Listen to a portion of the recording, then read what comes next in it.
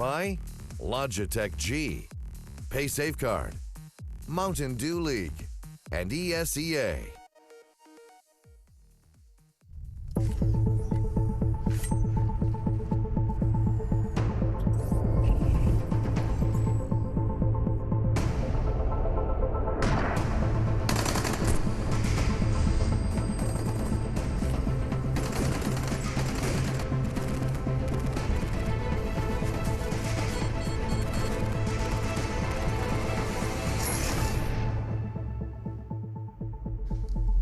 Welcome to ESL Pro League. Tonight we're going to have a lot of intense action. Some of the best players in the world are going to be playing here in a couple matches. We've got some of the best players historically. We've got Get Right and Force. We've got Nico. We've got Scream. And to join me and to talk you all through it, it is Henry G, it is Sponge, and we were going to go with, it was either the Boys in Blue or the Blues Brothers, but I think we're going to go with the Boys in Blue. Yeah, considering EnVy are playing tonight, I think it has to be Boys in Blue. Yeah, and Belushi has made that kind of sacred territory, hasn't he? Yeah, it's nice. How are we doing, Chad?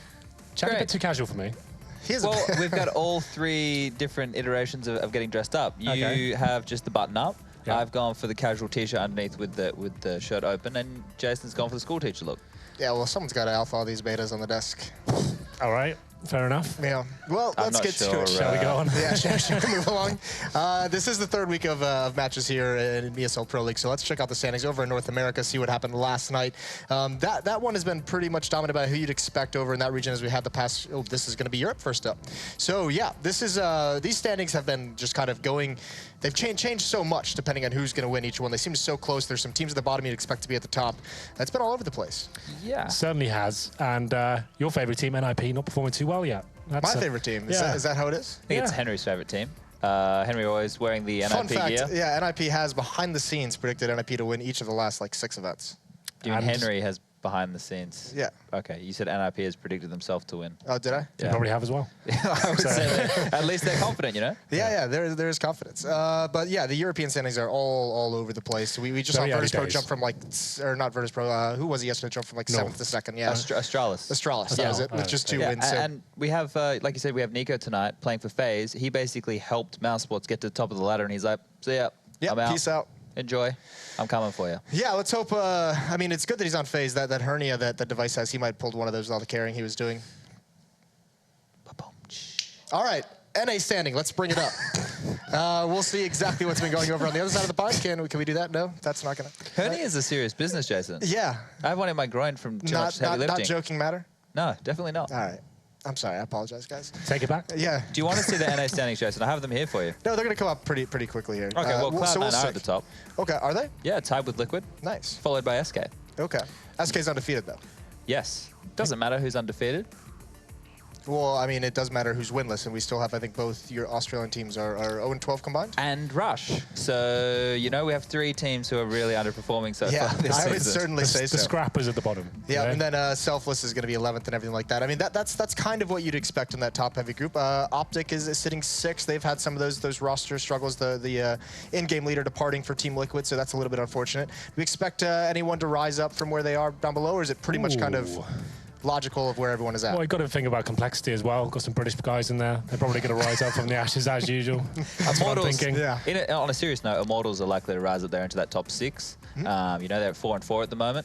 I'm going to see them get a few more wins, I think, by the end of the season. Immortals, yeah, that's good. They have who was it on that team? I believe it was like Henny that said that FNX is like what they were missing. Experience and skill. Steel was Steel said that. Yeah. Yeah, who said FNX is that piece that was missing in that squad? Because remember, they brought in like Zeus to try and get a little bit of experience behind that team. Didn't work out. Now apparently. Yeah, they looked too caged when they had him. He tried to bring too much structure, I think, and they've got a lot of flair, a lot of aggressive players. I think once you let them go loose and have that kind of more default play style, I think that's when they look their best. When Zeus came in, it looked a little bit too caged up, and I didn't like it that much. Yeah, well, that's where we're at before today's games, and to hear a little bit about yesterday's games, we have Mitch waiting for us. We'll check back in with the desk as we start to get into our games for tonight. But briefly, I'm going to take you aside and just talk about some things that have been happening in the scene lately. With Zonic replacing Device on Astralis last night, we got to see some play from the team's coach, who's also a 1.6 veteran. The real question here, however, is what will happen in the future as Astralis might be forced to bench Device for further matches due to health issues. And while Zonic's play might have been a little bit rusty, he is known for some incredible plays throughout the course of his professional career in 1.6. But we'll keep you updated as this story develops. One place you can go to get such updates is on our social media platforms at facebook.com/ESLCS and at ESLCS on Twitter. We've had some excellent submissions from our community plays so far, but don't stop sending them in. The details are on the Pro League website for submission, but let's have a look at what you've sent us this week.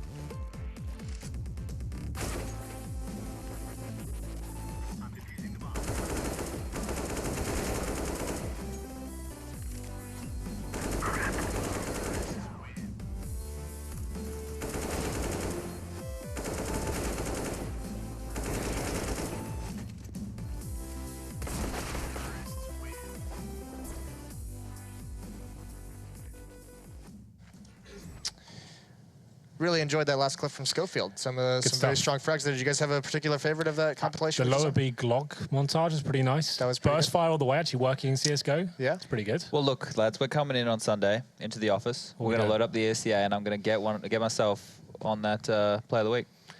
Okay, that's a challenge, I think. If you is that what we want to do? Whichever one of us gets to. Yeah, let's say whoever gets the best highlight on Sunday is going to be in there. No pie bets. No pies? Yeah, let's leave pies out of it. Let's leave the pies. We don't need With pies you, anymore. it's all about pies. With Matt, it's all about hair. Like, you guys need to move along here. We need to progress as a group. All right, fair enough. Yeah. So we'll get something new going. But yeah, we are planning on getting the band back together. Starting a team. For the first time, really. Yeah. Just bringing together all the old names. All and the making best a super nationalities in Counter-Strike, obviously. You know, UK, America, Australia. That's a powerhouse. Can't get better than that, can you? We do have some matches actually tonight, which is going to be interesting. Navi versus EnVy is going to be the first match of the evening, and Navi's been a little bit in a rough spot recently, boys. Certainly have. Since New York has been pretty underwhelming. On paper, when Simple came in, we thought this was going to be it. They're going to rise from the ashes and the departure of Zeus. The problem was the timing was pretty off because obviously when the Valve coaching rules came in, that's when they were limited because Staros couldn't call for them anymore. It's forced on towards Seized, and they haven't really shone since that New York victory. We saw them in Katowice. They got to quarterfinals, got pretty battered by Astralis there. But yeah, it's been disappointing, I would say, overall so far. Has there been any improvement, Chad, in these guys? Because I know they've talked about how much they've been working, how much they need to grow. Have you seen any of it? I don't think so, and they keep coming up against the same hurdles. When they make it to those playoffs, they come up against like a team like Astralis, and you're not really going to expect them to progress with the Counter-Strike they're playing at the moment. For me, their biggest hurdle, I think, is a mental one, or the way that they get along as a team, and maybe the way that they're approaching the game because of that at the moment. You can see just how animated players like Seized and Simple can be. I was standing watching them play in the group stage in Poland, and just like losing around, and when everyone just like slumps back into their chair or face palms or does something like that, it's not the best for the team morale. Yeah, and that's actually pretty interesting because we've seen players like Guardian and Simple who have taken terms as perhaps some of the most skilled players in the world, and they both seem to be little underperformed. Guardian has picked it up recently, but overall, you'd expect more from these two guys. He's picked it up, but he hasn't reached like godlike status. And you can see on his tweet right now, he's happy to take the criticism. He knows he's not at his best right now, and come at me, I'll take the hits. He goes a little bit. bro. He's really alphaing the community. Yeah, that's fair enough, though. Like, at least he's aware of it. He's not just denying it and saying, oh, it's just a bad stop. He knows he's got some work to do. Some tweets from C's coming in as well. Got what we deserved. 0 practice for his tournament. That's a bit of a weird tweet for me. You don't really want to be going out there saying that. What is that about? A lot happened. You know, Simple had those issues that he was talking about with his heart. Issues. So right, that makes sense. They couldn't practice a couple of days because of him. The delayed flight coming back from Vegas. They had a few issues along those lines as well. So not much time to practice. This is a little bit more of a positive spin. Though watching a final motivated me so hard. I want to be back home to practice as much as possible. Tired of losing. Yeah. Everyone gets tired of losing. This is the thing, though, and we have this discussion about a lot of teams who are still in the top 10, and we're like, oh, wow, you know, are they underperforming? What's wrong with them? How can they fix it? They're still a top 10 team in the world right now, and we're probably seeing some of the closest Counter-Strike ever across all different games, all different years, and it's insane. Obviously, we look there and we go, there's issues, and we want them all to be classy Counter-Strike like the Astralis versus VP, but not everyone can be at that level, and that's what they want to strive to get to. So hopefully, you know, Na'Vi can fix the issues they have. The group stage of the major was fantastic for them, and that's the type of Counter-Strike I think they want to play. Well, now they're going to be facing up tonight against EnVy. And I don't know if you'd say they have issues of their own, but certainly after this French roster shuffle, it seems like they came on the short end of things a little bit. You would think on so. Paper. You would think so on paper, right? But they actually played against G2 in this very league and actually looked like the stronger unit overall.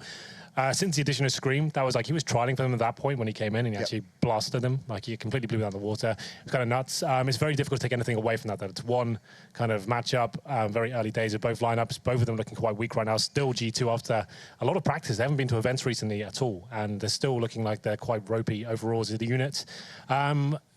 Looking at EnVyUs though, yeah, it should be good on paper. Some very big names in there, historic names, and Happy, legendary in-game leader as well. I'm sure it's going to come together quite nicely. Actually, really liking the addition of Sixer. I think he's one of the brighter names of the French scene right now. The problem we have tonight is we're playing Inferno, and neither of these teams have ever played it, so it's going to be an interesting one. Yeah, and another thing, you know, on EnVy is we're going to see Sixer get a chance to blossom. He was an AWPer back in 1.6. I've touched on this a few times now. And when you're in a team with Kenny, you don't really get a chance to do that. So we're seeing him AWP a little bit more. Scream as the solid star. Happy going into more I guess, aggressive roles. I've actually been impressed with the way that he's adapted his play. He hasn't just done the same old, hey, I'm going to lurk and you guys do whatever you want kind of strategy. So positive signs, and they haven't been blown out of the water. They haven't lost, you know, 2-0 to anyone or lost both maps in a Pro League series so far. So they're still chugging along. Yeah, absolutely. Yeah, and this is now, I mean, you just brought it up, so we'll just get right into it, Henry. Neither of these teams really have played Inferno at all since it's come back into the pool. Both of these teams as well. I mean, it was an older lineup it was a different lineup of EnVy, but Na'Vi certainly was considered very, very strong on this map. Yeah, they had a pretty unique playing style to it as well. Like the old Na'Vi, when Zeus was at the helm of them, it was considered to be one of their best maps simply because their T side was so slow and methodical. They'd execute those A bomb sites like with literally 10, 15 seconds remaining, all the smokes fly over, and they were giving so much space for Guardian to actually work that initial pick. That's what I liked so much about it. You give him time to work the pick, and he'd always seem to get it. Very, very good on this map originally, but like we said, we haven't seen the roster at all play this map. They've been vetoing it quite a lot at the big tournament so far, but I'm sure they've been practicing it, and it's a map they're familiar with, so hopefully they can bring something exciting to the table. And I mean, for EnVy as well, they used to, or the French lineup in general just used to be good on Inferno. This was teams that really used those force buys and really abused the fact that CTs sometimes had low and damaged economies. Are we going to see something similar out of this squad?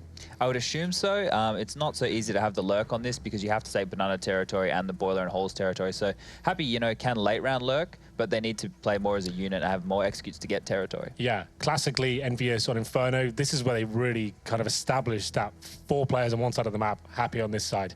He'd normally send 4 players up towards Banana, getting control, and he'd be waiting in the Boiler room just as they execute. He's stopping the rotations and actually causing a lot of chaos here. This is one of the maps he's actually very good on that role on, so I'm sure we'll see some of that tonight. Like Chad said, not as much, it's not as prolific anymore in terms of that setup, but that's why he was very good at actually using players like Kenny S and stuff like that to make all the aggro towards the other side of the map, and then he cleans up on the rotations, gets his backstabs in. As you mentioned, Na'Vi's going to be very experienced, allowing Guardian a lot of room to work on this map. But with him being maybe in a slump, do you keep going to him? Do you let him play himself out of this, or do you make someone like Simple, someone like Flamey, these very, very talented individuals, do you make them the focal point at when Guardian's in a slump? Depends what you mean. Do you mean like taking him off the AWP and saying give no, leave him on the up, but maybe you don't give him like a minute and a half to find a no, pick, definitely maybe. not. They've moved away from that whole setup entirely. Like the play style I've got right now is more kind of classic Counter-Strike. Instead of very slow and going down to the final few seconds, it's more default style and kind of working as a unit, working map picks and getting slow progressive control of it. But they don't rely on him to open up the map anymore. I don't think he's that godlike player that can be relied on to do that. So obviously more firepower coming in with Simple. He's actually the first port of call going into the bomb sites usually, and very good at doing that job. So I think, yeah, they certainly can't rely on that sort of playstyle going into Inferno especially. I think a lot's changed with Na'Vi as well in the approach to the game since having Seized as the in-game leader. You watch the demos and they do a lot more faster plays. They do a lot of explosion strats where they just walk to an area, one flash and go. So those are positive signs that they're a bit more versatile in their approach. Inferno is still playing out, so it's going to be interesting to see their take on it early. I'd love to see some teams trying some fast A kind of stuff, you know, getting that top mid smoke and actually pushing through it and having a fast set execute, because that was something that was really effective on Inferno, because you know teams would cheat the 3 players over towards B to throw the smokes and maybe go for full banana presence, and they're still doing it now. And you can take advantage of that if you have a good call. While we have you here, Chad, as a former in-game leader, what's it like when you start out and you accept the fact that you are going to be calling for your team in a match? Like, what is it like for Seized, who's never really done the in-game leading, and all of a sudden they're just like, someone has to do it, and it's going to be you.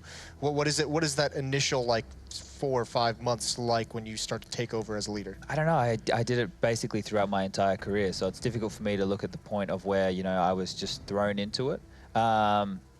I think, the adjustment is you have to think about everybody else, and you start to micromanage everybody else as opposed to just worrying about your crosshair and being told what to do. And when the in-game leader calls the strategy, knowing your part. When you're the in-game leader, you want to call the whole strategy so everybody knows what they're doing. And then if you want to make an adjustment on top of that, you have to remember what everybody in the team's doing and tell them how to adjust to that specific play that you need to pull off. So there's a lot more thinking, and it's a lot less of a selfish position, because there's so many moving parts. Okay, well, while we have a little bit more time before the players run the server, we're going to throw up the EU standings one more time because it was a short glimpse earlier on. Sure. We can talk a little bit about some of this craziness that's going on. We do have Na'Vi currently in 11th place. They're 2-2. Some of their upcoming series that they have, it's going to be Fnatic, it's going to be FaZe, and it's going to be NiP. So let's talk about, those aren't exactly easy matchups at all. No, definitely not. Do we expect them to rise? Are they going to be able to start coming up and trying to get into that top 6? Yes, I would definitely say so. It's just, it's always the slog, right? And we say this about all the teams. This is a very generic way of putting it. But we have these matches in the early and the middle parts of the season where teams, maybe dropping maps that they don't necessarily, or they shouldn't necessarily do. And then it gets to the end of the season, and that's where your matchups are really more important. So you're going to see that if they have an easy end of the season, they might find themselves just quickly jumping to the top.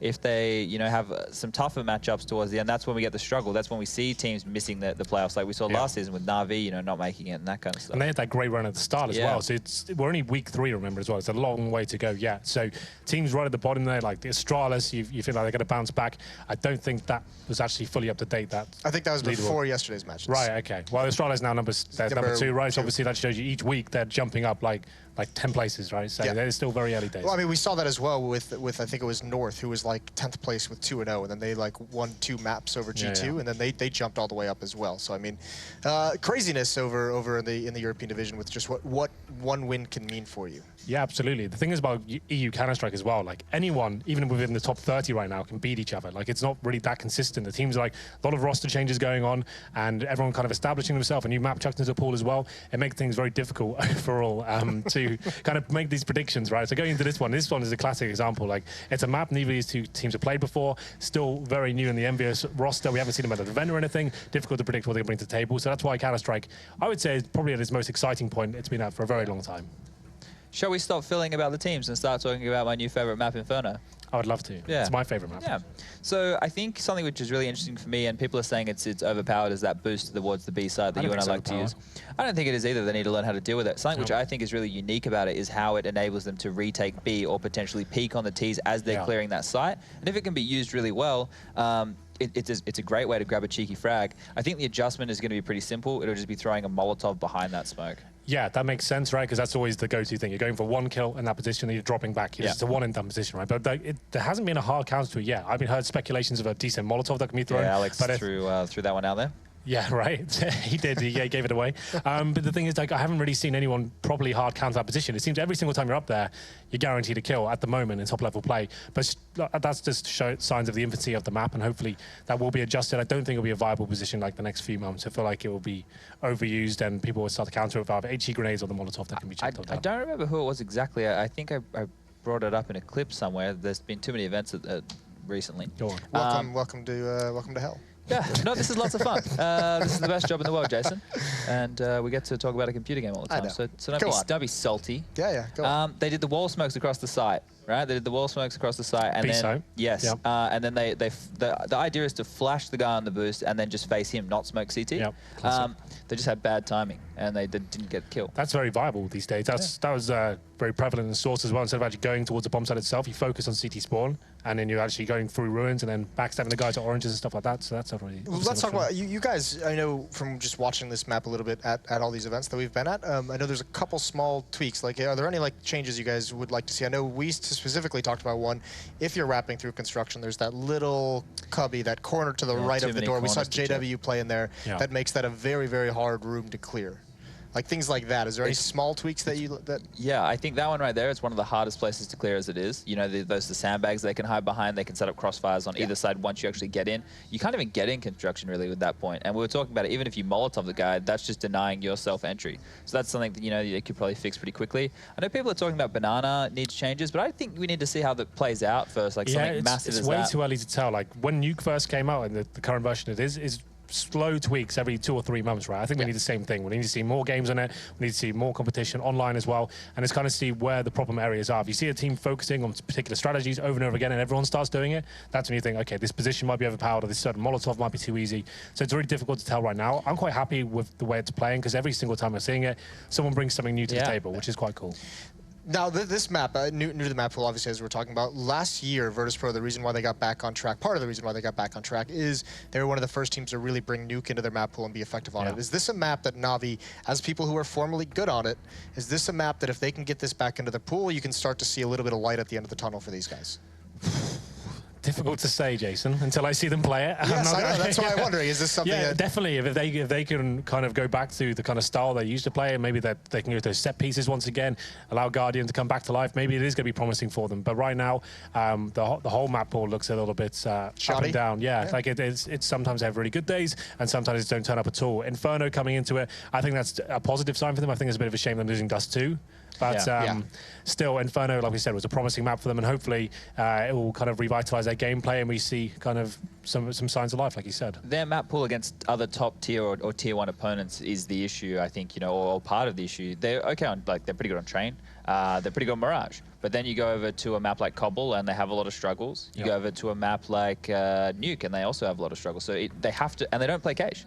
So they have to play Inferno. Nuke, especially for them. We saw them get battered 16-2 by Astralis on that map. Yeah, Astralis are very good, but they just looked so flat on that map. They didn't really have any sort of approach or kind of understanding of how they should be winning rounds. And yeah, it was really difficult to watch. So Inferno, to answer your question, Jason, yes, hopefully this is the kind of lifeline they need to go forward. And we'll find out tonight whether they've been putting in the homework. And the problem is they've been at all the events recently, right? I think this month will be good for them because now we have got like, what, a month? Be good for everyone. Yeah, we've got a month of that events to actually just do a couple of online matches a week and actually do some hard practice. They know they've got work to do. We saw in the tweets earlier, and hopefully we can get to that level at the major again when everyone had that kind of break and looked amazing when they came to it. And now we've had like 3 big events in a row. Now it's time to calm down and kind of go back to the drawing board. I think for these guys as well, they need to start playing Cage because, you know, if Nuke's going to be weak for them and Cobble's going to be weak for them, bring a map that you've never, like, sit here for this month and just practice the hell out of it. Well, and have it as a sleeper pick.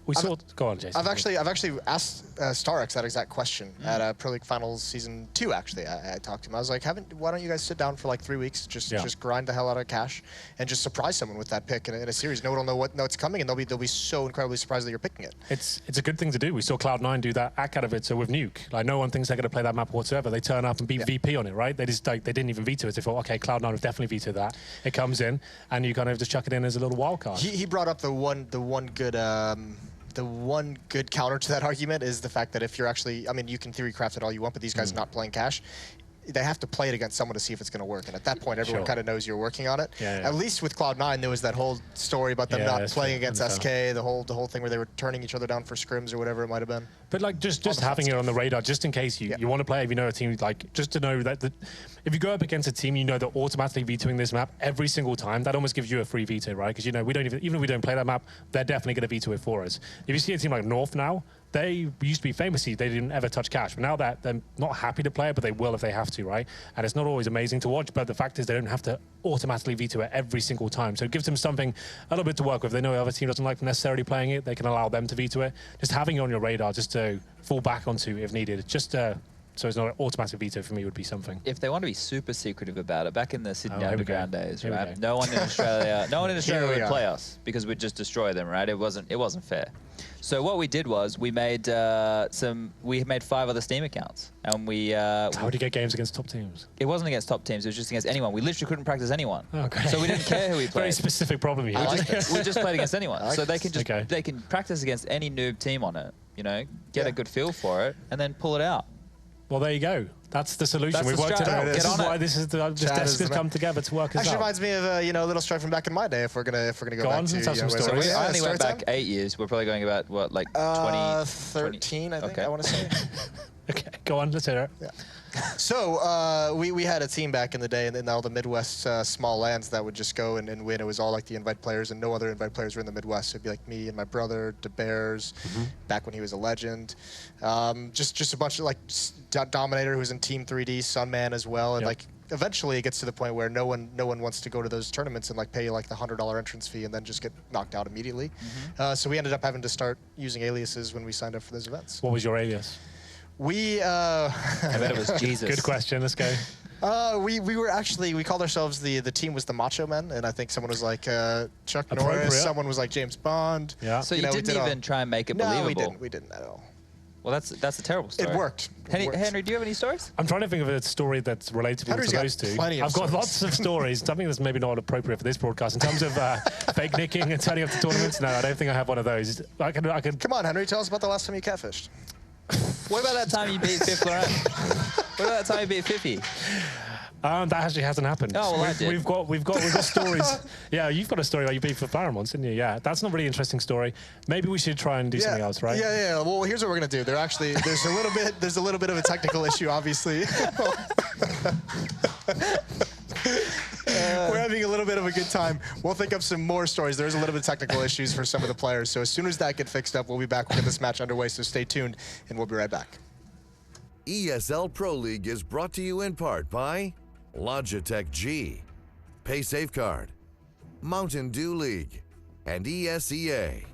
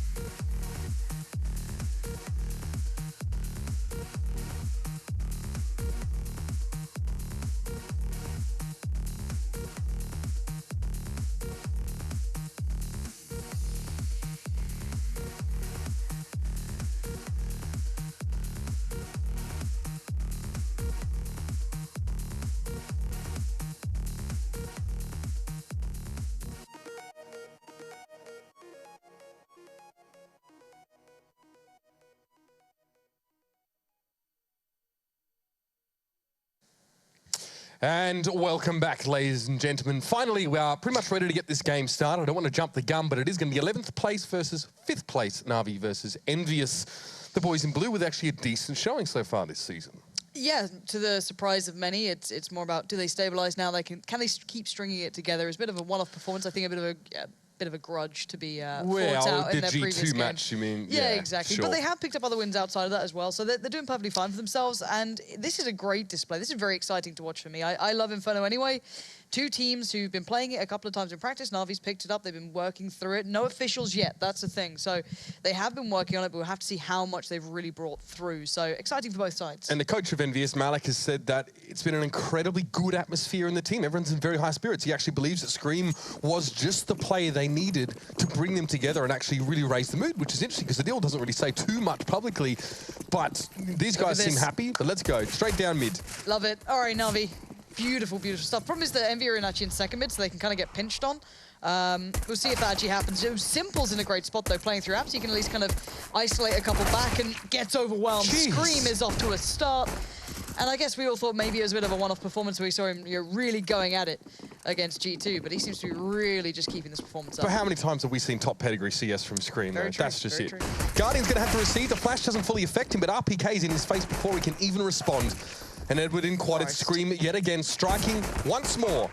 And now Edward probably would have rathered another of the EnVy players to go head-to-head with, but he does prevail. 1v3, challenged immediately by XMS as he comes out, and that numbers advantage that EnVyUs managed to get early on. The 2 kills from Scream, it almost like he didn't even intend to kill Simple in that window. The player further down in second med distracted him enough, and Scream just swooped in for the kill. Yeah, just nice individual play. Na'Vi kind of, I guess, offsetting how the round plays out by going that aggressive, kind of pulls it into that sort of atmosphere, and dangerous. On CT, and, on and Inferno. look at it, Scream right on the rifle as well. That's a nice addition for him. The others on the SMGs, UMPs are damn good though. No worries about that. We've got the boomstick with Guardian. We saw that coming out yesterday as well. So again, we saw the player actually taking it over towards Banana, playing by that broken wall area or the new addition wall. This time Guardian's playing it over in apps, just as viable. It's where Flamey currently is. So you know, we've seen Pistols doing a lot of work on this. You actually get a little bit of play on it. Happy going for the counter boost or the boost back over, and it does give you the angle. It might play in Flamey here, but I can imagine they might molly it, check it. Hopefully they do. Happy, they'll call off guard, and RPK will fall. But at the end of the day, it's a 1 for 2-ish, so they're fine. EnVy is still in a good position. Happy's doing a lot of work over by B. They haven't committed the bomb either, but if they go towards apps, that's where the problems begin. But it doesn't seem as though that's the case when they've got so much step here. But is Simple boosted up, or is he just below? I think he's below, so not on the boost. A lot of play still to be seen. Does have armor, so if he recovers, ideally, this weapon, nice stuff. Not to be happening just yet. Happy checking over onto the boost. Might just walk through CT if he feels like it. A bit brazen, bit brave, a little bit deadly. Look at the damage coming in. That plays in Simple so well. He did recover the rifle that he'd won, but it gets ripped away from his hand momentarily. This could be a bit messy. Or Edward trying to get more work done with the Deagle, not quite able to get the job done. And it will be Guardian who's back around CT. Now, in a Nova, in this situation, probably not the ideal piece of weaponry. And Guardian might even be thinking, perhaps I can make some use of this next round, even if like I have some early play in towards apartments and try and catch someone out. But at this stage, the only way he's getting a kill is if someone from EnVyUs walks into him. It's so unlikely they're going to walk that way. No armor as well. It's just, you want to be just nintering them here. Yeah, I wouldn't be surprised if one of them goes hunting for him anyway, just for the sake of getting the kill more than anything. Happy's having a good look around as well. They've got UMPs and SMGs. They probably want to keep that rifle. I don't know where it's gone. It's probably still down by the boost, so they want to get that AK back in their hands at some point. But also ensuring that the site says they weren't even sure that Ruins was completely cleared. They didn't have that much information. So Guardian's actually going to have maybe an opportunity here if they keep pushing out this way. He could just sit on the other end of Speedway, like here. He's going to hit the steps. And he might try and play this one out. Oh, Lord, he's been spotted. That's unfortunate for him. Does die, but still, you'd have taken a Nova in with you to the next round. Yeah. Sure, it would have been something additional, but you're just hoping that they run at you. Look, either way, this round 3 coming through, you're not expecting too much there on Na'Vi. I mean, 20 paces with a Nova, probably wishful thinking for Guardian, but again, he wasn't going to be surrounded out. And I did see Happy take some random damage inside construction there, so I don't know if it was a nade thrown or something like that. Who knows? Point is, it's 2-0 now for EnVyUs, and it's a Deagle in the hands of XMS. All right, fair enough. There's also a Deagle in Simple's hands, and 2 nades and a flash. It's a big stack. Now, a lot of teams we saw Astralis doing it, especially on their pistol rounds, and a couple of others are picking it up, doing that kind of B-ish stack early. One peeks out on a mid, just kind of peeking down. 2 players go aggressive on Banana, and they basically play out the other 2 as stacking on the site. They'll kind of try and feed people in. So it's not that surprising seeing people being very active at this, like Flamey, Edward, Guardian. They can all go for this. It's perfectly fine to do it. They have nothing else to work with, and RPK a little tilted as the old GoTV bug comes back in and he goes down, as any digs do cause that to happen on occasion. But you can't actually spam through that with the rifle. But Scream just showing us what he can do. Now Flamey's the last one standing, but this is a good bit of damage done. A nice touch for Na'Vi, means that maybe a little bit more money in their pockets. It won't be much, but Flamey, now that's a good touch. Scream's low, and so is Sixer. So they're making a bit of a meal of this, but Scream, that accuracy does certainly come in useful sometimes, doesn't it? Yeah, you know, every now and then a good aim does seem to step people in decent stead in this game. So 3-0 now, of course, up to those first few rounds going through. XMS, obviously, it was a very slight investment from the previous round. So 3 AKs at the very least here. It does appear that XMS and Happy will keep those Mac 10s going forward. It's going to be full rifles up for Na'Vi. And plenty of smokes as well, just if they want to start stalling out Banana, especially is that where EnVyUs wants to put, you know, at least 2 players quite far down early in the round. Trying to watch where XMS and Happy are going. I guess you could just burst through mid, like that Fnatic style, smoke up mid, flash through it. This is something that I think Chad was talking about, that fast play towards mid, good flashes. The second flash catches out Guardian, peeking into the first. He's forced back, super low now, 12 HP. And now the wrap begins. Simple's still on the side, and you've got Edward in pit. It's not over yet. Envy still needs to get past this man, and they do. It's the Mac 10 coming out for XMS. That molly goes out, but it doesn't matter. They've got the site under wraps. Beautiful play from Envy. This is them putting in work, and a really nice quick hit towards A. And look at this. It's a 3-gun save, because it has to be. It's just so damn far to get over towards his A side. We're kind of harping on this a little bit, but as play on Inferno develops, you're actually going to see teams forced to be more conservative in situations where the T side has good, fast rushes and executes on towards either of the 2 sites that they can lock down quickly. The trade of damage between EnVyUs and Guardian, who was holding that corner as they pushed him, was very good. A flash, Guardian barely got any damage done. He was down to 12, had to back away towards CT, and all of a sudden the map's open for EnVyUs. They have all the control. They can block rotations with smokes and the Molotov we saw thrown earlier on, and Bob's your uncle. This could be Envy really putting this in their roster, because Na'Vi have been to a lot of the events, and you saw the tweets coming out that, you know, we haven't had time to really put, you know, much work so like in coming no up to practice before Katowice. like Vegas obviously with a huge problem with the flights coming back. They've been really strung out, so they might be practicing this. Sure, that's definitely been coming through in the kind of like non-official games, but it's Envy who haven't been to many of these events at all. You know, it's what are they up to? No one really knows at this point if this is going to be something that they've really worked on. So far, it looks like they've got a nice little bit of play here. They've got a good kind of approach to it so far. Very early though, so we're going to see the buy-up coming out from Na'Vi. We'll see if this string of, I guess, a well-rounded piece of play from Envy's coming through. Happy going to be going for the wallbang through towards Apps. Sixer there. Is that good play towards Banana? That's a bit keen. The French sides are picking up. We saw Apex with that really nice molly that Chad actually put on his YouTube channel very quickly. The molly's out that nice little boost towards quad. Good to see a bit of aggro going down Banana, deep smokes, good stuff. Why not? At least get some map control, because you don't have anything elsewhere, but it's going to force Envy to make the move towards apartments. And also means that Na'Vi can have that 3rd player at A and not really worry about it now. So that means a heck of a lot to Na'Vi, and they can probably even send a 4th. But Edward dicing with death a little bit there. EnVyUs playing quite far back. There's a minute gone in this round before they've actually really made contact at all. Now they're going to try and set something up. This will be that contact push over towards A, I dare say. But there's 4 Na'Vi players here lying in wait. Yeah, and that smoke's not good. Guardian able to get a glimpse on it. Kind of messed that one up, I can imagine. So he's really, really happy with that. And as said, 4 here. But the problem is that if Flamey goes down quickly and can't back away or buy a bit of time, the site's completely theirs. Now, Flamey plays this well. He's going to back away, but there's no utility to slow them down. Simple's en route, and he has 1 flash. He can just chuck that out down towards Paul, try and hinder them, and he has. Sixer completely blind, buying more time. 34 seconds now left on the board. Flash. And this is such nice work from Na'Vi, hindering their approach. Now they're in the right place again. Envy gonna have to just go and dry to this, and Na'Vi are waiting, and they are so aware. And Flamey now as well, a little bit of a smoke and obscure screen, but it's not long before he's taken down. Now we have all the angles covered. Slow play from EnVyUs doesn't give them an in towards either of these sites. And again, Banana control for CTs gives Na'Vi so much peace of mind they can send an extra player to A, hold the push, and then Flamey, I believe it was seized, backing away on B, giving himself and his team enough time to get there. 2 flashes consecutively, blinded all 3 pushing players on EnVyUs. That's a huge amount of time bought for Na'Vi. Yeah, 1 player lost to a bit of a dodgy smoke towards CT Arch, and the whole plan was read and aborted and it changed. You know, it's the small things, small margins that define this game. Let's have a look, see what we've got here. Deep smoke down towards Banana. That could indicate, again, Na'Vi just want to at least make it hard work for Envy to get any early information, kind of corral them towards the other side. and it gives them info. They can leave C's down here or Flame if they want to. Back the other one over towards, double stacking out CT Arch, supporting Guardian.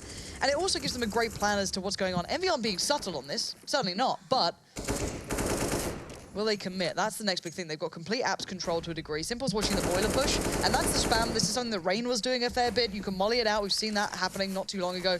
And it's not much damage. It's about 20 damage that goes through it, but it's enough to be a nuisance. You don't want to be sitting up there just getting absolutely peppered with it. But we have seen Na'Vi now pull 4 players across towards A. Now, EnVy might go for this hit. Again, this is quite a quick hit. So eyes towards Simple, eyes towards Guardian. This is a little bit of an adjustment. But the problem is he can't actually see these players. They're just still in that smoke. They're going to back away. He's going to catch a glimpse of that Scrim's one with the bomb. And Simple stands tall. Yeah, I'm in a bit of a spray. A bit messy. XMS actually jumped into it. Did he jump? Okay, Simple. Not really sure. Now going to go with the USP. Perhaps attempting to switch weapons. I'm not even quite sure, but C's gets double. It's fine. Na'Vi can hold solid. It's at the bike. It fell down the other side of the bike, I think, so he couldn't pick it up. Has he got it back in this? I think you might be able to see it at the end of this one if it comes back on the replay. But basically, he went to switch out for the AK, I think, because he ran out of bullets. So he went to switch up for another gun because he ran out of bullets on the rifle in case anyone else came through, so he could back away to sight with it. And it just fell behind it, so he wasn't able to pick it up. That's a bit of a nuisance there, because he was just stuck there with the USPS. Now, thankfully for him, I think it was C's on the side who was just said, all right, don't worry, I've got this. Yeah, I mean, there were dropped AKs from EnVyUs around anyway, but... Yeah, I don't think he actually got out with a rifle that round. He's either been dropped one or he's got one on the floor, so he's fine. They've got money anyway, but yeah, a bit of a shame because it fell right down the back of the yellow bike. That's kind of I think people are starting to call it like I don't know. It's just basically about Diggity, Yeah, around that area. It's between Quad and Diggity along the wall. So okay, interesting. I wouldn't mind seeing Na'Vi actually go for a little bit of presence in Banana early on in the round and maybe prevent those deep smokes from happening, and also prevent Na'Vi from getting free information that gives them a chance to make an informed decision about where to allocate their resources. Nice, you say this, and now look at it. They've got the 3-man stack. They've got the AWP coming over. That's the molly that actually denies them that early control, so they can now get towards the wood stack if they want to. It keeps, I guess, Na'Vi a little more humble, but they don't care. They're going to go walking into this anyway. Just going to expend flashes to do so, so it's going to make them a little lighter, but they've done it. So Na'Vi, again, get the information. I mean, and this would have been a good time for EnVy to pounce on A if they knew it, with 3 players from Na'Vi committed to Banana. Look at the switch here. They're leaving Guardian to solo out on B, I think. Flame is going to just cheat himself over towards A. And I like this. It's a nice adjustment. I don't know if it's going to work out. That's completely different. But I like this being the frame of mind, leaving the AWP just to lock it down. Guardian, incredibly capable as well. Simple. Not scared of a fight. There's a nice angle that Scream can grab there in towards that new, well, not new, but, the room upstairs in towards apps. But I'm wondering if we can see that quick hit again. They're going to have to check the spot that Simple was on before. Scream flashed in, checks it. Nothing really around there yet. A couple of mollies go down. They've got about 50 seconds. A lot of mollies left on towards the EnVy side, so they can frame this however they want. Looks like it's going to be another hard contact play on A for EnVyUs, but Simple beats him to the punch, gets the first kill. It's traded out. And now the 4v4. Still 3 players here for Na'Vi. Guardian. Oh god, it's all about timing. He's actually pushing down here. This is he's got to be careful, I think, because Edward decided to push up in apps. Yeah, he started to get the info. No one's here, or maybe he'll spot Happy, maybe something. This is the kind of traditional EnVyUs. You've got Happy over by Boiler. The rest are now pressuring over towards B. He's on one side, they're on the other, and Guardian is on Banana. This is big. He's already tagged up one. He can't get the follow-up, though. That could have been so much more. He actually did. He got Scream as well. And there's the rotate coming through from Flamey. So well played in the end. Very poised by Guardian. Even under so much pressure, that could have been so much worse. He could have really been overrun, but he held it together. And again, I'm not sure about this. We saw the first couple of rounds from EnVyUs that had a bit of pace to them, a bit of aggression. They managed to catch Na'Vi mid-step. And the last couple of rounds, they've given them a lot of time to swing back and forth across the map and allocate the resources as they would like. And EnVyUs are spending a lot of time in second mid, in apartments, not actually making the contact play. Even though I think it was Simple who challenged out early last round, it didn't amount to much, and we didn't see EnVyUs try and capitalize on it. So we'll have to see. Deagles for a couple of these EnVyUs players now as they work into apps. Again, grouping up. I'm wondering what Happy's going to do to set this up. This could be he smokes CT Arch. They kind of split out Boiler, and I'm wondering. He's going to set up the play. Yes, he's going to smoke towards CT Arch, I can imagine. That allows them out from Boiler. He's got a flash to follow as well, if they want to. It's going to be all pouring out through apps anyway. But there are a lot of players here for Na'Vi. 2 players specifically watching this, Edward and Seized, and Edward won't be moved. No, 3 for Edward there, comfortably. It was EnVyUs forced to go down to pistols and a bit more of a rush play, but the pace aspect of that might be well applied to their gun rounds here. Giving a little bit too much breathing room to Na'Vi, and Na'Vi like to play slow. They like to play that kind of game. You really are letting them into their comfort zone.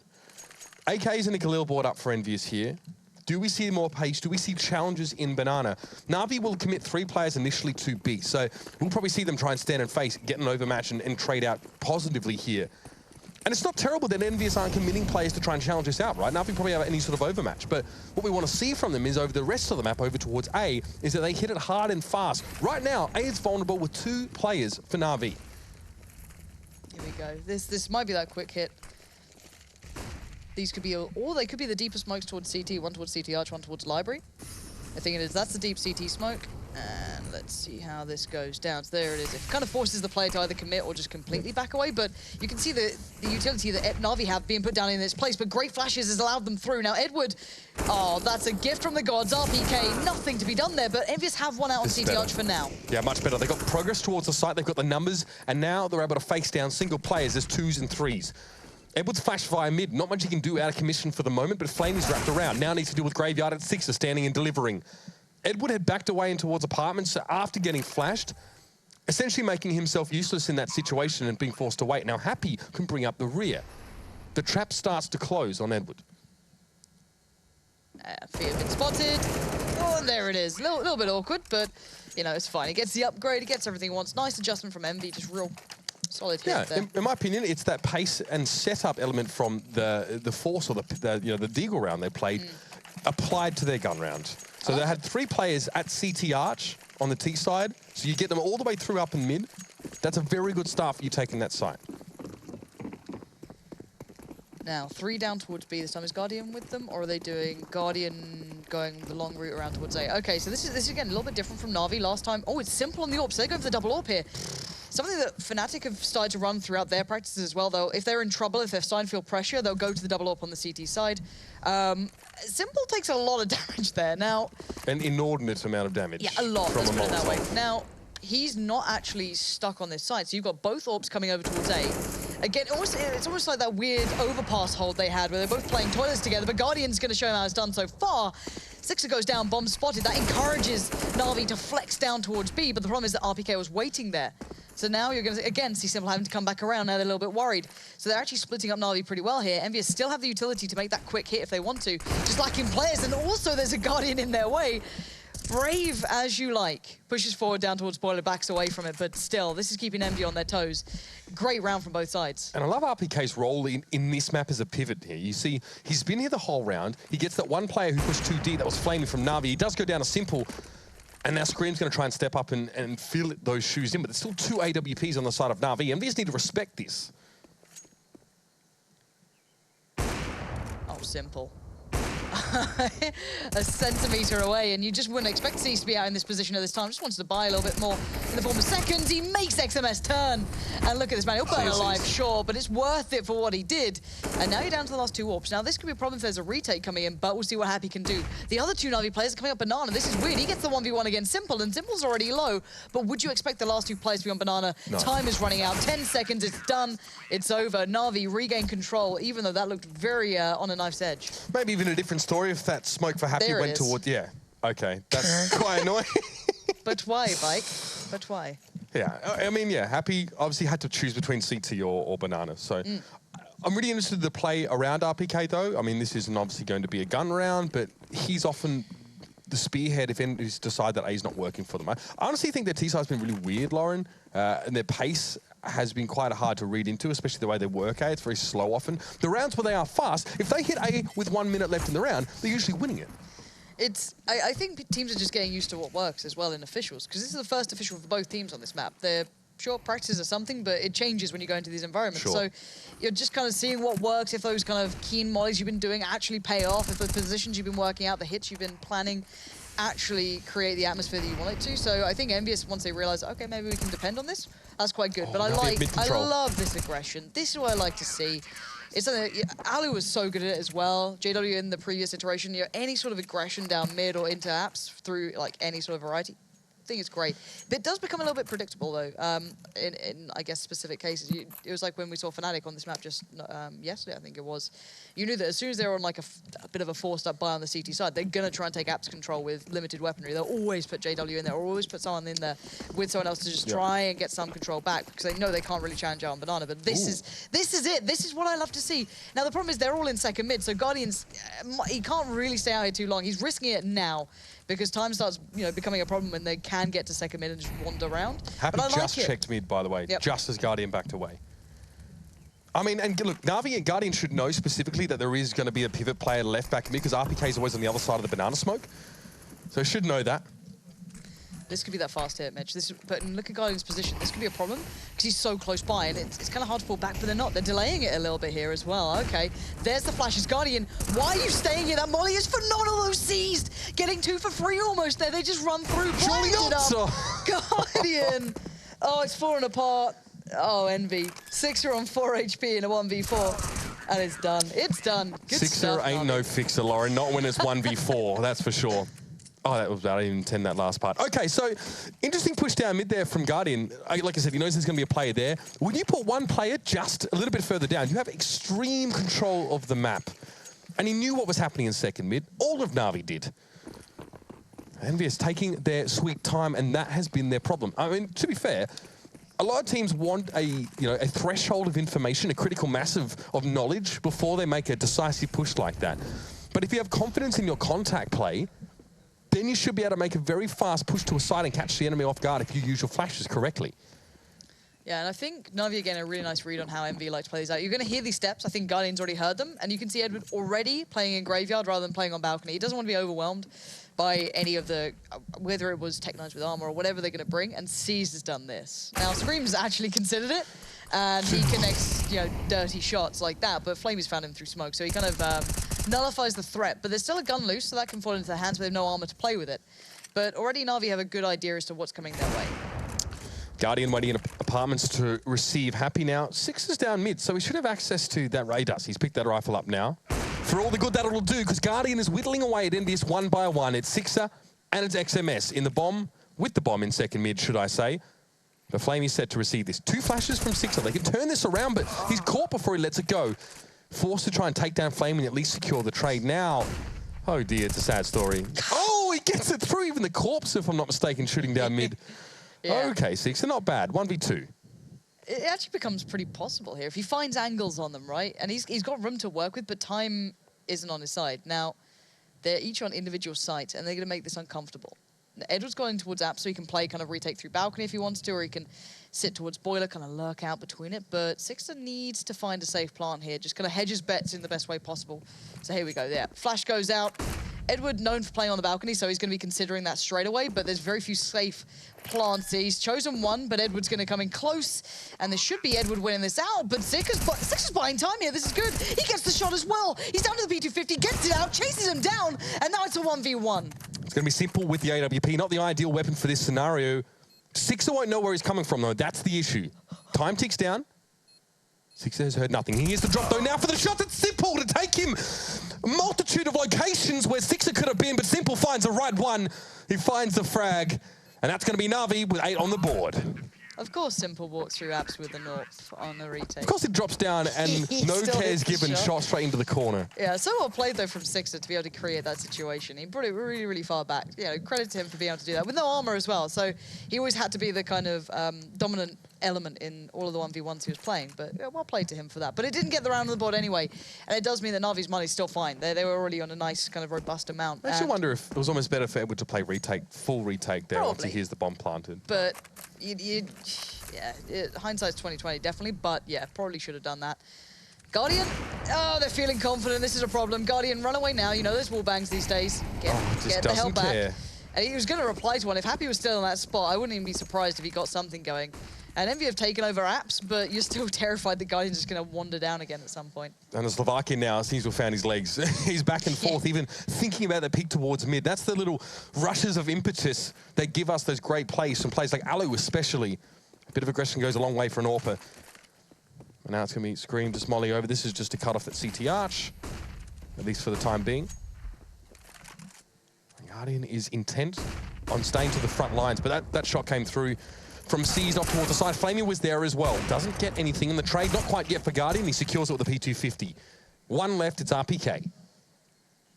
And again, still tilted. Oh, he is tilted, isn't he? Yeah, oh, if you God. get dinked at some point, I can't remember how long it stays for. It's super annoying. So I look at it going, am I okay? Like, I'm just like tilting my head. It doesn't wonder if I do watch the game with the tilted head. I'd hate to see what I look like while I'm watching CS like this, like casting. Don't say that, because production will just cut back at one way. I'd be really upset if they did that. Yeah. Yeah, now you've encouraged them. That's the issue. But Envy have hit a bit of a brick wall, and it's a little bit of a yellow and black brick wall at this point. Na'Vi, once they've got a double out to play, we've seen how dominant it's been, how potent it's been. And Guardian just doesn't care. I love it. Guardian, that's what it's all about. Happy just gets slapped. And the rest of Envy, well, he knows where they are. He saw no one crossing towards Banana early. Simple's already got the angle. They can bring over Seized. They have complete control on this. The cojones on the guy to see the smoke and then step forward of it. Now they might be a little bit tough. He's going to be faced by multiple players. Can't even get the one kill. It's going to be RPK to receive. Seized had 2 players. It's more than he can handle at that time, and it's going to be Edward on his own at the site. Flash over, doesn't affect him much. He ducks it. A little bit of damage, but he deals with 6er, and now Scream has to deliver. He gets it done, but with 1 point of health, and Simple, again, full health with the AWP. We've been here before. He loves the old apps play. Simple. It's the least ideal weapon to play the situation with, I guess, but he makes it work. Why not? Of course he does. All right. If you're Envy, you're frustrated, you're annoyed, but you've given us a good show so far. 5 rounds on the T side isn't that bad either. They look decent on it, and we've seen that the disparity from T to CT has been quite drastic. So I wouldn't say this is over yet at all. So far, though, I want to see what Na'Vi bring on that T side. That's what I'm excited for, because they seem ready for this. If that's what their CT side looks like, I look forward to see what pace they bring on the T side. We're going to see it for ourselves right after the break.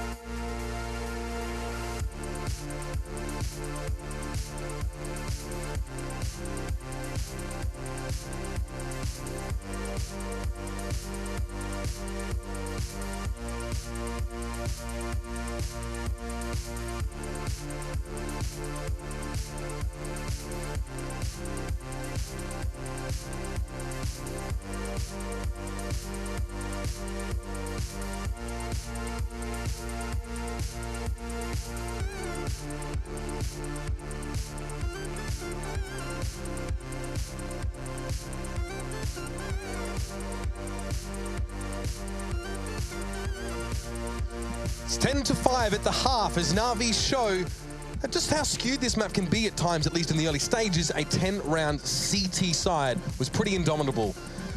I can't wait, like we said, Lauren, to see what the T side would look like. They seem to understand the map pretty well at this stage. I'm so happy to see Inferno back. It's been too long. It's been too long since I've seen this beautiful map played at these sort of levels between these teams. First time we're getting a glimpse back at these two as well. 2 teams in their various iterations, let's put it that way, who had this in their belt, in their kind of repertoire of maps, and they were certainly good at it. Happy, known for this. It became part of his intrinsic to his style almost, and Guardian certainly had his heyday on it. Yeah, exactly. There's a lot to be seen on these sort of maps with these sort of players between these sort of teams. 10-5 though.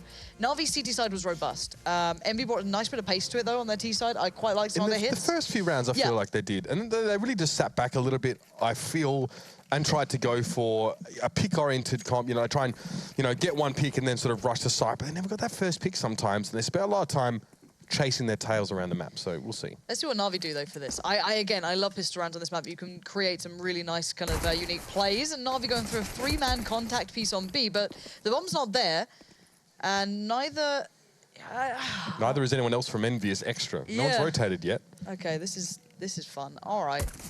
Guardian taking banana control. Oh, happy. And the problem is they've lost out on Simple and Apps. He was meant to be the other player, but RPK finding him means that they're, to be fair, if you're EnVy, you're just confused. It's like, why is there one here?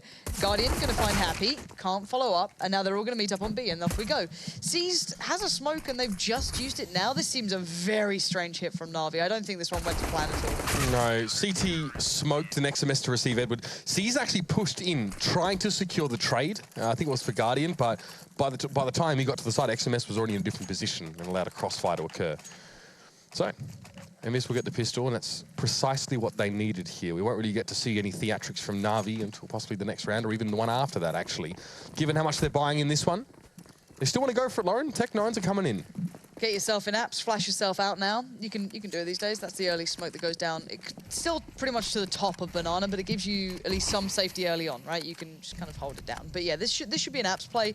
You've got the 2 flashes on Guardian that can be placed, with the new kind of windows, I guess, on the right side through apps that kind of go out and completely blind a balcony, and anyone who's facing, from sight towards that. So this wouldn't be bad. You could probably catch Scream with a flash or 2 if they want to do that. But RPK's in a good spot, and no one's playing to get caught out by this. Just care for Scream at this point. This is what I'm talking about, these flashes. Yeah. So 1, 2, off we go. Scream is Full blind. flash. He does come out of it by the time they actually hit there, and RPK's ready, but that's good. Na'Vi have a plan in mind. This is nothing completely ingenious. We've seen it before already, but it's got them a chance to get to the site. And Guardian's got himself an M4 as well. That's important. RPK lying in wait there. The MP9 hoping to tear strips off. Simple will be challenging with that rifle. Key player now. This is what he's been able to salvage here.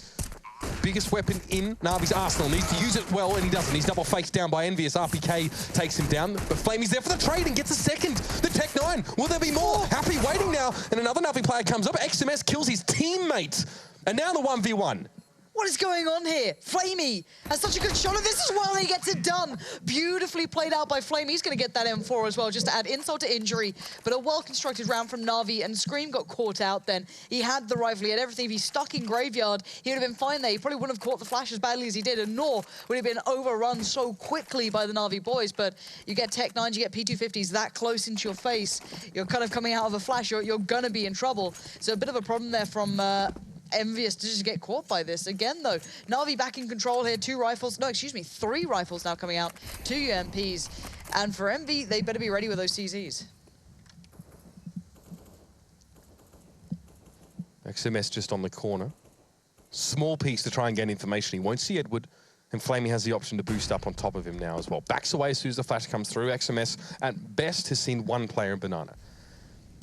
But it's not been enough to promote Sixer just to rotate. Six is still very uncertain, but this is C's now in apps. Molotov does dissipate. Simple trying to distract a little bit of attention. It's going to be a double face on towards Scream. Luckily for Scream, he wasn't straight in the doorway. Very passive angle held by him. Any more than that, and he would have been facing down 2 Na'Vi guns at once. SMS? He didn't see it. He saw him. He actually saw him. That's a shame. Hashtag motion blur. And Edward going to get CT control. Sixer about to be... Ooh, this gets a bit awkward now, especially when you get dinked from the back. Yeah, thank you, Flamey. Nice one. Why is this happening? Why is this happening? Why are you able to do this, boys? Come on, Na'Vi, put it together. And actually, this is something I like. Where Sixer was just then, in that spot, you can kind of play a little bit deeper towards CT now. You actually get positions you can play. Now, it doesn't matter in this round, but actually the theory crafting that was going down on the desk when they're talking about you can smoke off the B site almost, and then kind of like wrap or pressure towards your CT. Oh, God. God, if you're... Rip. But there's a couple of new positions that are a little bit deeper now in CT spawn that you can actually play off if they keep trying to abuse that. You've got the one by Ruins a little further back. Then you've actually got the house that is just off to the right there. You can see the plant point in the corner. There's a couple of ridged walls there. Exactly. You can sit in them, do a couple of nice pop flashes off the side. There's a lot more viability to it. But the problem is now, all of that stuff aside, EnVy's money is done this round, and RPK still tilted about it. Losing to a second round force buy when you're already behind on Inferno, not ideal. No. This is actually one reason on the offside why FaZe got a lot of rounds, but it doesn't matter. We're going to push in, but Simple's there to receive. 3 kills to the UMP, Edward onto RPK, and that should do the job. Happy won't last long here. Yeah, sorry, I was trying to say that losing those second round force buys is something that FaZe used to do very well against teams. They used to win those second round force buys. They did really well in Katowice and got them so many free rounds off of it, but 13-6 for Na'Vi. And you can see Happy and XMS having to go on to the lesser rifle, let's put it that way. It's not what you want to be seeing. But the problem is, well, not the problem. The fact is they want the utility because they're playing on B. They need the mollies, they need the nades, and they've kind of forgone having the M4s for this. And you can't blame them. They haven't been able to dominate any early control. And look at it, Edward doesn't care. He's still got the UMP, and they just about check it in time. Sixer, well played from him to be able to check that, not let it get away from him, but it's going to force Na'Vi to respond in kind. They're looking for that trade back or a pick back. But the rest of EnVy are very far away. You've got RPK and Scream sitting just on towards the quad side of the map. So long rotates. If they did lose out on B, it's a bit of a risk, but instantly Sixer and Happy are coming back over. Yeah, there was an opening. There was a window for Na'Vi, but Scream had smoked the top of apartments where the balcony was, so Na'Vi couldn't see anything. No certainty for them going forward. So now they have to wait, and now EnVyUs actually have 4 players up on this A site.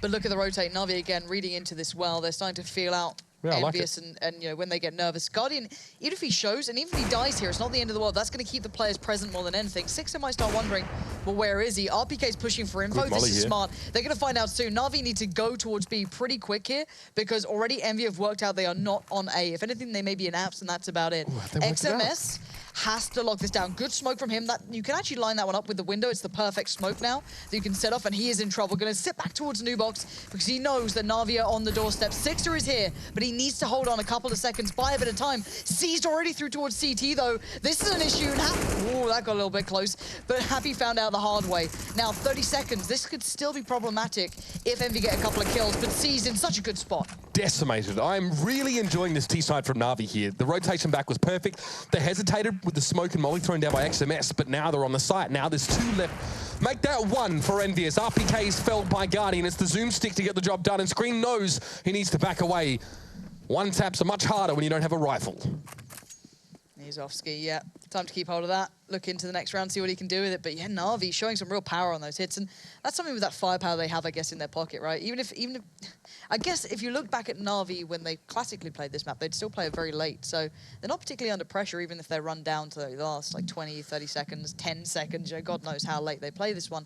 And especially when they have robust hits, and now you add in the addition of Simple, because last time, obviously, he wasn't in the roster when this team was playing on this map. So you add him in there, you've got a lot of kind of punch to that final hit that you make towards the site. So it must be a lovely addition for them going, all right, we can just bang into the sides nice and late, trust in it. Na'Vi so far looking like they've actually done a little bit of homework on this. It looks like this could be another map to add to the repertoire that will work for them. And they need that. They need that little bit of, maybe a bit of buoyancy at the moment. So tactical pause coming in, probably from EnVyUs. And the problem is, the hard factor is, should I say, stuff all money. Yeah, exactly. Na'Vi have great money, and they have so little to work with. They've got Scream on an M4.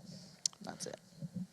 Yeah, I mean, that prior round, excuse me, a really good indicator of Na'Vi's feeling for the cadence and tempo of this map, especially. Yep. XMS was that one player at B, and he's the vulnerable one, right? But he had a Molotov, he had a smoke. Throws a molly down first, the smoke comes after. Na'Vi has to make a decision. We're running out of time. If we wait 5, 10 more seconds, the rotators will be here from the CTs. So they push a smoke. They push the 1 smoke from XMS, they flash themselves in, and they smoke the 1 player into CT who can check and be the contingency for the rotators if they have done it too late, which was technically slightly too late. There was already 2 rotators that had come through from CT, 1 caught midway through. It still worked out, though, because they were, you know, wise to be mindful of reinforcements from CT. It was really nice. All right. Buy time coming in. Sixter dropping out the early smoke towards top of Banana. He can now back off. He can go join them over by A. And so far, I've got to say it, we haven't seen much really from EnVy in the form of an impressive start on their CT side. It's been a little lackluster. Money's been very, very scarce for them. Sixter, have we seen him on an AWP yet? I'm not even sure. I don't think we have, if I'm honest. On this half? Yeah. No. On the first half, I don't even think so either. No, I don't mind it not being on the T side. It doesn't really bother me. Scream. Now, this is the molly that, well, not this one, but these were the positions that Apex was able to molly out. I'm not sure about the second balcony, but the first and the main piece there. It spills across from the awning onto the balcony. It's a nice piece to have in your arsenal, because that position gets abused a lot. We saw Kyo being pretty much a huge advocate for that spot during the major Major, Katowice even. So yeah, it's quite a nice one to have there, just in case you need it. But so far, this looks like Na'Vi going to play towards B for now, but the bomb's all the way back in spawn, so Guardian's off to get that. But they have control on this map so far. They've got a bit of apartments control. C's playing up in mid. Oh, how does he get away with this? Simple and Seized doing what they need to, and this is a huge problem for Sixer. He needs to back away, but that's not even where the hit's coming in. Happy! You better save the day here. You've got 3 players, and now the bomb. He's timed it, though.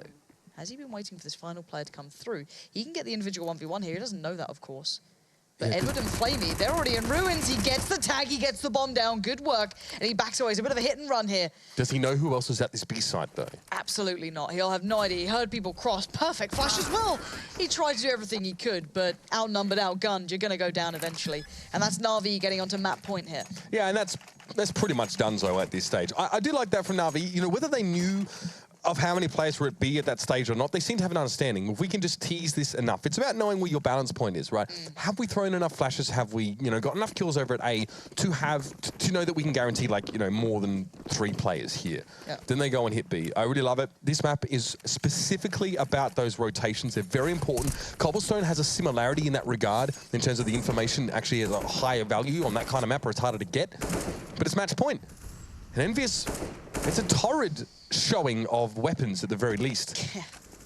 And look at the way Na'Vi are approaching second mid as well. Simple, really far back in T-Apps, C's as well, working quite late in. It's been a while yet. But it does mean they have to clean out apps now. They have to clear the corners. They have to put some of that utility into it. This is the wallbang we were seeing yesterday as well. Just kind of goes down to that slow build-up if they're doing it. It's not a bad idea to do. Why not? Spend a couple of bullets. They know you're going to be there anyway. Yeah, exactly. It's totally fine. If it does any damage, that's even better. You know, Simple's actually in that spot now. So if Scream goes back and does it, you could actually see a bit of damage coming through. But I doubt he will. And Na'Vi have taken over apps control. So this becomes a problem now. Less and less real estate goes towards Envy. Scream flashes himself out. I don't know if he saw anything, he tried to pop flash there, and there was no one at the other end of the corridor at the time. It might be time for B. These two teams, if you look at the minimap, it looks like a little bit of a do-si-do across. But Happy has a sense of it. He has a feeling that maybe Na'Vi, it's time to pull the trigger on B. I mean, this slow style of Na'Vi suits in this map so well because you've got to draw out this stall. But it's still smoking Flamey's way and doesn't want to go for an XMS. Those can be nasty. Flamey still doesn't know he's there. Finally spots him out, but at least Edward was able to handle him on his own. And Happy doing the pop flashes off the back of the wall now, going to swing out. Lovely flashes, but he can't do it. Edward was still waiting and somehow wasn't flashed like the others. Don't know if he was anti-flash or not, but whatever happened, Na'Vi now have the site. They have it under control. The full smokes are up. The UMP sprays him wildly, but it's RPK with the FAMAS to actually do the work. But still, it's down to 10 seconds. Na'Vi have 3 alive. Bomb yet to be planted, and that's in the hands of Guardian. It's got to go, and this is why Flamey needs to watch his corner. Catches 6 at the moment he pushes through. Guardian gets a comfortable plant. RPK's forced to challenge now in towards construction, but then the site, 2 players on there. Scream trades it through, but Guardian was there for that final trade, and it's more like the boys in black and blue on Inferno. Not the strongest showing from EnVyUs here. Na'Vi have a far more elegant T side, and it flowed for them really beautifully. Black and blue, I like it, Mitch. I'm kind of impressed with that. I'm not going to lie. How long do you have that one? It's slightly better than Heroes Don't Exist, I guess. Yeah, that's very true. But no, I love watching these two on this map. I'm hoping Na'Vi keep bringing this one out. I want to see more of it, and Envy, that hopefully they have more in their arsenal to bring out in this game. Well, that's the first map done. One more to come, but before we do, let's head over to the desk and get their take on what just transpired. Yes, thank you, Pansy. Thank you, Uber. Boys is in black and blue. That's pretty. Good. That's not bad. That's not bad at all. Great stuff. And they did get a little bit beat up there. They got out to a hot start 4-0, but it was all Na'Vi off the back of that double op setup. Neither of the teams having played it before, played Inferno before. What do we think of the first showing here? Quietly happy with Na'Vi there. I think they looked solid. Envy definitely some holes to plug overall. You could see their T side especially looked a bit ropey. You could see some of the set smokes weren't really landing. Lots of gaps there. We saw some frags coming in from there. Great start though. They got the 3-0, the 4-0 in fact, that bonus round towards middle. As soon as the double orbs came out though, that's when they got completely shut down. Couldn't really do anything on their T side. Na'Vi ran away with it. Got that 10-5, and you have to remember as well, Envy won both pistols there and only got 6 rounds in total. So that goes to show you that's a pretty poor showing overall as well. Yeah, those set smokes that you're talking about on the T side from Envy is very reminiscent of old Inferno, the way that they were doing those executes as well. The French scene had a lot of executes where it was jungle wraps or arch wraps coming into play like we saw. Something that I was very interested in was the fact that they didn't even bother with Banana early. There was no presence. There was no nade usage there. RPK was just like babysitting it, just keeping an eye on it, but he wasn't actually shooting it. He wasn't even spamming bullets towards it. He was just waiting for pushes, and they had a lot of emphasis towards that A site. That might be something they need to address. Those A executes I really liked, but you need a bit more B presence maybe earlier in the round. One thing I will say as well, Jason, if you don't mind. Guardian, we talked about him in the pre-game. Yes, we did. What an amazing game he had there. Actually back to some old aggression there. It seemed like he had some confidence, pushing through smokes, towards the middle especially as well, finding the frags that are required. And he seemed dynamic as well. He's moving towards B, towards middle, apartments. He was just everywhere. And that's what we want to see from Guardian, hitting all the shots, the crazy close range stuff as well. So it's good to see that finally coming back for once. Oppers in general, Yeah. that's a big thing. You see move in that kind of aggression, because we've seen a couple Oppers have success. That Alu at Katowice, I believe that was in the finals when he was aggressive down mid. So yeah, great to see Guardian get back there. Is that the main thing that kind of throws EnVy off? Because we saw kind of the slow tactics that they had on the T side were a little bit dicey. The times when they went a little bit quicker, the single pop flash up mid on that fourth round, that was very, very effective. Do they need to be do they need to stay with that faster pace, or is it just a matter of picking and choosing when you can do it? You need to get both parts of the map right. You need to get Banana and Boiler/Halls. They were only grabbing one part. You know, so they need to bring that into their game. I also like the pop flash through the mid smoke, but it's something which I would prefer if teams would do when they're lower on utility, because it's such an all-in. If they don't get flashed, they do a mid-wall retake, and you get slammed, and you have a whole heap of utility left when you could have done a smarter, more well-paced execute to take the territory safer. I start to question, the motives, or if that's the best decision. If the fast player is going to catch a CT defense off guard, then for sure go for it every day of the week. It's just you need to pick your battles when you're going to do that. Something which I thought was good was Flamey and winning that second round of the TK. What round that was. It's not too shabby. That summed it up, didn't it? The fact that they won the second pistol, thought, okay, there's a chance here, boys, you can do this. Flamey, 4 kills with Tech9, a team kill as well. They had a 3-on-1 at that point. It all fell apart, and I think that was the end of the game for me. I thought, okay, this is definitely over now. EnVyUs are going to come back from this one. You can see they haven't played it a ton. You can just tell that from their T side overall. But that round, when that happens to you, you're going to be quite crushed at that point, and then you feel like it's all going to fall apart. They got lots of force spies coming in after that, never really stabilized, didn't really get the AWP out on the CT side, so it didn't really work too well for them. Crushed, especially if you're XMS who gets that team kill. But either way, Na'Vi with a good showing on Inferno, maybe against an underperforming EnVy on that map. We'll have to see if they can bounce back on the second map of the series, which is going to be Train. So stay tuned, and we'll return with that in just a few minutes.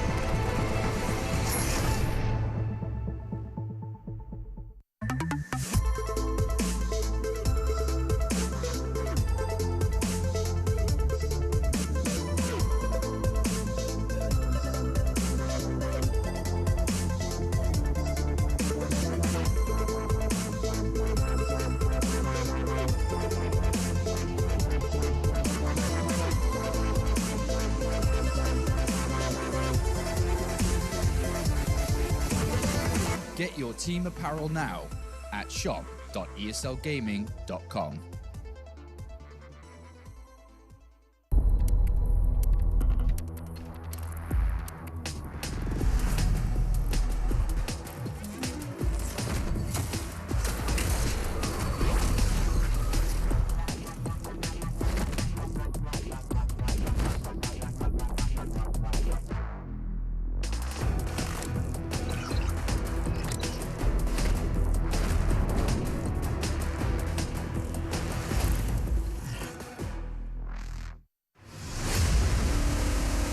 I can't understand people watching somebody play a computer game.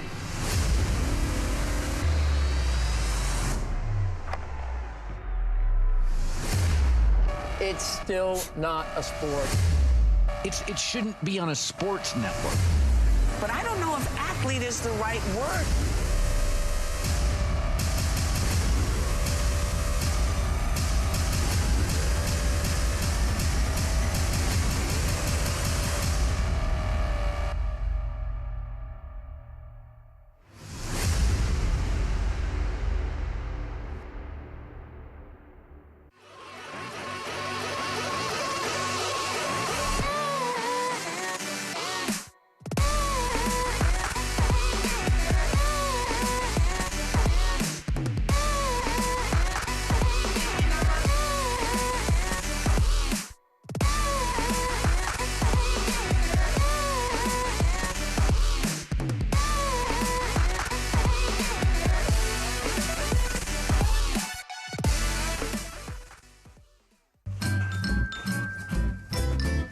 You ready? Huh?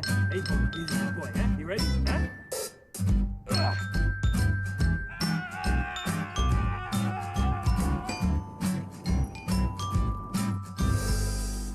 Start your esports career now at play.eslgaming.com.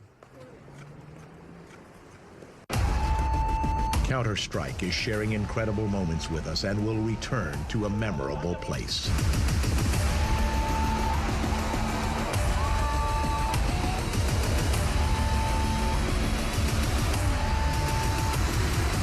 Get your tickets now at proleague.com/Dallas.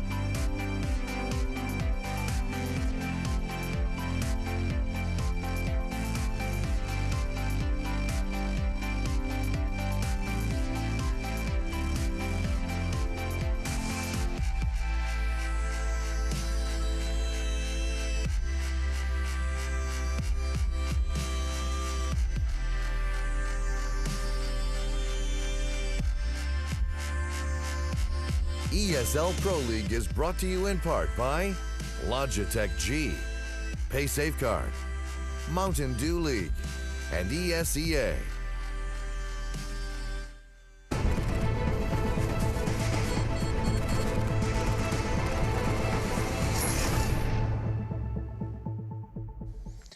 Things are about to get a little bit worse for EnVy. First map was 16-6 for Na'Vi. Yeah, it could be. It's going to be on Train. Okay. And we talked about Train being one of the better maps for Na'Vi.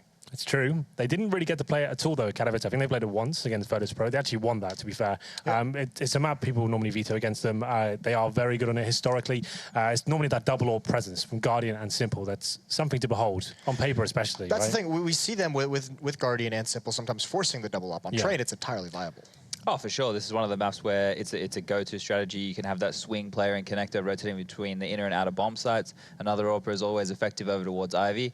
He can help with Pop Dog. He can spot T mid, and he can spot down vines. So yeah, just to elaborate on your point there, like Na'Vi are known to force by double orbs on a lot of maps, especially Cobble, which is like something that's the reason I would say why they got so weak on that map, because every single time someone could buy it, it actually was losing them rounds, and they didn't ever seem to adjust. But on train, definitely, I would go double ult every single time you have the opportunity to it. Yeah, and so we're certain we're going to be able to see that at Na'Vi. And I know, Chad, you have a clip that I do have a clip. This is, we were talking about the explosions that Na'Vi have brought into their game. This is an example of that.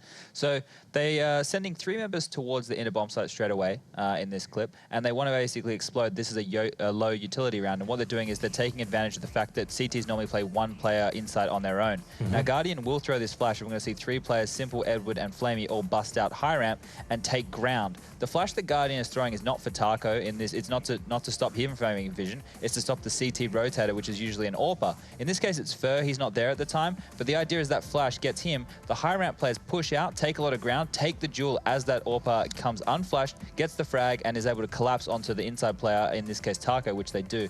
Edward's going to grab this kill on Fur, and the bomb site's all theirs with 1 flash used.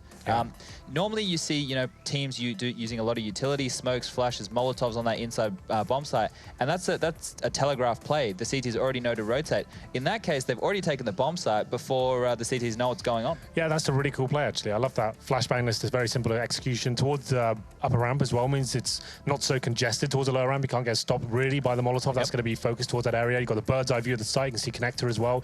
You're not just a straight line shot for the CT. So that's actually quite an interesting little execution there. Yeah, and also, I mean, the smoke's outside to even keep for outside rotating, cheating that way before even it comes back towards inner. So, yeah, I mean, that just highlights. That's against SK as well. That's one of the better teams in the world, especially a team who is one of the better teams in the world, specifically on this map. So that's no slouches that Na'Vi is able to execute that perfectly on. So, yeah, this is why I say this could get much, much worse for Na'Vi. Yeah, well, I mean, for yeah. But something that at Envy, well, at least Scream anyway, they basically innovated, or at least I saw them innovating, was the passive rifle play on the boost in CD connector. He's so good at that spot. They let them execute. They let him get out in the E-box or the back of the 5 train, and he just starts to hammer headshots from that point in. He's so effective at that, and it means the rest of the team can play quite a passive setup, playing the old bomb / heaven area in the cutout. They can be very reserved in the way that they address their CT hold.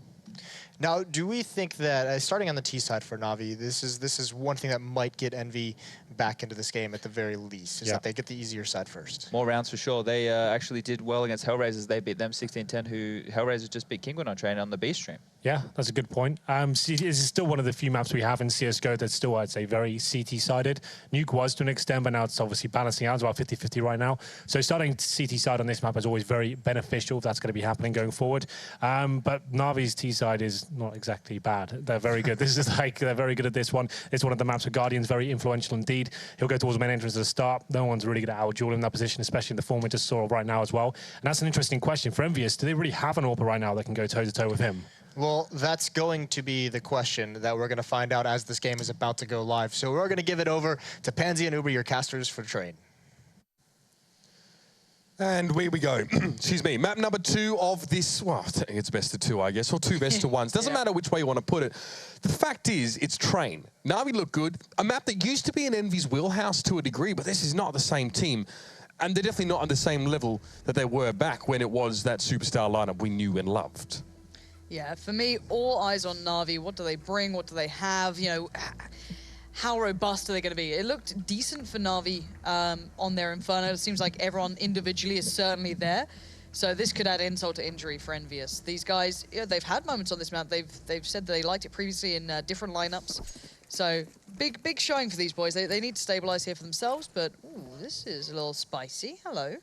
Oh, is this the connector? A deep connector smoke. That is lovely. You see it done the other way around almost, but this just perfectly allows them in, but only to be seen by Scream, which is still a problem they have to overcome. Yeah, I know we're on a multi-face Scream at the moment, but RPK's already there to help out, and this is just carnage. And it's EnVyUs that are all over it. The bomb's on the ramp. C's is going to have to go down. No, it's on the bomb side, in fact. Of all, okay, it's like pause, record, scratch. You're probably wondering how I got here. Well, Scream happened. The rest of my team got completely decimated, but C's at least able to make amends in a small way. A USP is what he trades into. Pristine, unfired, all the bullets where they need to be, and problem is they need to be delivered. Flash himself through. Oh no, it was a decoy. Either way, Happy's going to catch him as he comes down, and that's going to be that EnVyUs, a very strong hold on the B side to start things off. Yeah, very, very nice. I like the approach from Na'Vi, though. I thought it was quite a nice idea what they had. I like the smoke, but, you know, you still have to overcome the players, isn't it? It's all good and well to have the perfectly theory-crafted piece, but you still got to land the shots at the end of the day and try and get past players like Scream and such and so on. So, let's see what Na'Vi have now for us next. It's certainly not over yet, so, you know, let's not get too worried. These guys have such depth on this map. They can certainly go to it. And look at this, another set little piece coming out here. And, yeah... Hey, Future Pros. Yeah, Future Pros. Get into it. Get into this one. Maybe they've been watching Rush's tips. I doubt it. But the smoke's throughout the map. One up on top of the bomb train means you can't peer up and over it, but that's a nice adjustment. Scream actually above it gets a perfect bit of a one-way there. And, oh, that's insult to injury for these guys. Lovely bit of theory, but the practice, the putting it into practice doesn't quite work out. But still, now the other two try and make the assault towards B, and you can see how well that's going. Deja vu to a degree here, as Scream now looks to challenge Guardian. He'd be the last man standing. Seized was felled in connector as he tried to make his way towards B. And again, not much for Na'Vi, getting picked off very early into the round. A great adjustment, like you said, on A. And the thing is, they've had very few kills as well. So by the time they get to that gun round, I'm wondering how much they're going to actually have. One kill.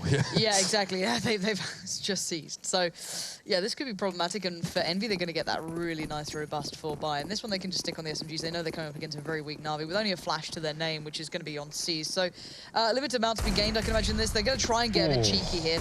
But simple to be thwarted very quickly. Nice little flash up, and they're going to be pushing off the back of it. But there's 3 players waiting, but RPK... The tank just continues to roll with the MP9, spots one jumping away and scared that there might be more holding the angle, and he's right to be feeling as so. Deep mollies, and they're not unrelenting. Look at that, happy, straight up, gets the job done. Scream's done the same in the meantime, and Na'Vi just eyes on the gun round now. Well, I mean, going to the gun round, it's not going to be fantastic money for Na'Vi, if I'm honest with you. Like I said, only 1 kill gained in the previous round, 1 here. 2 rounds out of 2 kills out of 3 rounds, should I say? So getting themselves some AKs by a little bit light, perhaps on utility. We'll see. Very light. Yeah, Edward could go for something here as well. Yeah, no warp, obviously. Something the Na'Vi side certainly can utilize incredibly well. Just not this time. Oh, look at all those sprays. You made a mess on the floor, boys. God's sake. Who doesn't have the Na'Vi one as well? It's like the stage after they cream pied Moses, the cleaners looking on in dismay. I was worried about what you were saying then. Sixer on the AWP. There's no other way to put that verb. All right. It looks like a bit of a hit coming in towards B. RPK is going to be the first port of call. He can molly out the lower ramp, force Na'Vi to then adjust eyes towards the upper side of things. Guardian could be sending out a pop flash or something of the such to try and alleviate some of the pressure, but they're playing ahead of it, and it actually doesn't even catch RPK, who again will stop it before it starts. Not looking good for Na'Vi early in the round. Again, losing players before they can even hit a site. They've managed to establish themselves to a degree in Simple. Tapping away, fine Scream. He took a lot of damage for it, and that's an easy trade out for Happy. Now looking for another one here. This is getting messy, switching over to the pistol, but no, Guardian catches him out. A headshot with one of the few bullets he had left. That AWP for 6 needs to come into effect here. But the bomb is down on XMS going in to do the dirty work. All right, Seized, what have you got for us? Bomb's down for you. You've just heard one on the site. He's committed to the angle. XMS pushes off it, and now he's down to the 1v1. Sixer up against Seized. And Seized is going to back away from this for a sec. Just going to bank that Sixer wasn't going to fully do it. And here we go. He's going to leap into this one. He's peered out. Are you for real? Are you for real? Sixer. You're an animal. Love it. He's got it. He's got it. Last second available. All right, you know, if you're going to hold the AWP that Kenny S once held, it is the exact same AWP as well. It was traded over to him when Kenny left that side. You better be able to use it. And I think he's just proven he can. The pain train has left the station, Lauren. 4 rounds to none for EnVyUs, and that was a decisive one there. That was when Na'Vi was going to buy in. Again, they can go for some AKs here. Still, obviously conspicuously lacking the AWP for Guardian. They're going to have to make do without it here. They've got a small amount of utility here just to tease the A side. Looks like they're going to hit the inner. Yeah, and again, it's RPK. Waiting with that molly, goes down, nice and close, forces Flaming to run through it, and he's got, just perfect work from RPK. This is so nice, being able to isolate any player coming their way, and Na'Vi are just getting rinsed at the moment, if I'm completely honest. Quick rotate as well. You've got now Happy here, XMS here, leaving Scream and Sixer over towards A, so there's still someone to deal with C's. That's a beautiful addition. They just haven't been pulled off these sites. Na'Vi might as well be wiping their butts with the money they're spending on these weapons, because it's actually going to do them more good at this stage. Again, struggling to access these sites. EnVy are holding him at arm's length. You've got players like Scream on A, who are very hard to challenge at range. And then pushing on towards B. Can't even get a look in towards a site. Now Na'Vi have to make do with these two players. No flashes, no smokes, no nothing. Just, well, just the steely nerve. I was going to say something there. Point is, they managed to at least reduce EnVy's numbers by 1. But they've made no further inroads towards this site. Might try for Ivy here. This would be probably their last attempt of the round. Yeah, I don't know what you're going to make happen with this one. All right. Simple's got the bomb there. You got two, I guess you got your two heavyweights still up. XMS sat in the corner. Simple onto the ladder, gets the angle, gets the shot. That was nice. And now things become a little possible. You got to play by your bomb train, which is Sixer, but he can't stop this plant. And now you got to think about Guardian. Where's his positioning? It's well adjusted for that. Sixer goes down, but Happy keeps it together. Happy with a nice play back into this one. He can recover the AWP if required, if they want to get that back from Sixer's fallen corpse, or leave RPK to do so. Yeah, Diffuse going to come in really nicely done on the retake, but those two brought it back to a bit of a closer affair than it could have, it maybe possibly should have been. Yeah, pulling right out of the inner bomb side of B, all around the map towards Ivy, and then trying to go for something there. The issue here, honestly, is that Flamey and Edward haven't gotten any kills yet. Now, it might seem very basic, FPS 101 kind of stuff here, but those two are often involved in those brute force pushes, whether it's out of T-Con or if it's that first peak on upper on that B side. They're losing those challenges, there are no entry frags coming from them, and the score reflects this inability to access these sites. Yeah, and a bit of variation here. Well, I say that. I guess it's individual. Is XMS being very aggressive over by Pop, just pushing up here. Sixer holding the slightest of angles. Going to see that go past. Flash comes in, times it well. He actually gets the leg onto Seized as well, so that's good for him. He's done a little bit of work there, can readjust off the angle, back away from it, and then kind of keep his mind as to what's going to be happening next. But beyond that, Na'Vi are hitting a bit of a brick wall at the moment, so they need to break back into this game. They need to get an opening kill. I don't think Na'Vi have had any of the opening kills in these rounds so far. And that makes a big difference. If you look at the statistics for rounds 1 after opening kills, they're quite damning sometimes. That's a trade, at least. Simple drops.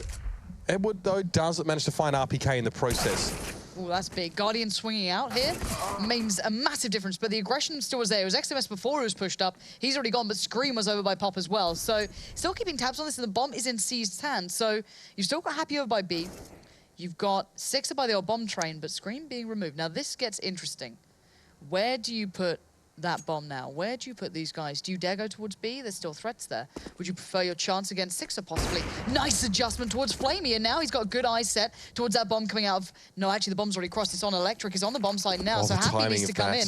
Yeah, timing is a bit of a bit of a bitch at that point, but what can you do? 2v2 retake time, and Seized has the angle. Okay, that's nice. Edward and Seized both have really good moments this round. You know, Edward on towards Screams, he went towards B, just a quick headshot with the AK. Happy doesn't like being in this position, but he still deals with C's pretty comfortably. He does have a kit, but he hasn't heard where Edward is. Still going to check the corner. The head goes rolling, and Happy completes the clutch. Beautifully done. 2 for him in the round, and they were the only 2 that mattered. EnVyUs continue to take strides out in front. It's 6-0. Look at the money on Happy as well. If he, I didn't even need the AWP, I guess. He can drop out anyone he wants to. A couple players in around 4K. That's fine. He can just kind of roll the entirety of his team if he needs in this sort of situation as Na'Vi start to hit that. Bit of an annoying round. We haven't seen much from the AWPs from them. We haven't seen Guardian or Simple really starting to shine on this, and Flamey yet to get a kill. Normally the Rock as well for Na'Vi, you know, the player who's always Mr. Consistent. Had a very good last match. Yeah, exactly. If anything, he just seems to excel, but he never seems to have a bad game. But this is a strange one for him, not really making much impact, not having the chance to yet, maybe. Yeah. And Guardian managed to make his way out last time from here, but look at this Scream walking down Ivy. This is huge information gathered. He's in a great position. Now they can adjust for this so well. They can pull the player off of B, but actually Edwards just walked out. Suddenly Na'Vi are out on the side, and they're wondering how this has happened so fast. 6 a second round in a row, he gets trashed by an AK player there. Peak a little bit too slow. Maybe the shot didn't come when it needed to. Now it's XMS again, extreme range. Still manages to get a little bit of damage across towards the site. Scream had the player lined up. There's could be nasty. The spray down coming through. Only one, though. Flamey able to respond in time, and he gets another one. Now the blood's pumping as XMS. He's in the smoke, and no one's going to see what's left of him. 1 round here for Na'Vi being brought back. Still haven't had an AWP in this match. Won't have it this round, but at least they get on the board. No, for Na'Vi, though, we could see Guardian dropped out over to the Opera. I think their teammate might have picked it up towards the end, so that could be nice. That could be fun to see. But it was a little bit surprising that Scream didn't get more then. Maybe as soon as the sprays get called into effect, he falls out of favour, you know, just the one tap. Honestly, we actually see that sometimes with the A1S in some situations, especially when you're spraying down low leg in some situations. Not easy. I mean, it was a really good response from Flamey, because as soon as he turns to deal with Scream, he then turns back towards the side and frags another player on the side of Envy. So it's quite a good response from him in general. Yeah, but again, it had to be Na'Vi make this very loosely supported by utility contact play on towards A, and just had to kind of go for it there and try and get the first frag and shake Envy off their perch. It's going to take a lot more rounds than just the one here, but Guardian has had an AWP drop for him by Edward, by the looks of things. All right, finally. A little bit scary to use it in this sort of round, because Envy, they like to get aggressive on these sort of things, and this is the smoke again that we saw before. Indicates that B hit's coming in, and there's a CZ waiting. This is a problem. Happy's got an AK now, and he's going to get the job done. Guardian gets absolutely decimated. Backs away, Happy now. Gets flashed out. He can happily readjust, reset the complete picture of this round, and Na'Vi left in a shambles, 3 alive, but you've lost out on Guardian and Edward here.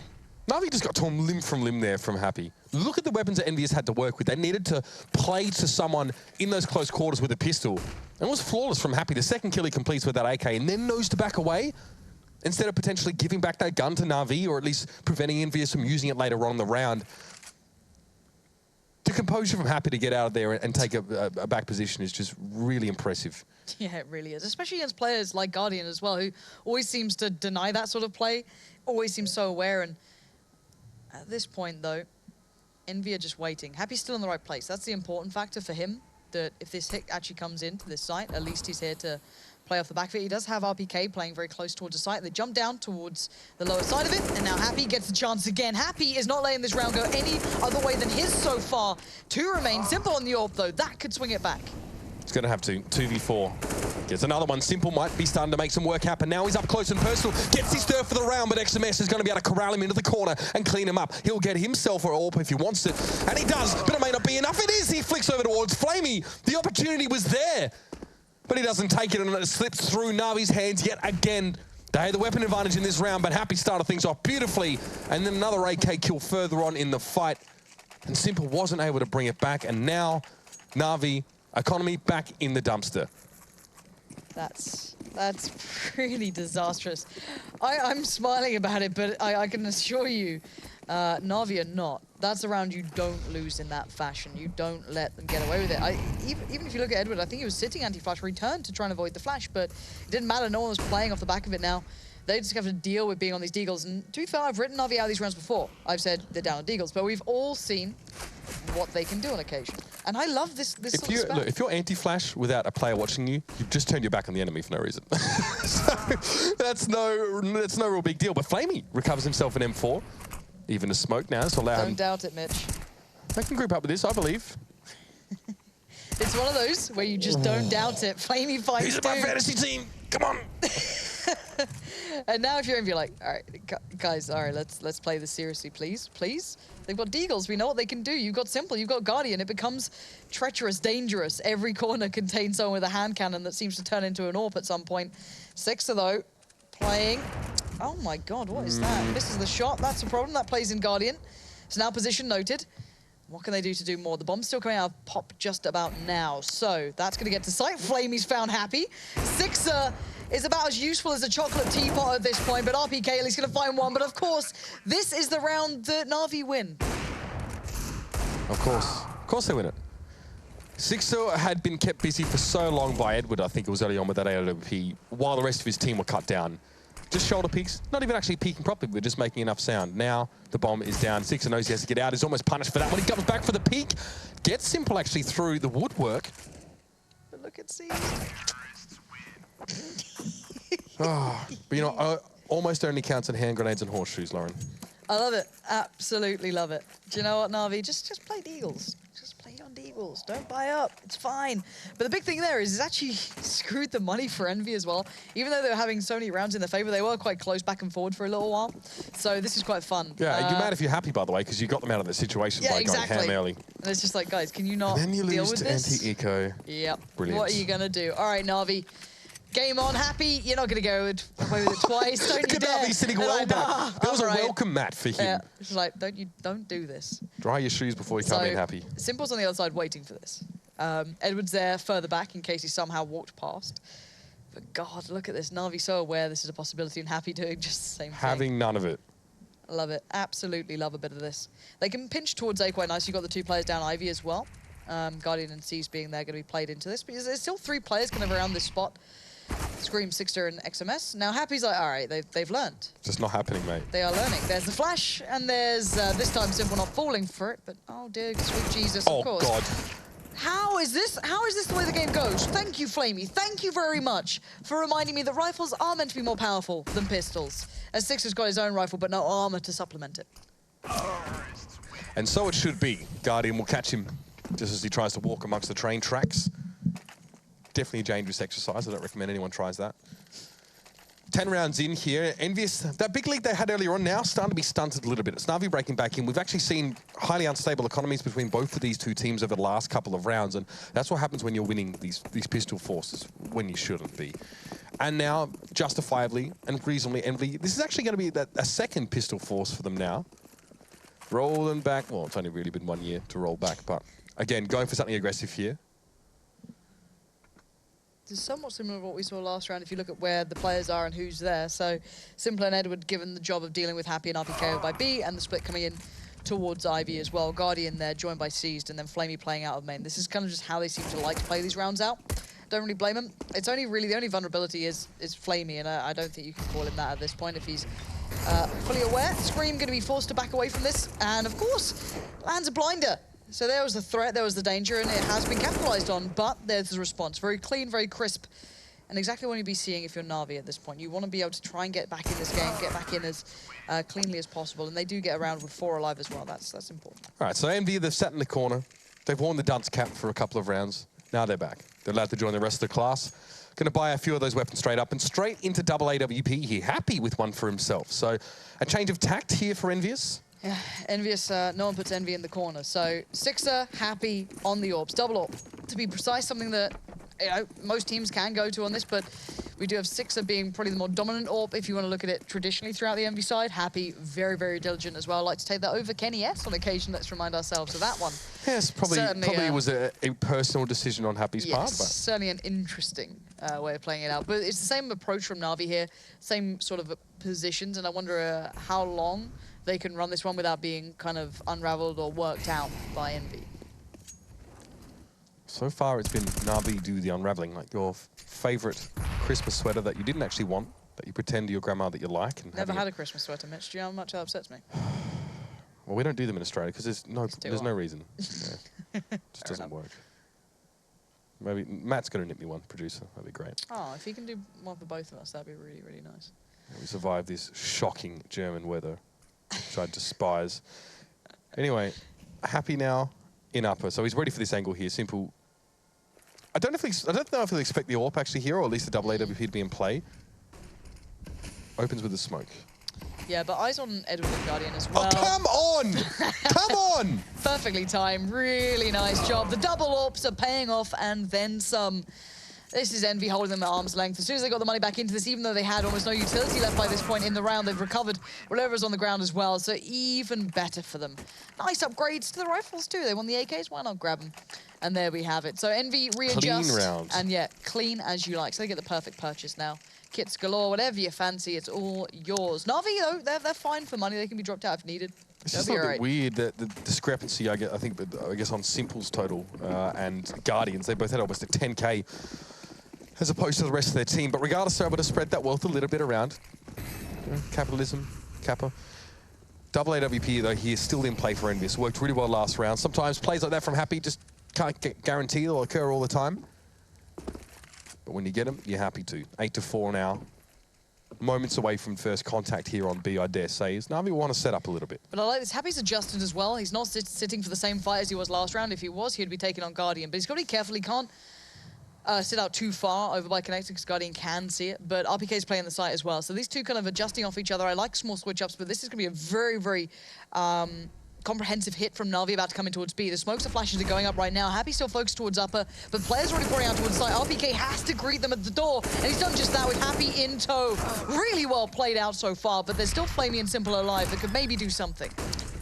Tickle, it's just a fake for Flamey on the bomb site there. XMS those taking down his last teammates now, and he's the face down from the left side. It is going to be Happy there.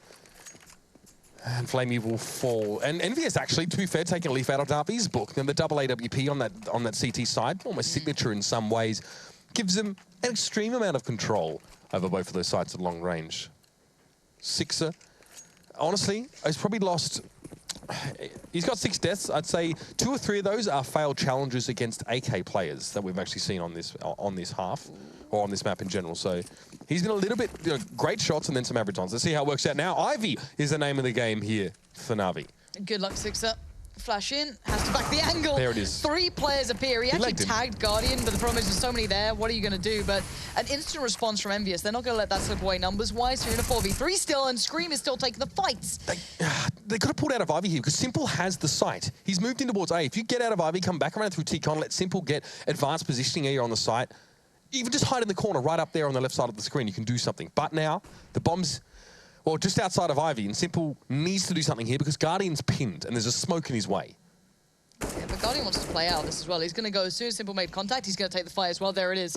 So he's going to find Scream while attentions were turned. And it's left in a 2v2, but RPK's position wasn't noted, and that's the big swing factor. Sure, Guardian's got the bomb, but he's got 53 seconds now, 1v2 to work out. And 16 HP is not going to allow you much. He's got $350 dollary dues. It's Guardian. It's logic. It's Guardian. He's... Well, I'm no economy major, but Guardian will probably think better of trying to YOLO Swaggins this one. Yeah. Well, the thing is, let's see if he gets any play in the next 5 seconds odd. Otherwise, what are you going to do? The thing is that RPK's put himself in pop, which is a really hard angle to deal with. And there it is. Done, dusted, over. RPK shuts the book. And Envy, I've got to give them credit. After a little bit of a harsh time they had on the first map, they've recovered very, very nicely. I just think their CT site's been really crisp. I definitely have one. Scream hasn't had a great match in general. His first map actually was really quite poor on Inferno. But RPK and Happy been playing really, really well. Yep. And that's, RPK and Happy, that lends itself to that B-side presence that EnVyUs have had on at least on this map on the CT side. Obviously, we saw some shenanigans from Happy earlier on. There's a bit of aggression, then the ridiculous smoke shots. So he's feeling pretty good. Na'Vi don't get to take Guardian's AWP into the last round of the half here, and they're going to have to settle for probably just Deagles, go UMP here or there. That's really all they can afford, and try and get some utility for a bit of MacGyver execute on towards one of these sites. Yeah, normally on these sort of buys, you can just hit the B side, normally get the bomb down, but to be fair, the deadly duo of RPK and Happy has not even allowed that to happen. And Happy still has the AWP as well, so it'd be quite hard for them to actually work their way back into this. But we'll see what Na'Vi can scrape together for the final round of the first half here in the second map. And a bit of a vital one for Na'Vi to get on the board. A 10-5 half isn't awful, but we know Na'Vi to have good T-sides. And that's what we're looking at. It's not the fact that it's perfectly recoverable from, it's the fact that you expect almost more from Na'Vi. Yeah, absolutely. I mean, the CT side, I think, is what I really love about Na'Vi in general, but we need to see some strength in that first half of the match here. Sixer, 2 shots missed, a little bit excitable, a little bit flaky, but he gets one, won't get the second. It's traded out there as an AWP once the flames clear, but Na'Vi might not have that much time. They want to play fast and loose. Contact Counter-Strike up on this A side, and it's working like a charm. And XMS, throwing a spanner in the works. Yeah, a bit of an unsung hero at times. This guy has came into this roster and he wasn't going to be a headliner at all, nor a big conversation piece, but at the moment he's certainly pulling his own weight, and there it is, an 11-4 half. Envy, very robust. The double AWPs working out very nicely for them, at least on the Happy end of things.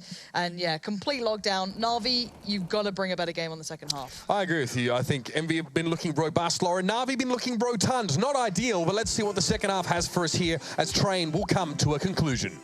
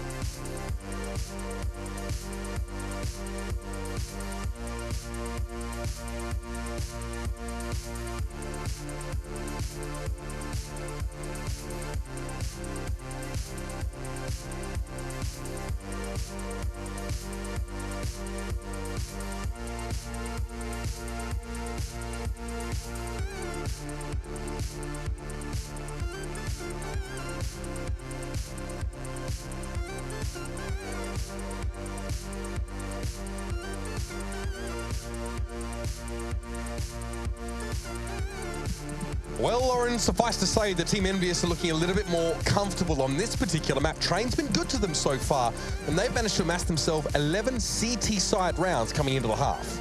If you're Na'Vi, the pistol round now becomes paramount. They have to get that to get back in the game, to build up. Otherwise, you've got to feel that Envy can just run away with it at this sort of scoreline. It tilts so heavily in their favor. However, Na'Vi's CT side's nothing to be sneered at. You've got to feel as though we saw what they can do on Inferno just not too long ago. So, and this shot, let's just remember that little count to 3 and hit mouse 1. It worked out Just the timing was beautiful. No flick needed to be out. He held that angle. The things that I get excited about, Lauren. Doesn't take much, to be fair. Apparently not, but the best part is, people like Guardian kind of made that a thing. I remember, he'd always tell you, count to 3 and then you take the shot and generally you'd hit it. He was at least very vocal about it. But yeah, this starts at the first round for Na'Vi. They need to open that window of opportunity very, very quickly.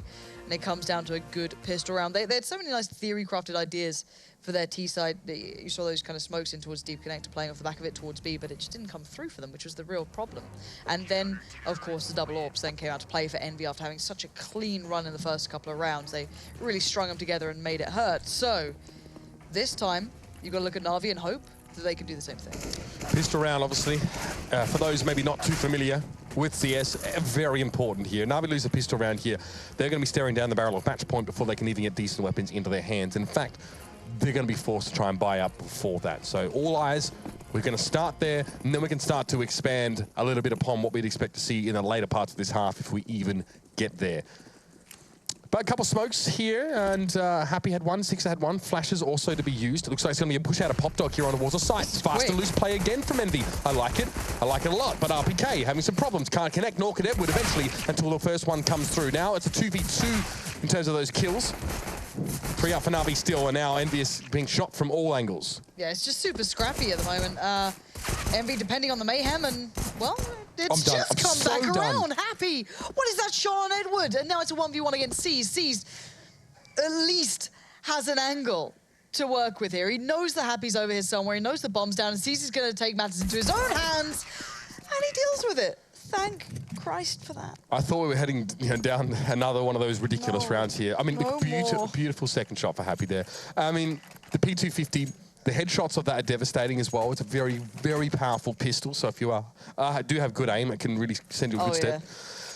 Very close there, but Na'Vi get themselves that round, and they're straight into UMPs. No prisoners out there. Don't want to give Envy a look in. They've seen what Envy what Envy can do on his anti-eco rounds. They can cause big problems, and Na'Vi need to be steadfast now.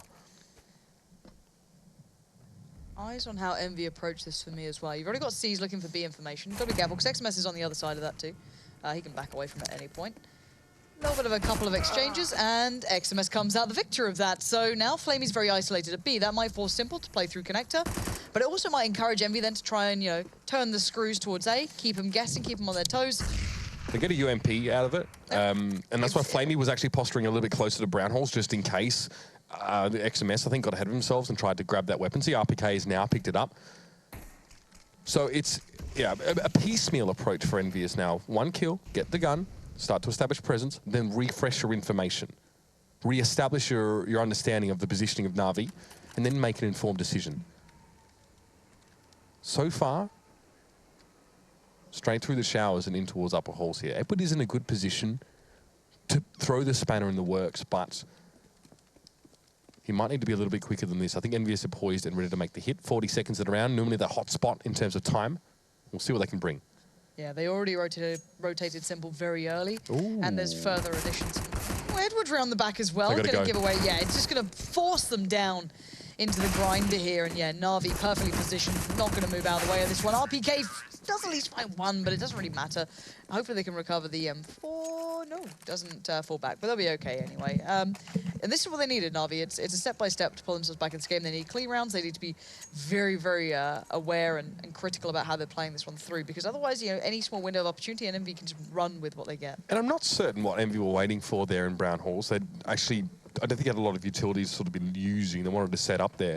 If they maybe pulled the trigger out, 40 seconds left in the round, I don't think Edward would have been able to flank in that particular way, and then they would just sort of put in a trash compactor. But now Simple flashes himself out. He spotted them as well. Yep, Guardian going to come forward. Oh, okay, back and forth trade. The Deagle doing work, and Happy finds his second. Okay, We've already had Inferno tonight, but maybe something special for us here on Train from Happy. Needs to get through Edward first, and the UMP, it's a capricious animal. I don't know what to say, Mitch. I don't know what to say. Okay, Sixer gets an MP9 off that. Still doesn't really want to... Yeah, there it is again. So that flank coming through. The headshot! No, come on. Silence USP. Sixer goes for the Glock. Seized was reloading. Sixer had an opening, but you can't know those things in CS. You just have to go for it.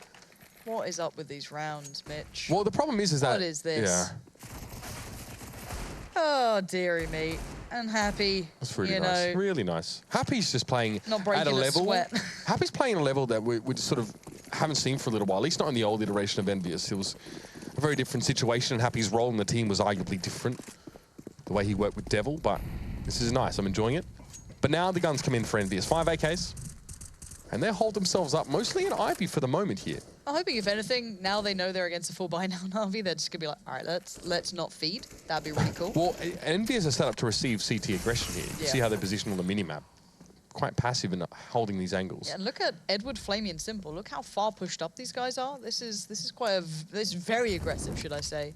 And having Simple here as well. Yeah, individuals peeking from T-Con are going to get trashed by Na'Vi, so it's not a terrible idea. No, it's perfectly fine. It's just, you know, you're depending on that skill to hit the shots. And you're depending that it's not going to be a B hit with alert coming out. Right, because going up Pop Dog's going to get killed.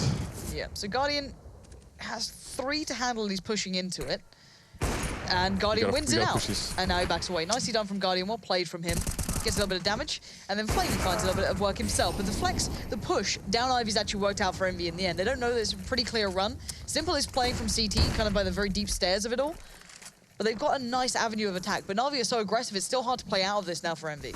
Envy opt to give Guardian a ceremonial cremation, which prevents them from actually pushing on towards the site for a little bit. The Molotov hampering any further progress. Flamey catches XMS, walks out into the open. It's hard to know if they don't have information about the positions of players up on that A site. Sixer has to bail them out here.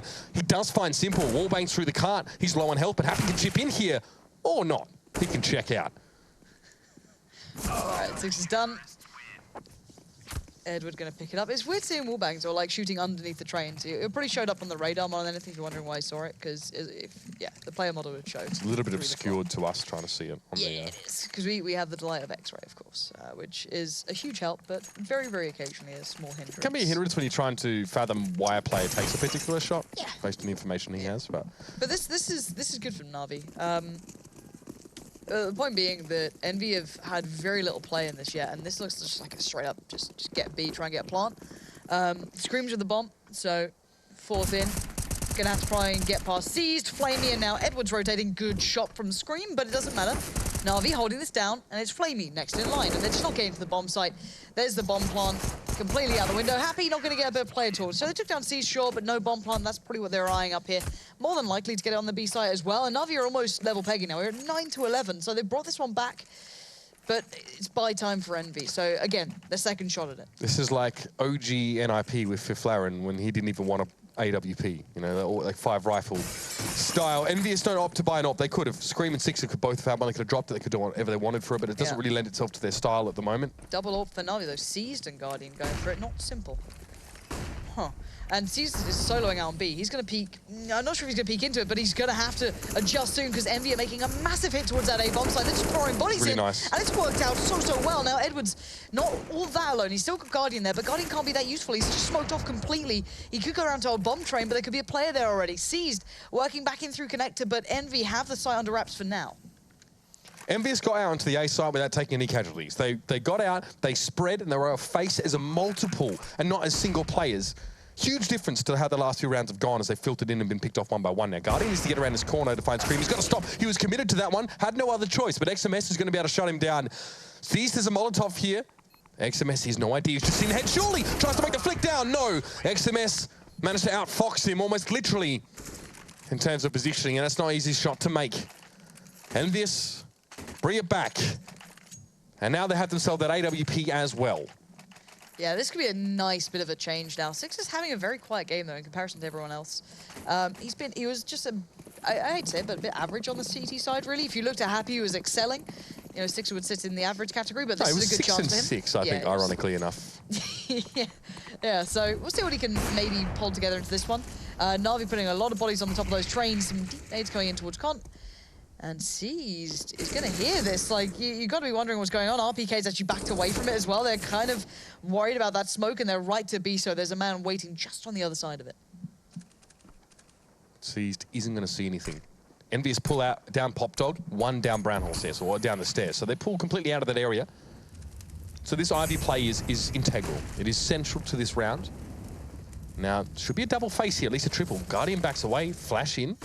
This will give him a peek or an escape. Looked like he hit the wall there, but was able to get into the smoke and back away. So now, EnVyUs need to go for something else unless they want to push through this smoke, which may well be the case. It might even be, you know, Scream stands anti-flash, gets flashed through and they push it, or they just wait. Because RPK and 6 aren't exactly cooking up anything diabolical on that part of the map either. The thing is, the Seized in this spot, they're so aware of the fact that EnVy aren't even looking towards B yet. There's so many bodies still heading over this way. He can just kind of chill out at this spot until he gets any sort of information or sound or any cue. He's fine, and it doesn't mean that Na'Vi get 4 players ready and waiting, with Simple missing a bit of a blinder. That's a problem. And now the rest of EnVy can just really apply the pressure. Flamey's still in a good spot, though, in between the 2 trains. He's going to make the most of that, and Edward shows him how it's done. And it's just down to Happy in a 1v2. You've got Seized finally making over from B towards Pop.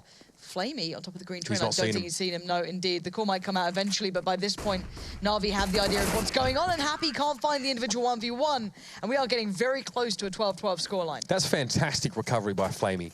Faces out, 2 players down up on that side after, you know, Simple was flashed, or partially flashed, and his shots went to the chest of his opponent. He's got an M4A1S. Fair enough, right? But they were down that 1 player, and that's go time. You trade 1 for 0 as that T side going forward, and Flamey had to go for something big there, and he did. I love it. I love it. EnVy as well, you've got to be hitting a bit. Oh, this could be different, though. It's only Seized here early on. So they actually might be able to get onto the bomb site and get the bomb down. Not the case so far, and now the support's arrived. All right. There was a window of opportunity where they could have actually got a bomb farm, but Seized is having none of it. Look at that. Just so precise. Really well played. Only a bit of an eco bash, but they deny the bomb plant more than anything. It's keeping EnVy's economy incredibly humble, you know, rather than like coming back around with a nice little bit of an addition. 6 is still good, so you can get a nice AWP coming up here. They're going to get the good buy in this round, but they've never had that kind of additional money. They're not get away with any of those cheeky rounds they normally do. Only 1 round on this half so far. It's a bit of a disaster, to be fair. And Na'Vi was seeing why they're so good at this map on occasion. That CT side is very robust. I've just surpassed Henry Greer in fantasy team standings, Lauren, and I want Na'Vi to go big. Henry Greer, who made a spreadsheet for his fantasy team, real keen. Rub it in. Real keen. Don't need to rub it in. Went all in on G2 and it failed. Anyway, Guardian takes a bit of damage trying to challenge this out on Ivy. That angle from Happy, somehow the flick finds him though. Happy looked like he had the better of Guardian there. But the flick of the wrist gets the job done. Yeah, XMS. Seeing if anyone's close by they can maybe pick up, but not to be. Molly goes out. They're still trying to sell that this is going to be somewhat of a B hit. You still got 6 or an XMS here. That's forced Guardian to respect this. And look at Flamey and Simple as well, peeling off the angle. They're going to fall back from A just a touch. Now, RPK and Scream can do something. They have the bomb. They've left that in spawn. What are you up to? There you go. Okay, RPK's picked it back up. I'm kind of wondering what they're doing. They're falling back to somewhat of, I guess, a default-ish hit. RPK. There's only 1 smoke left on Na'Vi here, so, you know, things like Ivy, things like Pop Dog, I've only got 1 smoke to really use at this stage to stall. 50 seconds left in the round. And yeah, Na'Vi haven't fallen for this. If you've got Flamey playing by Electric, you've got Edward watching the back of Ivy. No one's there, but he can swing around and really help out quite quickly. And Simple still as well, in such a nice spot here for this. This becomes a problem. Flamey, if you get caught out, all right, it's game on, but 30 seconds, Flamey can just do all the damage in the world here. Yeah, and there needs to be a T-Con double face here between Pop Dog and T-Con just to deal with Flamey. Bomb, seen it. EnVyUs are still setting up there. They get caught out. Flamey eventually does go down, as he well should. But it's a 3v4, and EnVyUs, the cat's well and truly out of the bag. And Edward and Simple chime in to get 1 apiece. Now it will be XMS to fall. It's even Stevens. It's 12-12, and Na'Vi have brought it back on their CT side. Yeah, this is such nice play from a CT side of Na'Vi. EnVy seem to just run out of steam, run out of ideas, and then it's just a book being read by the Na'Vi boys. You know, every single player is doing what they need to. You've seen Edward being a big linchpin towards that A site. Seems so consistent at stopping anything really falling apart, and the rest of them, it's very even. Like, no one's excelling beyond the others. Guardian's having a good game, sure, but it's every single player. As you look at EnVy, you've got 2 players standing out that you don't normally see. whereas Scream is like 14 kills at the moment. It's a bit of a weird one where you're having your big heavy hitters not being that. It's a bit different in that aspect. So for Na'Vi, you're happy though, because you're just being a well-rounded team. You've got a bit of money now building back up into this. You know, you've got 5K here on a couple of players, so they're fine. They're good. But overall, everything's fine in the Na'Vi camp. It's Envy. What do you do? What is your answer to this? Because they're having limited success on everything. They're failing to make Na'Vi over-rotate. They're not pulling them off the sites. It's hard for them to find any sort of route into this one, where they're all, even at I guess an even. It's not an advantage. They can't get an advantage throughout the map at all. Yes, but this happened in Inferno as well. Yeah, on EnVyUs' T side. Yeah, you're right. They would lose a player early in the round, had to face a man disadvantage, and then be stood for another minute before they decide to hit the sign, and they crumble and they do it. So, yeah, the thing is, right, with a newer team, when you push forward and get aggressive as well, sometimes you don't always have like a protocol instilled into your players, like a natural reaction. A good example actually is the 1v3 FaZe versus Dupree, right? Where it was on Nuke, lower levels, 2 FaZe players come out of ramps, Nico was up behind Dupree, and they go one at a time, right? They're just trying to win the round and force the game to continue and to keep themselves in it. But if there's a protocol already installed amongst those players, they sort of have this prior understanding of what they need to be doing in that situation, then you're going to have more options, and then it's going to be a little bit more easy to play fluid. So, yeah, I think it's Envy are being stunted by losing 1 or 2 players early in the round. They go, oh, this changes everything now. And it might take them a long time to access that plan B in the mental lexicon of CSGO strats to, decide how to make their next move. No, exactly. And Train's a punishing map for that, right? Train in all aspects, especially on the T side, hitting on these sites and just, controlling the lines of sight, getting those full pieces of execute. It's very hard, and we don't really know EnVyUs' map pool yet. No. The fact they're on this map says something, right? You can ban out whatever you want to in theory, and then you kind of end up on whatever's left over. But the point is, they left it in, so you've got to be making an assumption that this is something they're looking at in the future, maybe. But we don't know what their core points are yet. There's still a relatively new roster to this. We haven't seen masses from them, but they've had time to practice. They've had time to work on this. They haven't been at Katowice. They haven't been around the events recently. So, if anything, this is their chance to really show us something that they've been working on. But right now, they're down to pistols. So, again, it's the money game that's been pretty much hitting them incredibly hard at this point. Flash comes in, Guardian off the angle, but still, you're working uphill at this point. You've still got Simple to get past here down by the bottom of Ivy. And yeah, Guardian's just going to be making light work of that. It's a nice tag team there as well. Sometimes some teams, Ivy setups don't actually allow for that to occur, for there to be that tag team really comfortably installed. But still, RPK found Flamey. That grenade definitely lands home. Happy very low, and then Simple able to get the job done. I love that little adjustment. Oh, that was super nice. But yeah, there you go. Sees shuts it out, losing 1 player. Fine. Again, Navi's money just grows and grows and grows. Gets more and more stable, up to almost 8K on players now. Edward's sitting very comfortably. He's had a good game as well. He's been off the mat, last man alive, just controlling anything before it spiraled out. And finally, a decent buy, but again, no AWP coming out. Nothing for Happy to sit on, or Sixer, or anyone else for that matter. Whoever else feels like picking it up. But for me, I want to see more from these individuals. I want to see Scream let off that leash and just go wild. But it's very hard. This map doesn't really allow for it as much anyway. But back we go. This is a very important round, and they need to get this one back. Otherwise, Na'Vi are in such a controlling position. And looking at this one, Simple boosting up towards the box. Over by Ivy, and C's doing this again. Incredible map control and information early on. He just gets to see everything. No one's here. All right, I can just solo this out. Smoke is really nice for that. Yeah, exactly. And he can solo this now. He can sit up by that box if he wants to, back away. It depends how he wants to play it. And look how aggressive the rest of Na'Vi are. You've got Flamey and Edward again, being such close contact points. We're probably going to do the run boost over the top here, just to deny, I guess, anyone and a pick. They forced EnVyUs now to play the Ivy game, the same game that they always play. But look at this angle as well. The thing is that even with all these flashes, mollies, smokes, whatever they put down here, Simple will always come out on top and he can back away safely. This is the problem. No one checks this. It's not an angle you check all the time. Bit of a team flash actually hindered XMS there. Completely didn't blind Simple. And there's the dominance. They've got the bomb and Flamey's already supporting. Sixer gets met by Guardian, and this is Na'Vi just displaying real brilliance. Flamey feeds himself, Simple feeds himself to the flames in the end, but again, it's put Envy down to nothing. They're down to, 4K here in max. So what do you go for? Do you just go back in on UMPs maybe? Go for as many rifles as you can? You've got to try and do something.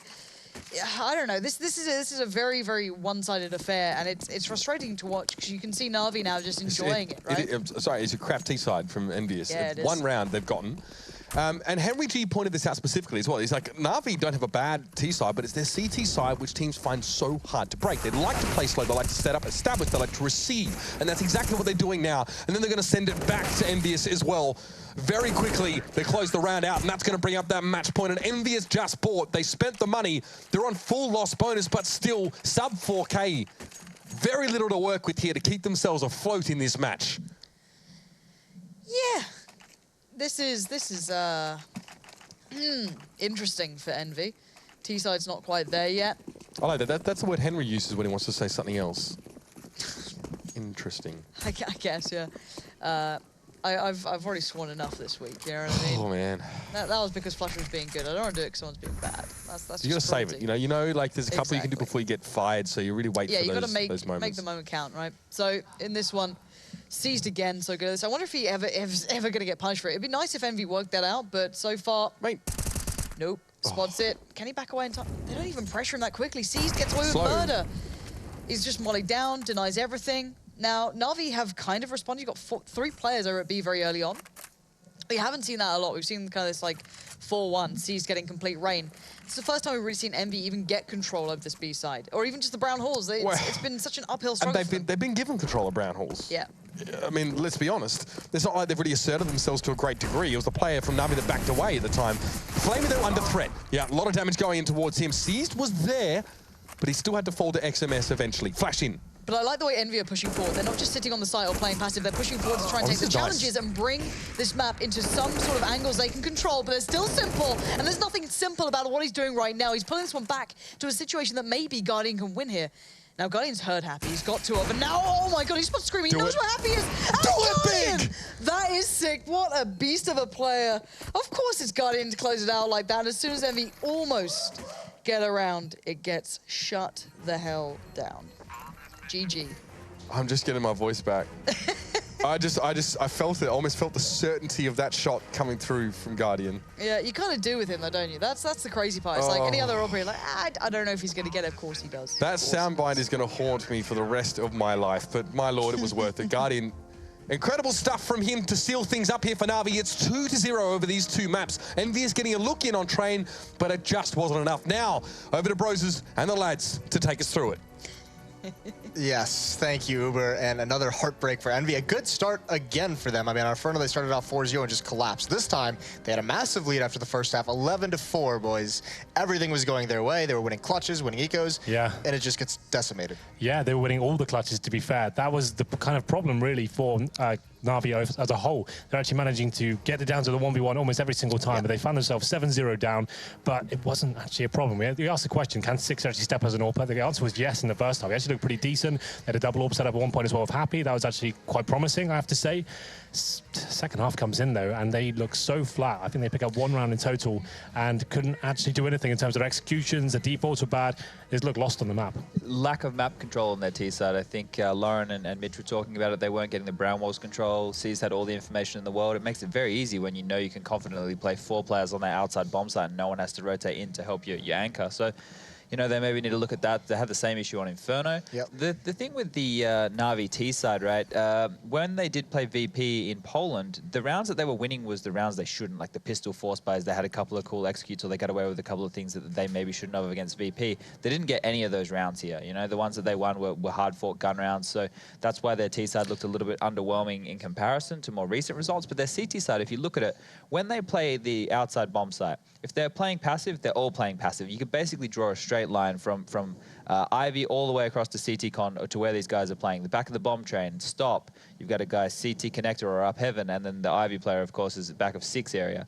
And then when they play aggressive, they all go together. They had a round where they had 3 players up near Pop Dog. They had another round where they had 2 near Pop Dog, Guardian on top of a train peeking into T mid. When they do the yard aggression, they have all the information. They're not just picking one. They're going, well, we'll take it all. And it's very nice to see that they play that as such a unit, because other teams can be very disjointed.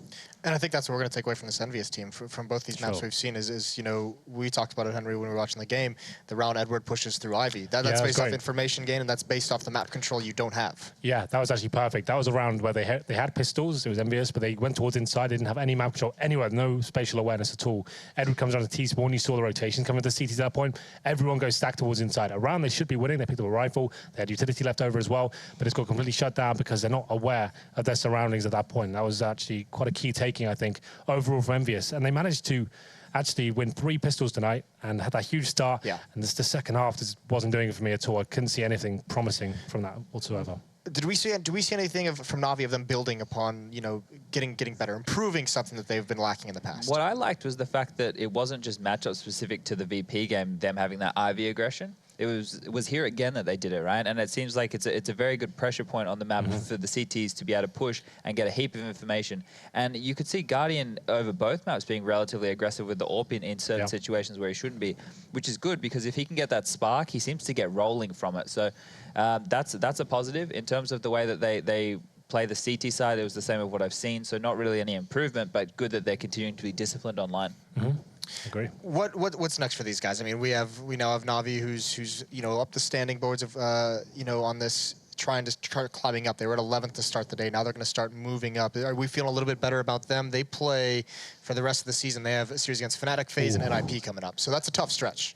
The next 4 games are going to be relatively difficult. Especially against FaZe as well. I'm really liking the new complexion of them. The addition of Nico as well. They had a rough start in Pro League overall, but you have to say, like you mentioned earlier, when Nico was in mouse sports, he's managed to get them to the top of the table, right? Yeah. I'm sure he's going to be able to do similar sort of things for FaZe as well. Fnatic, I'm still pretty confident Na'Vi should be picking that one up. Fnatic getting better, I think, but like they are starting to bring more strategies to their game. But overall, I still think Na'Vi are the deeper team right now, but we'll see. Na'Vi have a really good run at the end of the season. LDLC, Mouse Sports, and Heroic. So we have a bit of a Mouse Sports that's 6-game stretch. Nice little finale. Yeah.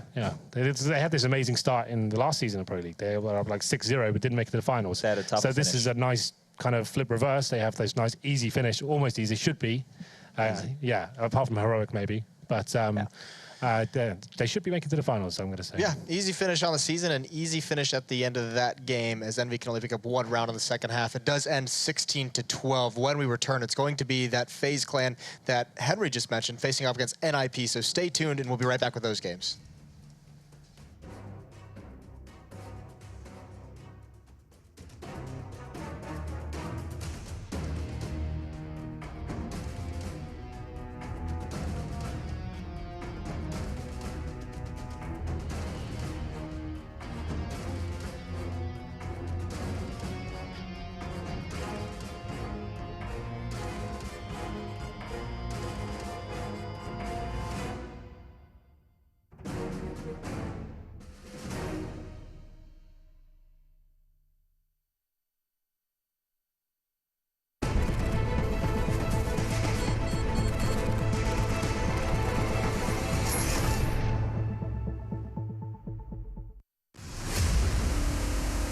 I can't understand people watching somebody play a computer game.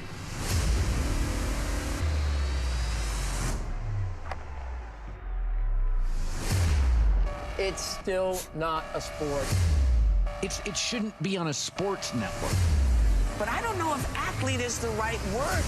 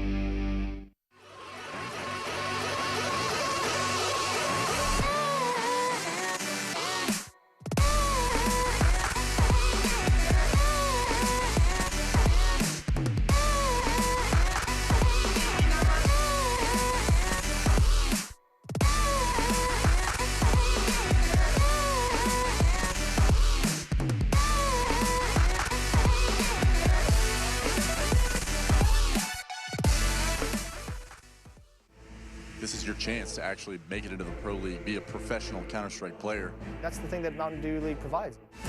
Kingwin, you know what? If anybody has a shot at 2-0, it's Kingwin. Beautiful Counter-Strike. You usually only see that into the professional level of things. We are one of the youngest team in top 20. Many teams can underestimate us, and we can surprise them with our tactics, show our Polish power.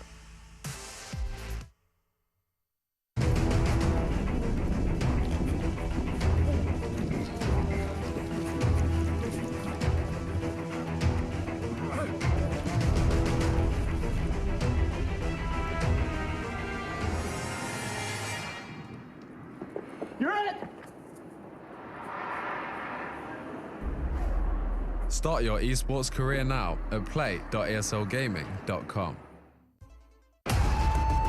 Counter-Strike is sharing incredible moments with us and will return to a memorable place.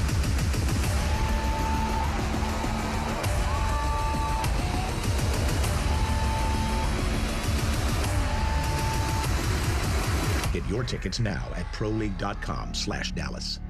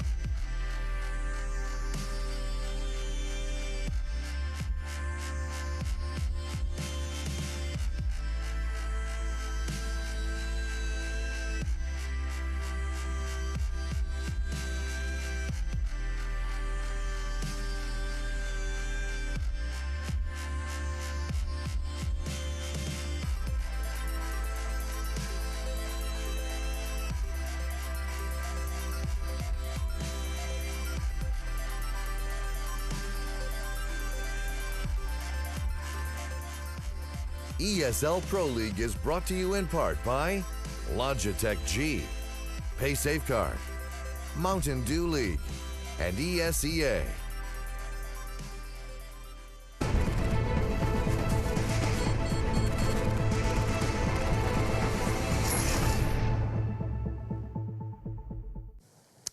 Welcome back to the ESL Pro League, ladies and gentlemen. I hope you all recovered from that last match. I'm still working on that one, but while you were watching it, there was a match going on off-air on our other stream. It was Kingwin versus Hellraisers, and Hellraisers won Inferno 16-9, and then Kingwin turned it around, should I say, 16-6. The next series coming up, of course, is North versus Mouse Sports. That's on the other stream. You can find it on the same channel as this one, but you definitely want to hang around for our next match here. We'll just wait, I guess, and see who's going to go furthest, of course, tonight. And speaking of which, the Mountain Dew League is giving amateur players a direct path into the CSGO Pro League. You can find out all the details about that at esca.net/MDL. And in the meantime, future pros, Rush has prepared a new flash for Overpass for you to enjoy.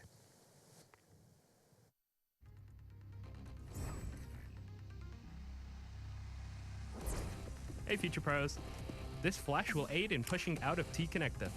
It will also flash off any AWPer posted on T-Con from Connector. First of all, whack yourself into this corner. Aim anywhere inside of the highlight section, then throw the flash.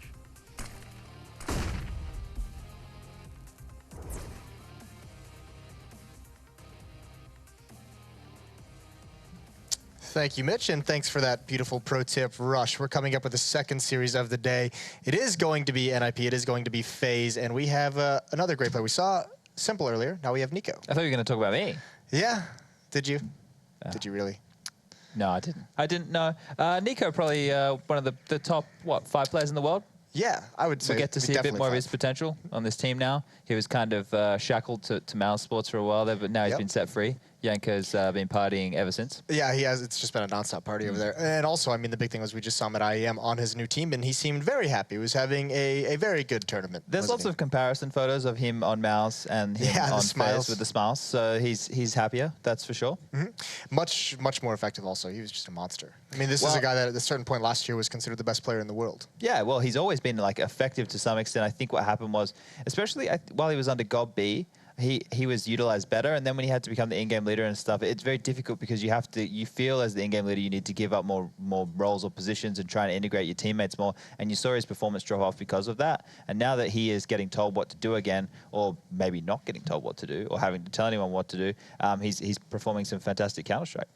Yeah, and I mean a little bit upset, obviously, but not too much. I don't think you'd be too mad. I mean, that was an insane ace from Dupree talking about the Deagle. No, that's the nuke ace actually. Yeah, that was nuts. The 1v3. Yeah, with 2 bullets left. That was beautiful. You can't be too upset about that when you see it back. But Glaive giving some props to his fellow in-game leader, giving props over to Kerrigan and how he's built this team. It's true. Kerrigan has put a lot of pieces together. Bringing Kiyoshima off the bench seems to be a very, very smart decision. Yeah, everything seems to have changed since Kerrigan's joined, and they've actually looked like a unit that is going to be deadly going forward. Yeah, and I mean, that's the big thing. The pieces are all coming together, and this team, it just seems is going to stay at the top. It doesn't seem like this will be the last time we see them in a final. You can see them exiting the stage after their loss there. Obviously going to be crushing, but I think they can be very happy with what they've accomplished in such a short time with Nico in this lineup. Yeah, to build on what you were saying, it's like a puzzle, right? And all the pieces were clicking, especially on that Inferno map. You know, you saw what Aloe could do with the AWP relatively aggressively. Yeah. In other maps like Overpass, he showed he can be passive with it as well. Keo getting clutches and multi-frags like he needs to. Rain being very effective. Everyone on that team was doing their job, and it's, you know, something for them to build on and work on, and they're only going to get better, in my opinion. Yeah, the crazy thing is there's a world where Dupree doesn't get that Deagle ace on Overpass, and then all of a sudden maybe FaZe even just wins that, and then all of a sudden it's 2-0 for them. So yeah. That was there are a couple rounds at both of these maps where Dupree was Exhibnix all tournament, and then Dupree really bailed out Astralis in that grand final. That's the thing. Like in the past, Device and Dupree have both been criticized for not having particularly good performances in quarters or semifinals. Now they're playing in finals. We still yet to see Device like shine through and be a superstar, but he's consistent as usual. But then Dupree to get those massive influential rounds to turn the game is you know, something that he should be very happy about. Yeah, absolutely. I mean, this FaZe team on Nuke even. I mean, that's going to be the first map in the series between FaZe and NiP. You know, this is going to be a big challenge for them because NiP, they aren't slouches on this map by any means. This is a map where, despite some of the struggles they've had, I mean, still they've maintained form from previous iterations of CSGO where NiP was very good on Nuke. Their CT rotations are very, very crisp, much like we see from teams like Virtus Pro on it.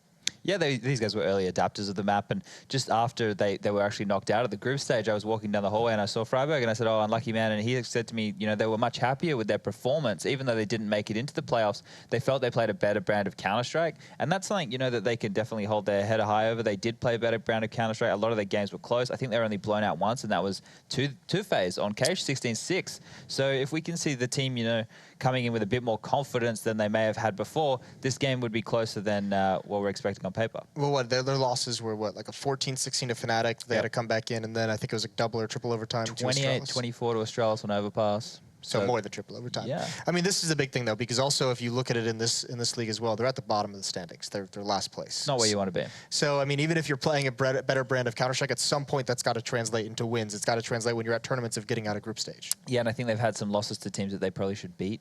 Yeah. I can't remember right now. I think I actually have that written down. Came prepared today, Chad. Lovely, you took some notes. They lost to Heroic and Mousesports. So Heroic you could kind of understand at the moment, yeah. The Mousesports one I think was with Nico. So Nico gets 2 chances to beat NiP. To beat NiP, why not? He'd be happy with that. They've got to be a little upset that they have to play him twice. Yeah. That's a guy no one likes playing against. Yeah, well, I think, you know, with Nuke specifically, this is what, well, here's this clip that I prepared with Rush earlier. So basically, this is the FaZe outside wall smokes. I think G2 also do these ones. These are a little bit deeper. They're a little bit more unique. You're going to see them land here. It actually requires 3 smokes deep, and they walk close to the smokes, and they're going to basically try and get map territory from this. They actually hit a really nice shot there on device, which is the opening. The cool thing about this is the way that they get secret. Nico stays outside patrolling that. You've got Kiyoshima and Karrigan in lobby holding down those positions, and then they just wait. They know that Astralis have to push, and here's Kirby on cue.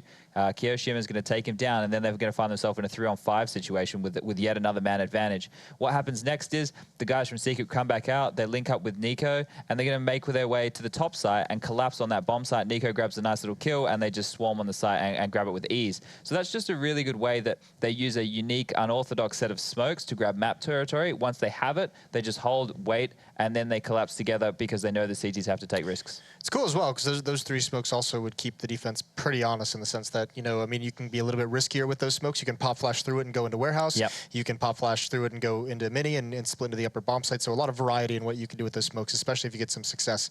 But yeah, all the players are ready to go. They're all in the server. So we're going to send it over to your casters for FaZe in NiP. It is going to be Sadakist and Henry G. Thank you very much. Yes, I've been patiently waiting to get into this. It's NiP, Henry, your favorite team. My favorite team in the entire world. Not doing too well right now. Looking pretty poor. The events have been bad. Pro League's been bad. But I still have hope. When there's life, there's got to be hope. So when there's life, there has to be hope. What are you thinking? I don't know if that's always true, but I think, yeah, there's got to be something on the up soon. I predicted they won't. I think Chad and I both did last night. Will not make the playoffs in Dallas, Texas in June. But FaZe certainly may do so with Nico coming back into them, or back into them, to them, I should say. Sure. But back to play NiP, as they mentioned. Yeah, they're lifted. They looked great. They looked fantastic in Katowice. Absolutely, the best we've ever seen from FaZe. Probably the first ever grand final. I was speaking to Rain after. I think he said that's his first ever grand final, and he's obviously very happy to be there with 3 days practice as well. Imagine what they can do over a couple of months. Hopefully it's not just a honeymoon period, and we can see these guys get better and better. I'm sure they will. Karrigan, he is no dummy. He'll be managing to kind of get these guys stronger and stronger, get the map pool deeper, and go into Nuke as well. Historically, a fantastic map for NiP, but to be fair, not really anything's been working for them so far. They've had a lot of time to practice in terms of they didn't go to the major and all that sort of stuff. We thought they'd be revitalized from that, but it seemed to be the opposite. Had a couple of good results in Katowice, but didn't make it out of the group. That was disappointing for them. And Nuke to kick things off. FaZe, they had that great grand final against Astralis map, where they actually looked really good on this map overall. So this is going to be a rough day in the office for NiP. I do think FaZe are going to pick it up, but hopefully it's a nice close game. I hope it's like a 16-14. Yeah, I mean, Nuke lends itself to that still. I'm not... The way that FaZe plays with the individuals with Rain and Nico going off, I'm not convinced anyone on NiP right now, aside from Forrest, if he's up to scruff, can really combat it. I don't think Chris Getright has been up to the challenge as of late. I think he's got to get focused again, but I'm sure that'll happen over time. I don't think it's going to happen with the flip of a switch. Yeah, it's the AWP situation for me for NiP. It's the main problem, to be honest. Yeah. C-side's not too bad. Forrest can hold his own. Pits on the CT side, I'm not really feeling it. But here we go then. It's going to be round number 1, 3 sets of armor. They have got some lobby control right now. It looks like to be the upper execute. It's going to be the upper execute. It's going to be fast in. Nico sitting back in behind the second vent. Hardly had to move when he does. Makes good work of it, but then goes down immediately after. Get right pit. Forrest now as well on a pistol, making things work. But Karrigan just decides, no, I'm going to go. I'm going to jump down. Charges in from the air. Gets one. Finds Forrest up close, but can't hit the shot. It now goes 1-0 for NiP. The late upper execute works out for NiP there. A couple of smokes used towards main entrance and the bomb site itself. Flashings go in. Karrigan does make something of it, but unfortunately shut down as the bomb makes its way towards lower. NiP now 1-0 on the T side. It's a great start. Of course, there's a force buy in response, though, from FaZe. And Karrigan, he's got the scout. He's actually very good with that weapon. And to be fair, Nico with a deagle, that's quite a scary prospect in itself. No fast play from NiP. We're seeing a lot of terrorist sides on there. Anti-force by anti-ecos rushing towards upper. We've discussed they can't actually get above the squeaky door of the CT, so that's certainly an idea. But for now, standard smokes towards outside. 3 of them, to be fair. Got a lot of commitment, and Nico's going to have a chance at this one dig, and he doesn't nail it. Thank God for that. Exist takes him down with the help with Pit as well, and Karrigan now trying to do what he can with this scout. Allo rotates towards Secret, but the round is falling apart for FaZe here. Allo should pick up this kill. Can't land the headshot, though, so that's going to be it. 5 versus 2. Rain and Kiyoshima trying to make something of it, but this force buy amounting to almost nothing. Just Kiyo remaining now, and he'll be positioned towards the outside garage. So this is good news for NiP. Next round will be a full eco for the CDs, not a single kill picked up. And it does mean as well, AWP might be a bit of a problem for Allo. And we always discuss this, Mal. This team, they refuse to allow him to full eco. And sometimes it actually falls apart for them. Yep, I would agree with that. I think that teams need to constantly be focusing on trying to get AWPs out, especially on maps. Nuke. T-side Inferno, maybe not. Someone like Allo as well. Nuke, definitely. I think you still should. Good with the weapon. You just want to make sure that going into the gun rounds, let's look down outside. Not many people can actually challenge Allo and take him down. It just seems that he's always part of the force buys. Like, it's fine if they win the round. Obviously, it pays off. But if they don't, they set themselves up for a bit of a disaster. But regardless, let's get into this one, shall we? It's going to be USPs across the board. Not a single dollar invested by FaZe Clan. And towards outside we go once again. Same smokes used. And there's an upper little stack going on from the CTs here. 3 of them on the bomb side floor. Kiyoshima up above. And Forrest now, he goes hunting in the catwalk area. The Karrigan, he's about to meet his maker, I think, as he wants to peek towards outside. Pit's waiting for him, decides to better over Freiburg. He's no messing around. And it's going to be 3 kills just like that for NiP. Somewhere to start. Allo looking back to make sure there's no push in from the radio room. GetRight has gotten in behind them, though. They're going to have to be very careful because GetRight, he's trying to do damage. He's going to spot in toward the library. Forrest does it all on his own. GetRight doesn't even need to do much, but it's all but one staying alive for NiP. And a 3-0 start for them.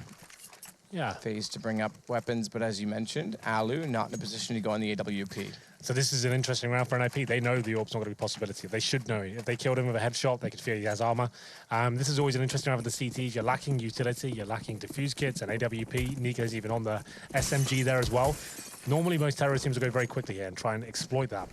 Maybe bait out the utility to the start and just go somewhere as a 5-man unit. You know they're not going to have a huge amount of trade potential there without the smokes to lock you out or the Molotovs to segregate terrorists. So, big round for NiP. Possibility to go with 5-0s very prominent as there it is. A simple play, flashbang towards upper and Pit. He does find Kiyoshima, and that's the problem here. No head armor on 3 of the CTs. They're going to get absolutely wrecked here by these Galils and SMGs. And a Molotov.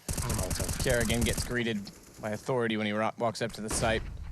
That's why we called it the bonus round, right? Because if you know you can get towards the upper site and you've 4 players in front of you without head armor, this means so much for the economy of NiP. Rain's doing what he can right now, but at this stage, it's pretty much unwinnable. Smoked out, no kid on him as well. 2 players to find a bomb to defuse. I don't see it happening, but he did some fantastic things over in Katowice, so maybe he can find some room to wiggle, but apparently not. He'll be falling back, and this should be the 5-0 round. He saves the M4. Something to work with next round, but NiP pretty successful overall. That's the problem. No head armor against this bonus round. You've opted for utility over firepower, or defensive, I guess. But Pit goes down with the bomb.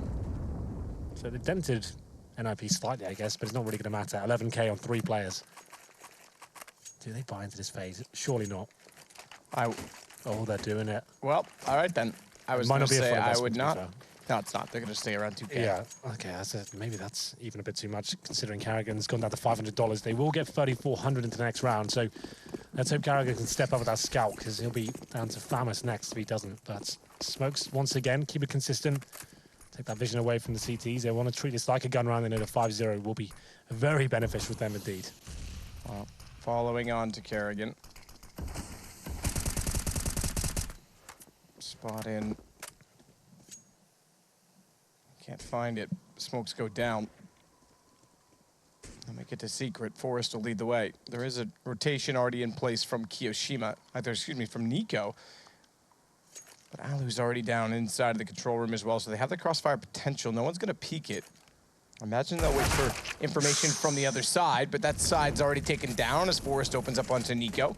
Alu immediately vacates the control room and gets greeted inside of the site by Forrest, who managed to make it around to decontamination, but Rain's done very well. Bomb goes down. He picks up a second kill. Molotov'd off. They can't peek the same side. Kerrigan instead tries to do so with the scout, and they've got a man advantage. Kiyoshima, meanwhile, he's still above, waiting to rotate back down, because even if they want to go lower, they've got to confront Rain, who now has a fourth kill, excuse me. And the bomb drop, they have to come in. They were hoping they could even pick that up and head back. Get Right's gonna find Keo, that's above, drops down, that gives the information that he's inside of the vents. And immediately Rain hits the ace, one of the sickest you'll see. He's been in amazing form recently. Katowice is one of the best tournaments I've ever seen him play, and what a round that is to post #1 for FaZe Clan there. 5 kills. He's the only player of the M4 there. Kerrigan joined him with a scout. They pretty much were eco, and they go towards lower. They actually had the 5-on-3 advantage as well, and Rain finds an ace. Fantastic work from him, and gutting for NiP. They still have money to buy into this round, but that's sent out a clear message that FaZe have arrived on the server, and Alu now has the AWP as well. This should be a chance for them to start stringing some rounds together. No AWP on the NiP side. We discussed that being a bit of a problem for NiP right now. No superstar AWP to work with. Forrest can pick it up occasionally, but it's hardly his main weapon at this point. Number 6 comes in. No smokes deployed as of yet. This looks like it'll finish towards upper. No one really outside for now. And Molotov sent towards the site. Forrest the one to throw that. Flashes as well. The rafters they land on. Positions at play. Nico waiting to watch onto the hut. Kerrigan's already rotated off of the ramp position because he's peculiar. Or rather, he's thinking it's peculiar that they don't have any information toward outside, as Exist will make his way into secret, but better still, Freiburg. He's going to work his way up onto the catwalk. Get in behind him, Nico. Not ready for it at all. He spots up Kiyoshima inside of the side as well. Good hit. Freiburg's low. Needs to fight inside the flames. Does what he can and gets the information. That's good enough for Get Right. They may have won the last round on the back of Rain's ace, but they're still facing an economic situation that's detrimental to them because it's Kerrigan that has to clutch this back. 1 versus 2 again. He jumps down aggressively, trying to change the angle before Exist can set for it, but they both go the same way. What is Get Right doing? He just walks in. There's no need for that. They had like 40 seconds remaining. Why are they panicking? They know exactly where he is. Go together, and he runs knife out down the vent with the bomb on his back as well, and almost ruins around for his teammate as well. He has to face at that point. It's all gone in the bin, but Get Right, that's such a misplay by him. They know exactly where he is. They know he's watching that angle as well. Why would he take the risk? He's pre-firing the angle. Your teammates just faced it. Of course he's looking there. That doesn't make any sense. Yeah, that's someone just out slow to it down. lunch. You had time on the board. Slow it down. Go back towards lobby. Start making him second guessing. Have you gone towards lower? Are you coming back towards upper? Then just refrag him. Just go out together somewhere. Not knife out down the vent. I'm sure Kerrigan's equally as confused as to why Get Right goes by. Yeah, so tons of smokes thrown. FaZe get an ace and a gift to make it 4-2. Spraying come in. Forrest, he'll get rained down, but he does take a bit of damage. In fact, he was dinked, but thankfully it was through the edge of the box. And as such, he's left on 55. Off angle at secret. Nico finds one, goes aggressive, gets the other bomb down. AK grabbed. And that is a decent situation. That'll secure the round. Alu getting Forrest. I was going to say, it's not quite there yet, but that certainly is. This is the turning point, man. This is where it starts to fall apart for NiP. That great start, 4-0 up, lose to an ace clutch from Rain, and then that blunder as well. I feel like this is where NiP start falling apart. It's Get Right, though, in a 3 versus 1. Looking for some redemption here. 19 HP to work with, giving his position away. Alu, simple kill. There it is, headshot as well, just to make sure. Oh, I'm still a bit mad about that previous one. I can understand, Henry. I'll calm down. Anyway, 3 in a row for FaZe Clan. A couple of big clutches there from Rain and Kerrigan. Like he said, Kerrigan probably can't believe his luck that happened. But 3 in a row, and it will be a partial buy from NiP. Not so much, but it's going to be upgraded pistols at least.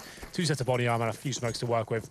And Alu still towards that wall. And he goes towards ramp at the start there. I thought he was going to come in at the start of the round, but he actually goes back towards that side. He drops his smoke to enable his teammate to have a bit more longevity towards that area. As he takes a passive position towards that side. He knows the money's not going to be great for NiP.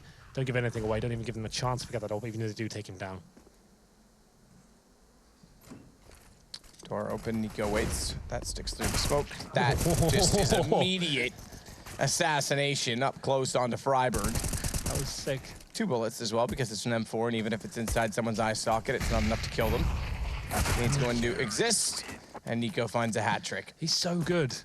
That's unbelievable. Like, yes, it's against just pistols there, but you see how crisp that shot was as he comes out, and he snaps towards main entrance, take a second one down as well. Beautiful CS at that point. 4 rounds in a row now for FaZe. Money comes back into favor for NiP. Still not all for them. 5 AKs. I'm sure they'll get back to base at this point. They've shown a lot of presence towards outside of those smokes. They do have options there. They don't necessarily have to send 4 players down towards Secret for this time. They do the same smokes. Send 1 player like Exist down towards that area, go towards Ram, do a lower split. There are options when you're consistently throwing the same smokes, but that's clumsy again from Get Right, Matt. He runs towards Squeaky Door. This is a very common position for Alu to play. Main entrance, watching Squeaky Door. Get Right just opens it without a flashbang, without a smoke in front of him, gets taken down. That's a really poor decision from him, I have to say. Rain's going to take Exist. Henry, you're getting tilted. I'm not. Yeah, a bit. A little bit. I don't know, you pointed out, though, Get Right has been in a bit of a slump recently. And this decision-making in these games, like, it's not even missing shots, it's just a bad play. And Rain, that is a nice shot, to be fair. He takes down Forest towards Silo, and I feel like they're going to run away with this one now. NiP does seem like they're falling apart at the seams. But hits with a kill. Something to work with here. If he gets the double, not meant to beat. Could have been a chance there. And Alu now, he'll fall back from the situation. They know exactly where Freiburg is. He can't win this round unless they gift it to him. Bomb down. 50 seconds of work, but he's hoping one of these CTs rotates into his crosshair. Not going to happen, I'm afraid, Freiburg. There's no reason to. So they'll allow him to pick up the bomb. Have a player down lower. Freiburg knows he's out of this one. He's just trying to make something out of a bad situation.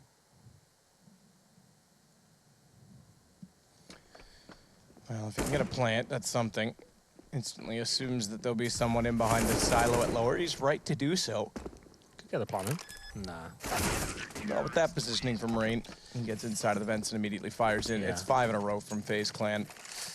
This is the replay. Look how fast that was. That's so nice. Oh, I love watching NiP play. It's amazing. You sound slightly aroused. I thought as that when I said it as well. I had to rephrase it at the last minute, but yeah, that's fine. That's fine. It's going to be another partial buy for NiP. He really likes Counter-Strike, guys. I'm addicted to Counter-Strike. Have been for 15 years. There are worse devices to have. Yeah. Got those as well. Yeah, I was going to say. Your words, not mine. Yeah.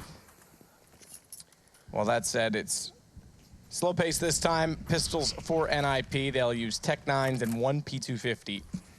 That's really all they have to work with. Kiyoshima above on top of Hut will wait for them to walk in. Does spot 1, immediately tries to follow up with a second, but goes down.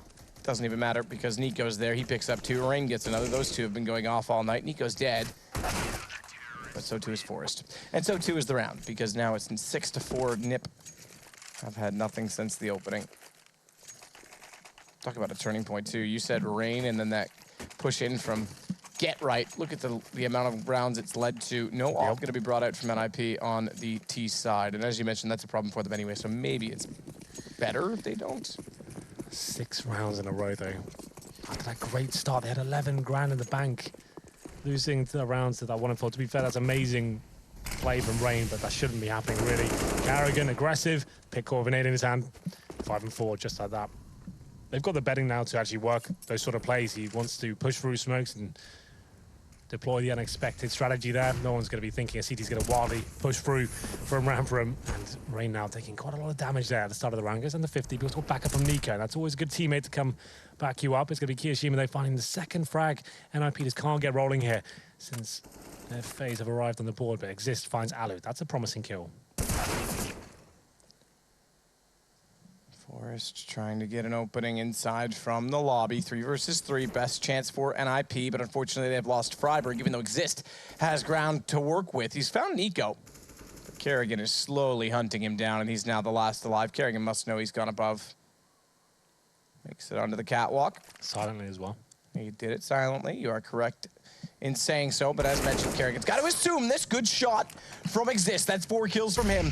Individualism going to pull them back, perhaps. Kiyoshima's inside of the site. Exist can't find it. This is Kiyo's round to win. He's got the angle. He's got the lineup. He's got the information. He's got the kill. Such a good round from Exist as well. Heartbreaking to see him lose it there at the very final hurdle. 4 kills in total. Here's another little replay from the main man, Nico.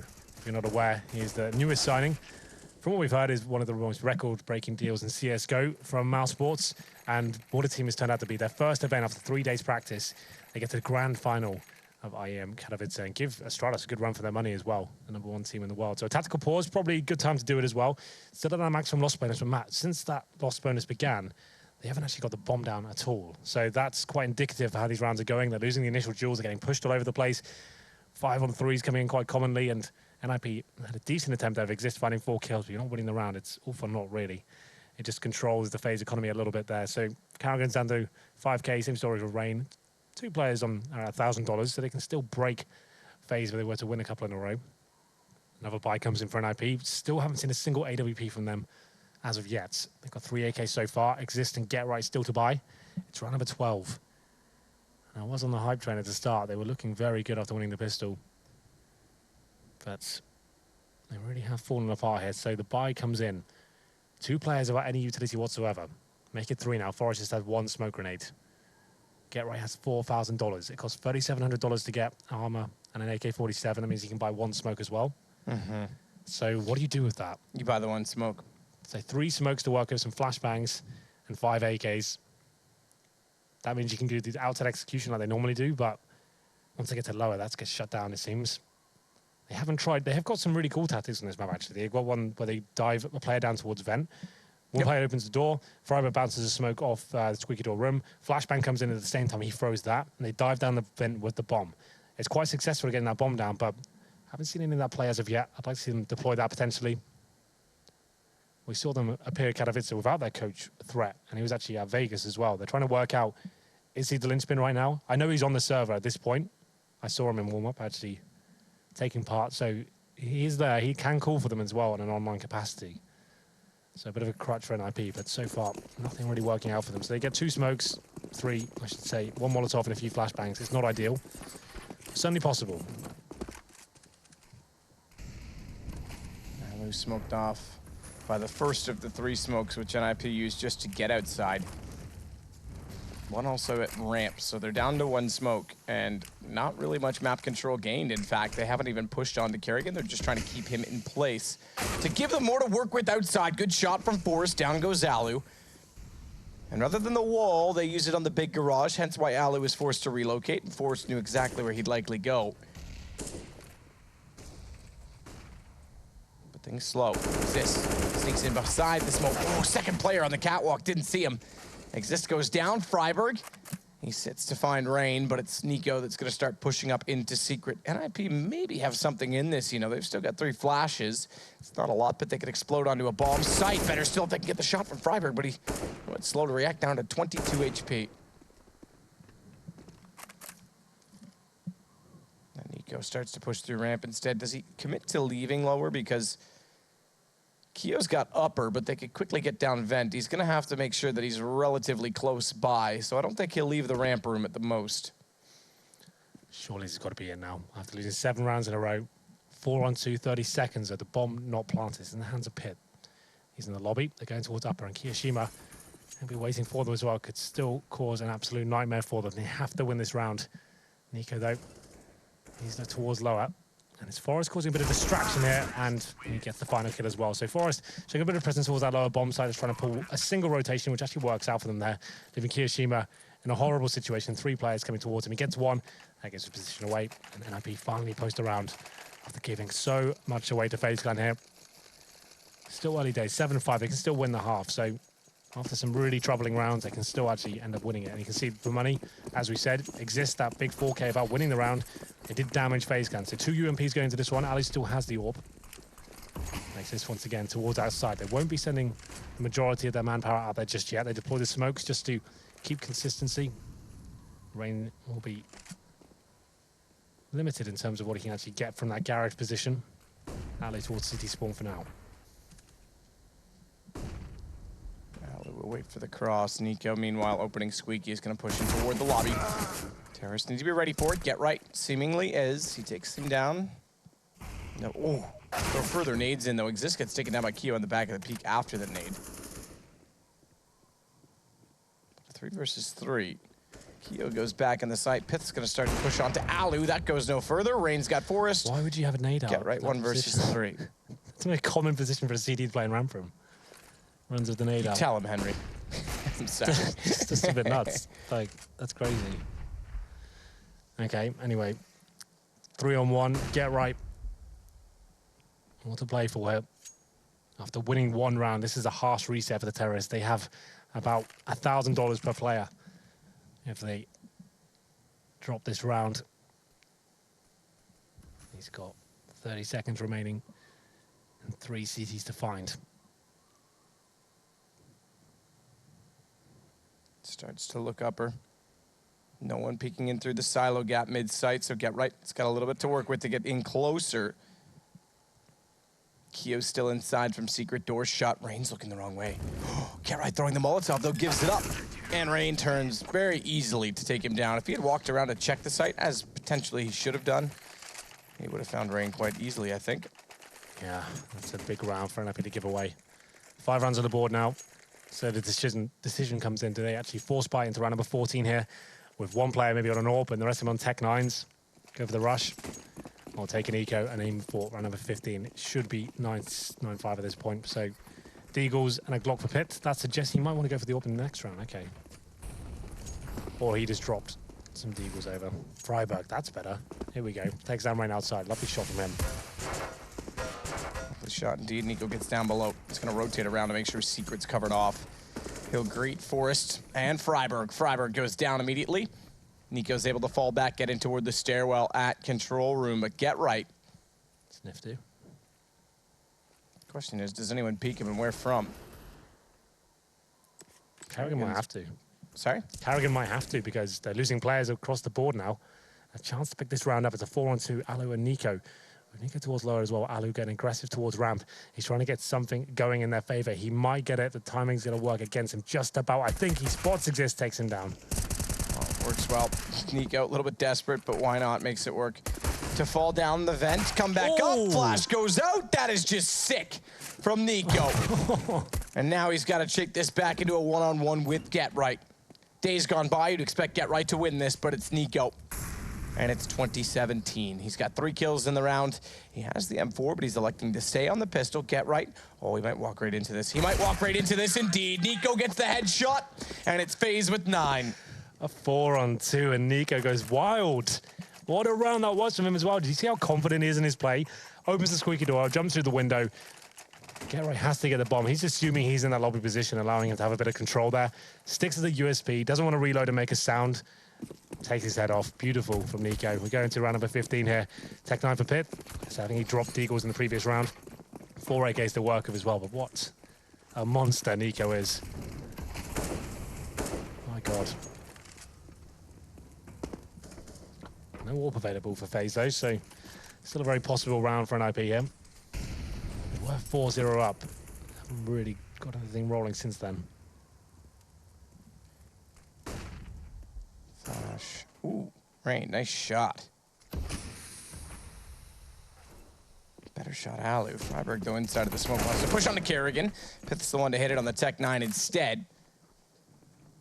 And that'll do.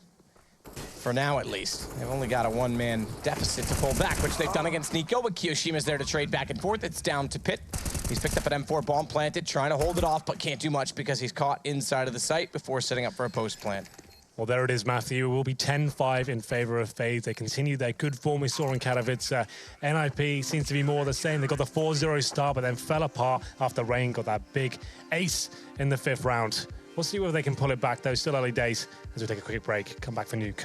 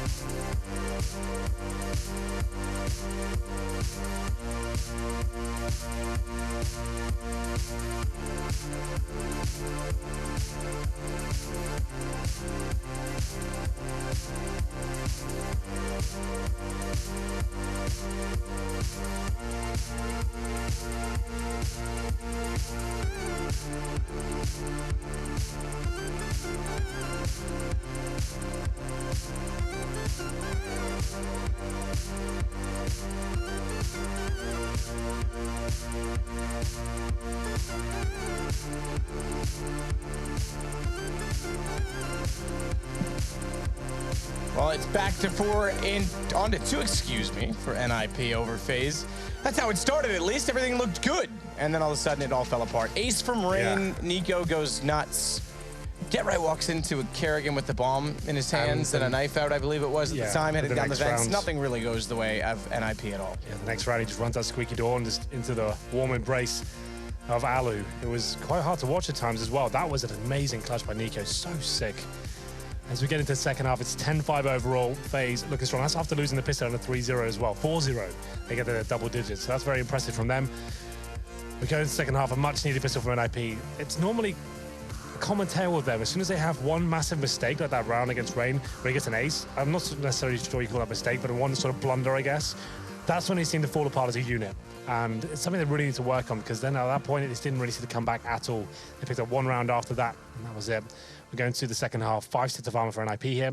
A little decoy there as well. 4 sets of armor for FaZe and Kerrigan, the single smoke 2 flashbang. Most teams favoring that up a bomb site, smoking the main entrance, and then unloading with those flashbangs. And this has the potential to be quick. Smokes will be, or excuse me, Skylight will be blown out, so maybe not smokes, but Kerrigan will be tossing in at least a flash. He does go for the smoke. It goes up toward heaven. That'll cover off where no one's playing right now. It is similar, but is it going to... Oh, it looks like it. They've got pressure on ramp. 3 players there. No one waiting within the confines of it. Pith's gone back toward Turnpike instead. He would greet them, but instead they go right back to upwards. Freiburg, get right. Exist. All with kills until Nico gets one of his own, and Exist follows it up to get Kerrigan. It's down to just Nico. And they know he's going down to the vents, but they just go into a choke silver. As they walk to silver walls, that's what I meant. Of the vents, obviously not calling them silvers. As they walk into a choke point, gives Nico a bomb plant. No way wins and this. He'll be sitting back to watch for Exist to entry from the same point. Crosshair placement looks good. Finds the damage, looking for the additional shot, but Exist. He gets his 3rd of the round. That's enough for NiP to get their 6th in the game. Oh. They certainly test the old heart there. Jumping down the vent, that doesn't really make any sense. They know Nico's going to be there, right? And they jump into his crosshair. One's fine, right? You establish, okay, he's there. The second one to go down straight away against a player like Nico as well. Very interesting decision. Like, you've got 4 on 1 at that point. Let's just force him apart, then we'll face him 1 by 1 if we have to. But still, they do manage to pick up the round, so no harm, no foul overall. 10-6. Forced buy from FaZe. They're looking to play this round. It's going to be Rain with the AK-47, a UMP for Kerrigan as well, Deagles and armor. It's unorthodox. Normally, you're going to be buying up the AKs in the 3rd round here, but this certainly can work as well, especially with a player like Rain on this AK-47. Towards that side he goes, using that range advantage against the Famas' UMPs and a couple of M4s here as well. This could still be a very dangerous round indeed. Rain peeks towards Secret instead and then goes back on top of Red Crate, jumps above to see over top of the smoke. It gives him a better angle as well to see into the stairs where Forrest is playing. Whether or not he can take advantage of that, that's another story.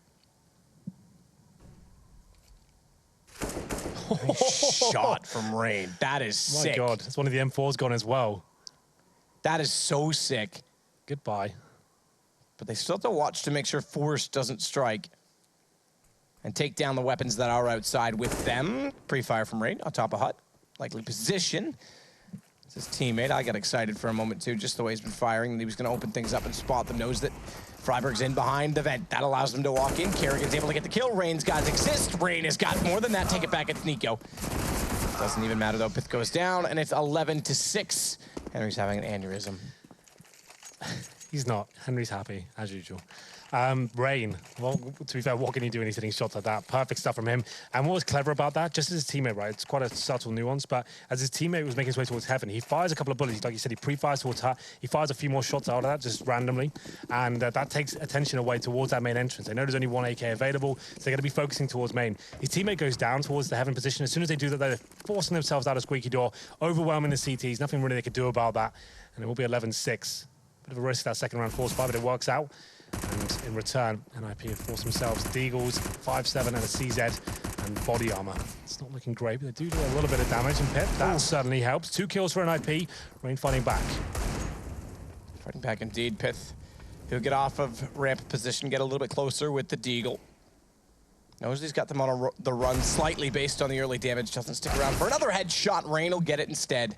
on the AK, opening up ramp as well. No rotation toward Turnpike. They should be able to take advantage of this. Get Right tries to do what he can to get in position, but all he can do is hold heaven at this point and allow them to rotate into the lower bomb site. It was looking promising with those initial 2 Deagle kills, but Freiberg, he needs to hit another Wanderer's shot here, but it doesn't look like it's going to happen. That was the chance, and it's shut down by Carrigan. 3-on-2 now, NiP with no nades and no defuse kit. The range on that CZ can do damage, but it's very difficult to control, as the bomb should be planted there. Get Right just trying to hold them at bay, but it's going to be Exist finding that first frag of the 5-7, and upgrades for an AK as well. This has potential now. 1v1, Get Right with 5 HP against Carrigan, who's going to safely plant the bomb behind the silo here. How does he win this? How does he? Get Right has 5 HP. And a UMP from range. Has armor. Carrigan, 52 HP. Makes his way through the doorway at control, which Get Right realizes has been opened. Yeah, but he has no idea that Carrigan can make this position. He's got to do a 10-second defuse here. He has to touch the bomb. Hope he phases. That's the only way he's going to win this round. Tap it. Look to decon. Noise made. Yep. Gun thrown and dead. In 3. Ooh, all right. 2. Door open. See ya. Carrigan. Doesn't matter. Round over. Pops in just to get the kill. Make sure it's secure. But the bomb going to explode, and Carrigan going to save the AK. Just about. Saved by the bell. Yep. Good TV show that. AC Slater, what up? Zach Morris. Don't know who that is. That's the main character, the blonde hair. Yeah, don't care. No? You look a bit like AC Slater.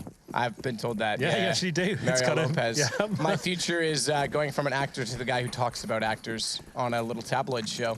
Yeah, that's in hotels all the time. Which means that instead of being a caster, I'll be the guy that talks about... I'll be Monte Cristo. Yes, okay. Nice. We go for an IP here. P250, that was the force buy in the previous round. And they get towards a ramp from that FaZe gun, of course. And towards those should be a very simple procedure for them. It's Alu with Mac 10, going to throw himself in first to all these tight little choke points. If he goes down, not a big deal. If he gets in the vent, that's perfect. Nothing really the CDs can do at this point. And that's round over without a frag even being made. That's quite pretty when you manage to pull that off. Bomb plant from Rain inside of the smoke. 12 rounds, all the potential and ingredients to make it a 13th for FaZe. And then guns will be redrawn by NiP. In terms of the guns they can bring out, 3rd stage loss bonus after this one will mean $2,400 on top of the around 2K they've got. So the AWP's not a possibility. Maybe that's a good thing, though, for the reasons we discussed in the pre-game. They seem to do better with 5 rifles as a whole. Nico did spot a player there. I'm not sure, is the X-ray being a little bit misleading, but it's on my screen at least it looked like he did. Get Right should be dropping here. Ooh, gets the headshot, takes him down, but able to find the frag. Exist though, trying to find at least 1 kill, get $300. Not meant to be. All 5 players for FaZe staying alive there, but a lot of damage inflicted. That's about the only good news I can give you from that round. 13-6 now. Lose this one, it's pretty much over. 4th stage loss bonus on a CT side. Not going to be winning enough to win the round, and they'll be down to 14-6. They'll have to force buy. It's looking grim. They won both pistols as well, man. That's ridiculous. Yeah. On Nuke. I mean, Virtus Pro did it against Heroic. Both pistols with a 4-0, but it's Kiyashima going aggressively towards outside. Exist has to hold them off now. He can only find 1 kill. Forrest is trading, though. It's something, but not quite enough. Just Pitt in the 2 versus 1. And Pitt gets positioned faster than they were expecting, so 2 players in heaven works to get the bomb down, but he's going to give up the position. Molotov, perhaps smart that he does. He'll try and take advantage of the flames being put down to mask his noise and get a little bit quicker toward the lobby instead. Oh, he thought it was going to be lower. And he thought wrong. You're right. No I thought he care. was going to go all the way through to radio. He knows he can't win his round. That little shake is just a bit of frustration there. He's just like, well, no nades, no kip, don't know where they are, bombs down. How do I even possibly consider winning this round? We have no money Spray next through round. that garage. That's what I'm thinking. That's what I would have done. Get both kills. You definitely would have done that. Yeah, I know, right? Oh, well, not the kill part, obviously. No. But Alu will get the kill, and FaZe get 14-6. 20 rounds done. FaZe have the bulk of them. They only need 2 more. So they have to force buy here. We said 4th stage loss bonus isn't enough for a CT buy, and you can see that reflected right now. Let's take a pause. Threat, what have you got to tell the boys? How can you kind of rile them up, get them ready for this round? 4 UMPs, Get Right with less than $3,000. You might just have to go down to a pistol here. Tactical pause. What's the tactic you bring to the table here, Matt? Do you stack towards upper?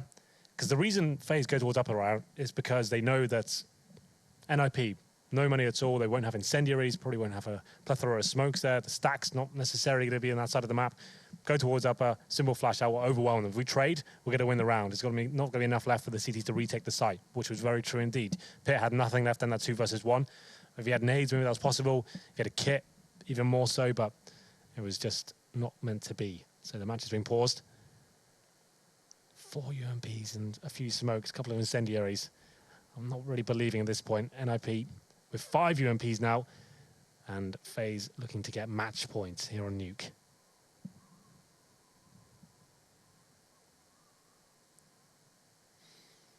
Match point comes quite early considering how this started as well. I mean, I think this epitomizes NiP's current form right now. You kind of predicted in an interview recently that you think there has to be changes, right? I didn't what are your predict. feelings I just think that there needs to be. Yeah. I didn't watch it. You know, a lot of people call me up for stating the obvious. Well, yeah, that's kind of why it's the obvious, because it needs to happen. The point I'd like to see is, as you mentioned, the AWP role needs to be occupied by someone greater. A couple of people mentioned Freddie B. I think Draken could come in. Do you think that's going to be enough to sort That's the thing. out? I don't know that it needs to be 1 or 2, or if we sort the roles out. You know, it's a shame. I do very much like these guys. Yeah, this is the complete dynasty, right? This is the original OGs of CSGO. Yeah, and it's a shame to see it kind of... And they're nice guys in general. I enjoy talking to them. They carry on conversations about more than just Counter-Strike, which is a rarity sometimes in our field. But it's, yeah, I mean, it might be time. It might be time to really just move on and get on to a new project. Interesting thoughts. Well, again, it's round number 6, 5 UMPs. They have got a bit of utility that's been expended quite early on in the round as to stop that upper rush coming in. That's where they thought it might be going. The incendiaries have been dropped. There's 1 smoke remaining now.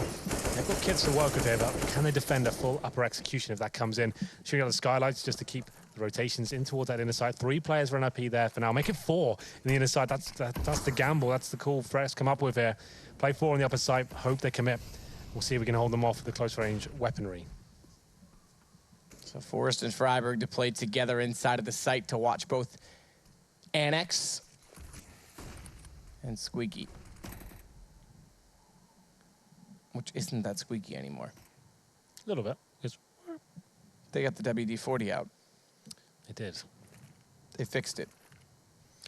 Well, Ramprim's open, and once again, this is so perfect for FaZe. They've established a part of the map, and you have no presence whatsoever. Carrigan nails a lovely shot there. Get right had to drop on him, but doesn't have the weaponry to actually find the kill. So they go to 5-on-4. They have control of the map, and if they go towards lower, it's over. Freiberg, how is he going to hold off everyone with just that weapon in his hand? Magic. Bit of magic is required at this point. They're just going to plant the bomb straight up. They're clearing every single little angle here. Smoke towards Decon. That's where Freiberg is. He can't actually deny the plant now. 1 player watching the vents. It's done. It's going to be 15-6. I'm sorry, NiP, to inform you that you're going to have to save your weapons. And even that may be slightly challenging. How to get out of that? It's smoked up as well, just to rub salt into the wound. Everyone's going to have to go with ladders. Oh, the ladder in the vent, they're already being found. Keo, 2 kills. You head out towards Secret. You're covered off by Keo. There it is. Everyone goes down. 15-6 for FaZe Clan over NiP, who would go, I believe, what would 0-7 tonight? 0-5.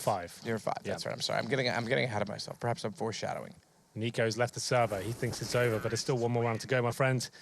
15-6. He's actually just... Yeah, he's just like, yeah, you guys can finish this one off. You'll be all right. Well, we said 4th stage loss bonus wasn't enough to buy. Quite a similar case for the 5th round loss bonus. That's $3,400. Famas, UMP, Scouts. Freiberg's got an M4, but that's all he got. No nades to work with here. Get right yet to buy him 3,400, and they need 9 rounds in a row now. And from what I've seen, that ain't gonna happen. So this is a technical pause, of course. We're just waiting for Nico to come back in. This should be job done at this point. NiP not really gonna do much about his situation. Nico's joining the server once again. Should be good to go momentarily. But yeah, just a reminder, if you are just joining us and wondering what the hell happened here, NiP were 4-0 up. And he got 1 round after that, won the 2nd round pistol as well. And here we are. It was a great force buy in the 2nd round from Rain and Co. Like we said, it wasn't traditional CS. If you get the bomb on the pistol, you normally bring out the AKs in the 3rd. Take a bit of a gamble after getting some kills. And Rain what amazing form he's in right now. I spoke to agree. him at the after party. He's just like, yeah, I'm just feeling it. Like, I feel like this is having the best CS I'm playing right now. And he just feels more confident with the addition of NiKo. Like, he can actually rely on to take some more aggressive picks at the start of rounds because, you know, he's got NiKo there to fall back onto if it goes wrong. But he's hitting all the shots, to be fair. That's confidence they both have, to be fair. It just goes to show what NiKo's capable of when he's got confidence as well. And flash off toward Forest. Does find one of the scouts, something to work with to get the ball rolling, but are they rolling back the years? Because they need to win rounds. They need to find the skill they used to have, and Forrest, he shows that it works well. A second headshot, a third kill in the round, and suddenly, NiP's got a chance. They're in it with a shout. Look at the two that are alive, though, Kiyoshima and NiKo. If they can keep 5 players alive here and then upgrade to the M4s, maybe we have a game on our hands, who knows, but great work from Forrest. Just when they needed someone to step up, he gets 3 kills with a scout. Freiburg, little backstab there as well. He finds the 4th kill. Round done. Something to work with. Keep 5 players alive. They can upgrade those to AKs now. You can see him desperately trying to scavenge for them. They get 4 of those. Scout goes down as well. So Forrest, yeah, she's on 18 kills, and that's quite surprising, all things considered. It's actually 19 for Exist as well. You'd think this would be a closer game with those kind of numbers posted.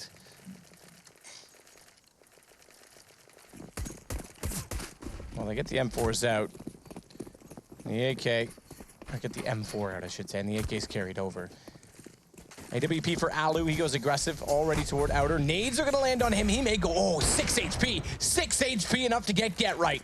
So close, yet so far. And that is a problem because they go down 2, they bring it back though.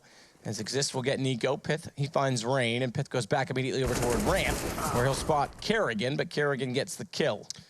Yeah, they're having a bit of fun in this round phase, aren't they? It's gonna be Get Right going down first, but Pit and Exist trying to keep the dream alive here. It's a 3-on-2, a match point. Exist gets towards lobby. That's a good position considering Kiyoshima will be rotating there momentarily. Does he have the patience, though, to find this frag? I'm not sure he does. Oh, God, it's going to be real close. They actually miss out on each other there. As we get into the 3-on-2 of 1 minute remaining as well. Exist, though, decent positioning to find a frag here. There it is. Gone. Slips in, undetected. Alu now rotating down in a 2 versus 2. He's going to give bomb, rather get the bomb, excuse me, from his teammate, and they'll start to work in. He's got the AWP, needs to find the opening shot as well. Not yet a full rotation down to the lower site. In fact, they're both still upstairs. They'll come down together. Yeah. Exist playing at the ramp. So they're going to do that smoke out of the window door there, plant inside it. Game on now for NiP, the retake, one of the hardest sites to get back into in the game. Can they find it? 2 to work with. Both have kits. HP advantage, they find Alu. Molotov off Kiyoshima, he's able to put that on the right side. That should tell Forrest that he's inside of the control room. Smoke on the door, better shot. NiP stay in it. They do indeed. Comes down to the 2-on-2, and it's a good retake as well. Forrest just delaying the defuse there slightly to see if there's anything they can scavenge, maybe an AWP, but not really picking it up just yet. And now, NiP, 2 rounds in a row. Still a rough round for them. They will be able to fully buy into this one. And I think it's a similar case for FaZe, considering they got the bomb down as well. Yep, 5 AKs, no Alu AWP. They found those initial frags, but NiP 4 back there. Got 2 of their own, brought it back to a winnable situation since Alu went down. Kiyoshima couldn't do much about it. Round number 9. 7 in a row now for NiP. Slowly but surely, getting back into it slightly. Get right. Throwing a nade out toward Red. Gets aggressive on the flash, makes it work, takes down Alu, former teammate. I'm sure Alu's loving the conditions right now of this match. NiKo tries to open back up that same position, but Get Right slipped back into secret instead of sticking around.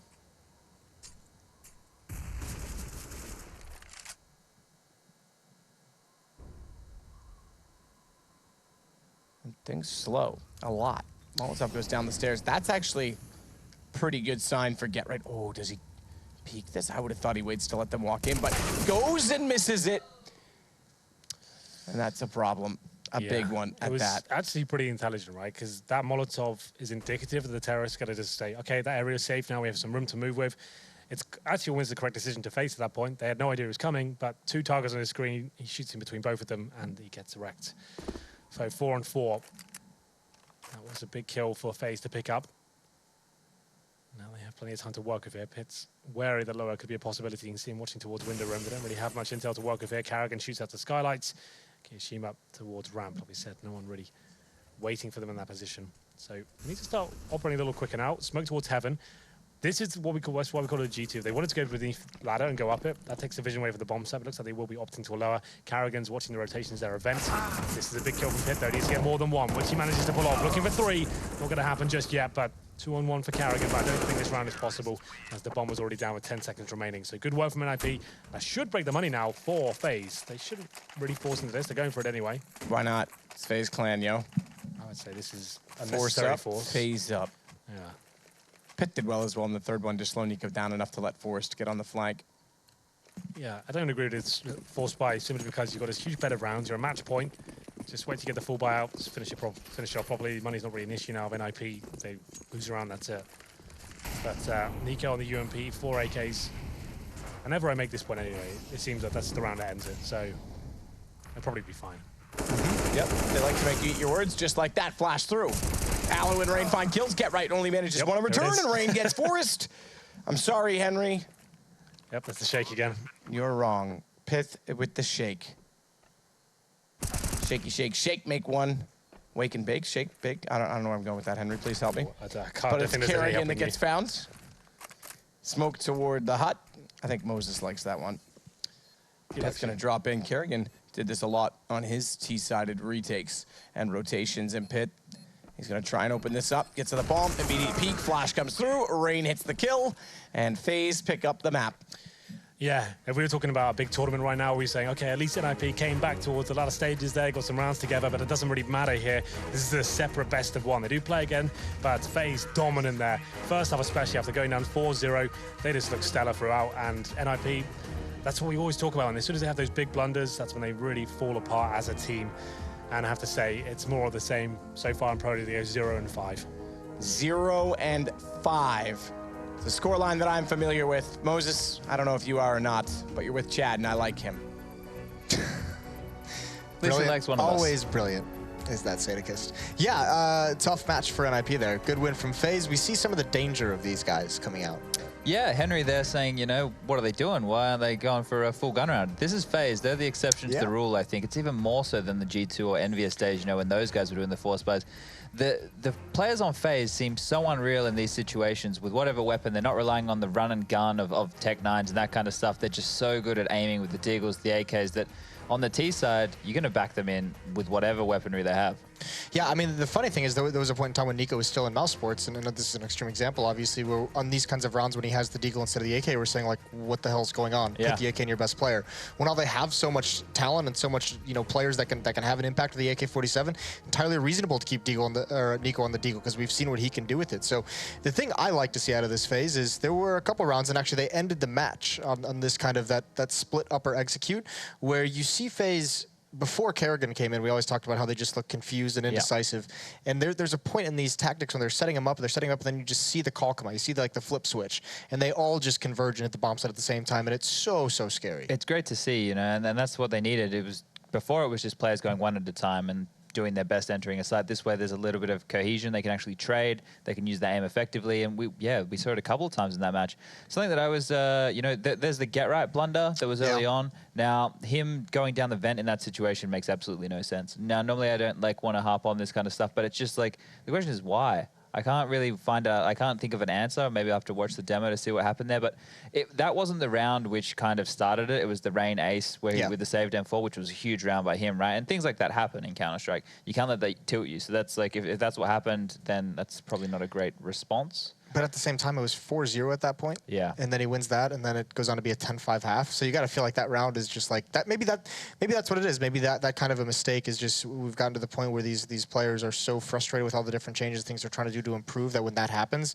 it just puts them down low again. And that's when the further mistakes occur after that. Yeah, and that's what you have to try and avoid, right? They did early on when they started that 4-0, they did that top execute. But what they do is I saw this with VP initially. They do the top execute, throw all the Molotovs and stuff, force the top players to call call for rotations. That draws the outside player to come either help wherever he's playing from, fall back to ladder, go help Annex, something along those lines. They sent 2 players around catwalk. Those players get a heap of territory, and then they're able to split the bomb site through ladder and then lobby again in kind of like a double pump fashion. And it's really effective. The problem is, you know, it's difficult to use that again, but you can use that to fake, and we didn't see that happen from NiP. Yeah, I mean, and that's the thing. One of the strengths of NiP on this map is that CT side. I don't think they give themselves a great chance to really get into that CT side. FaZe was just so very good on both sides of the map, really. I mean, that was just a very dominant performance. I think we're going to see, this is why we see this team continuing their success. This isn't just like a honeymoon period of NiKo coming in and being so happy with the additional firepower. This is now a team that's clicking in many, many different ways. Kerrigan, Alu playing much, much better within this team now. Kiyoshima being a monster at times. I mean, and then that's even before you get to Rain and NiKo, who are just unbelievable. So this team is very, very deep. Yeah, I have to agree, and I think, you know, the longer they have, the deeper their map pool can get. They can actually get some proper set executes in there, other than just the team play and the trading. And I'm really happy with what they're showing so far. They're continuing this dominance. Yeah, well, we'll see if they can dominate again on the second map of the series. That's going to be Overpass. We're going to have to hope that NiP can get onto this map and split this, because they're still winless in this series. So we'll find out when we return. So stay tuned, and after the break, it'll be that second map.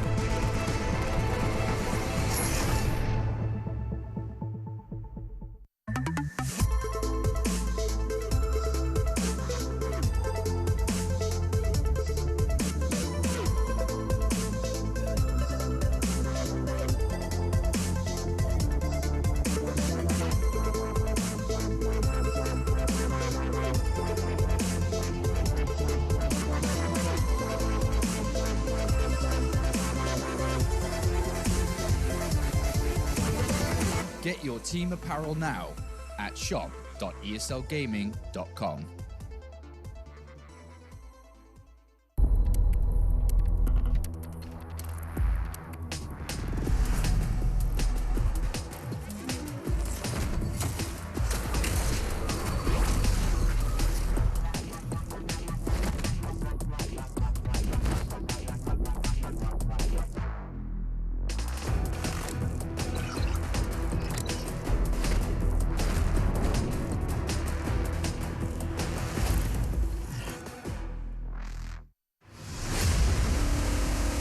I can't understand people watching somebody play a computer game.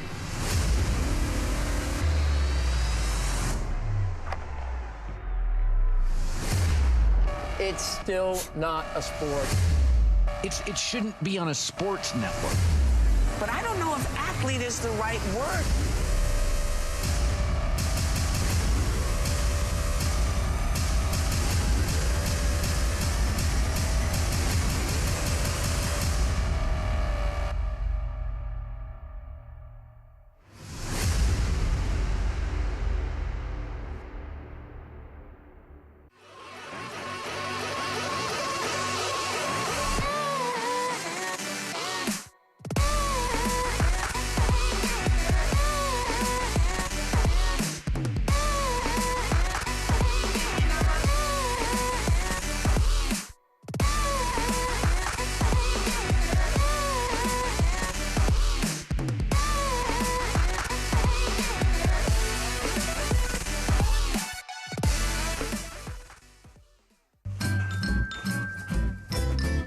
You ready? Huh? Hey, easy boy, huh? You ready? Huh?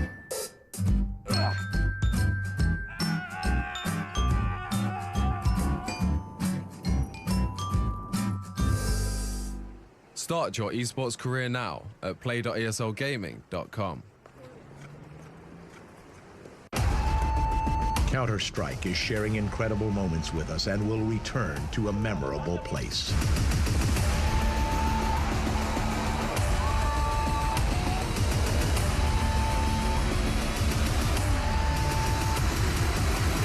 your tickets now at proleague.com/Dallas.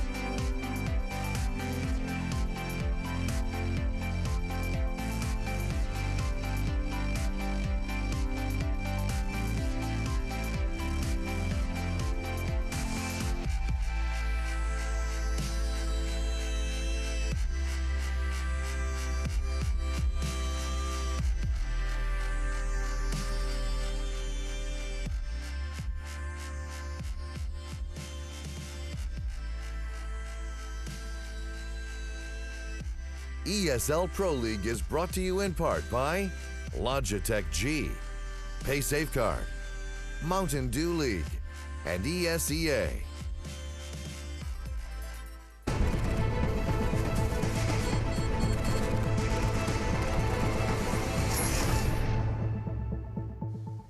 Welcome back for the last match of ESL Pro League here over in Europe. We have NiP facing off against FaZe. Still, the first map was 16-9 in the favor of FaZe. It was not that competitive, but on Overpass, we've seen some pretty good games from both of these teams, but still, you got to feel like NiP is going to be in a very uncomfortable spot. Yeah, definitely so. The firepower on FaZe is a lot to handle right now, but we did see NiP go up against Astralis in Katowice, and they was on this map, and it was 28-24 in favor of Astralis. And I actually have a clip I was going to say, fancy that. What made this interesting. The T side of NiP was quite unorthodox. So if we get it rolling, I can show you what I'm talking about. Alrighty, so the usual default that you see coming out from teams is they send 3 people towards the playground area to take over party and toilets. The thing that NiP are doing in this instance is sending 3 players without utility through connector. Now, the reason that this is unorthodox is because it's a very risky position to go to. They take it without using any flashes, any molotovs, any smokes, but the positive that they get out of this is full rotations. They can go between sewer to B or up to parties/toilets to A without any hassle. Forrest is in this area on his own, which is very risky. He does the toilet smoke, which blocks off vision, and then he throws a Molotov and a flash, which allow the players... He whiffed that flash. That's embarrassing. He throws this Molotov, and that allows his players to come out of the connector area and take over the party area. Now, from here, like I was talking about, they can execute back through connector, take over sewer whenever they want. They can walk through toilet to long. They have a lot of options right now. It's just a riskier way of doing it, and it's going to be interesting to see if, you know, FaZe have cottoned onto that and they want to contest connect to control at the start of the rounds. Yeah, I mean, that always be interesting because that bathroom control that we always see is so important just to push back that defense. So that's going to be huge. And I mean, here's the thing. Here's one of the criticisms that we've seen of NiP specifically on this map, is how important an AWPer can be, and they don't really have one of those. They have Forrest, who's competent with it, and they have Pitt, who's also competent with it, but they don't have someone who can be this ultra-effective, dominating AWPer in a game. Yeah, if they want to just use the AWP in a passive sense, I think leave it with Forrest. Don't worry about giving it to Pitt. I don't think that he makes the right decisions after missing a shot or maybe taking a shot, and he doesn't fall back correctly, or he gets himself caught out from time to time. The AWP aggressively can be very effective on this map, and it kind of sucks that they can't rely on that. But there are ways that you can do just as effective things with rifles. You know, you can do the smoke in the sewer and taking over that area of the map from sandbag, or doing late monster pushes with some good time flashes. You don't always need to rely on that AWP to be the spearhead of your CT side attack. Yeah, the scary thing as well for FaZe now, if we switch over and talk about them on Overpass, is equally they have everything. They have everything, but they also just played a phenomenal game in the grand finals of Katowice again on this map against Astralis, a game which, if Dupree doesn't get a 5-man Deagle Ace, they likely win that game. So, I mean, no, this is a team that is going to be very, very dangerous. It seems like just Danish in-game leaders in general have a very, very good feel for Overpass. In this matchup specifically, I was talking to Carrigan while they were prepping for that grand final, and he was saying that him and Keo had prepared quite a few little things on the little moves on the B side of the map to attack whatever Astralis were doing. So if they haven't done their homework to the same extent against NiP, they're not going to be able to exploit that NiP default to the same level. Right. But it is good to see that they have a lot of versatility and they're willing to play to their opponent's, I guess, weaknesses or strengths, trying to counter them. But in this kind of matchup, they're probably just going to stick with a default playstyle with throwing in some aggression. All the players on this team are really good at decision-making. And Nico seems to be a guy who gets to play the rotator roles. You get to see on Nuke, he is the guy who drops down the vent, and he has to worry about Secret in the lower bomb site. Well, that's what you want. You want a strong player doing that, especially one who can hit crazy shots and make smart decisions, because if you're doing that, it takes the load off. You normally have weak players doing that, like I was doing that. You have C's doing that from Na'Vi. And if that happens, you're getting caught out of position, your aim isn't as good to recover for you getting caught out.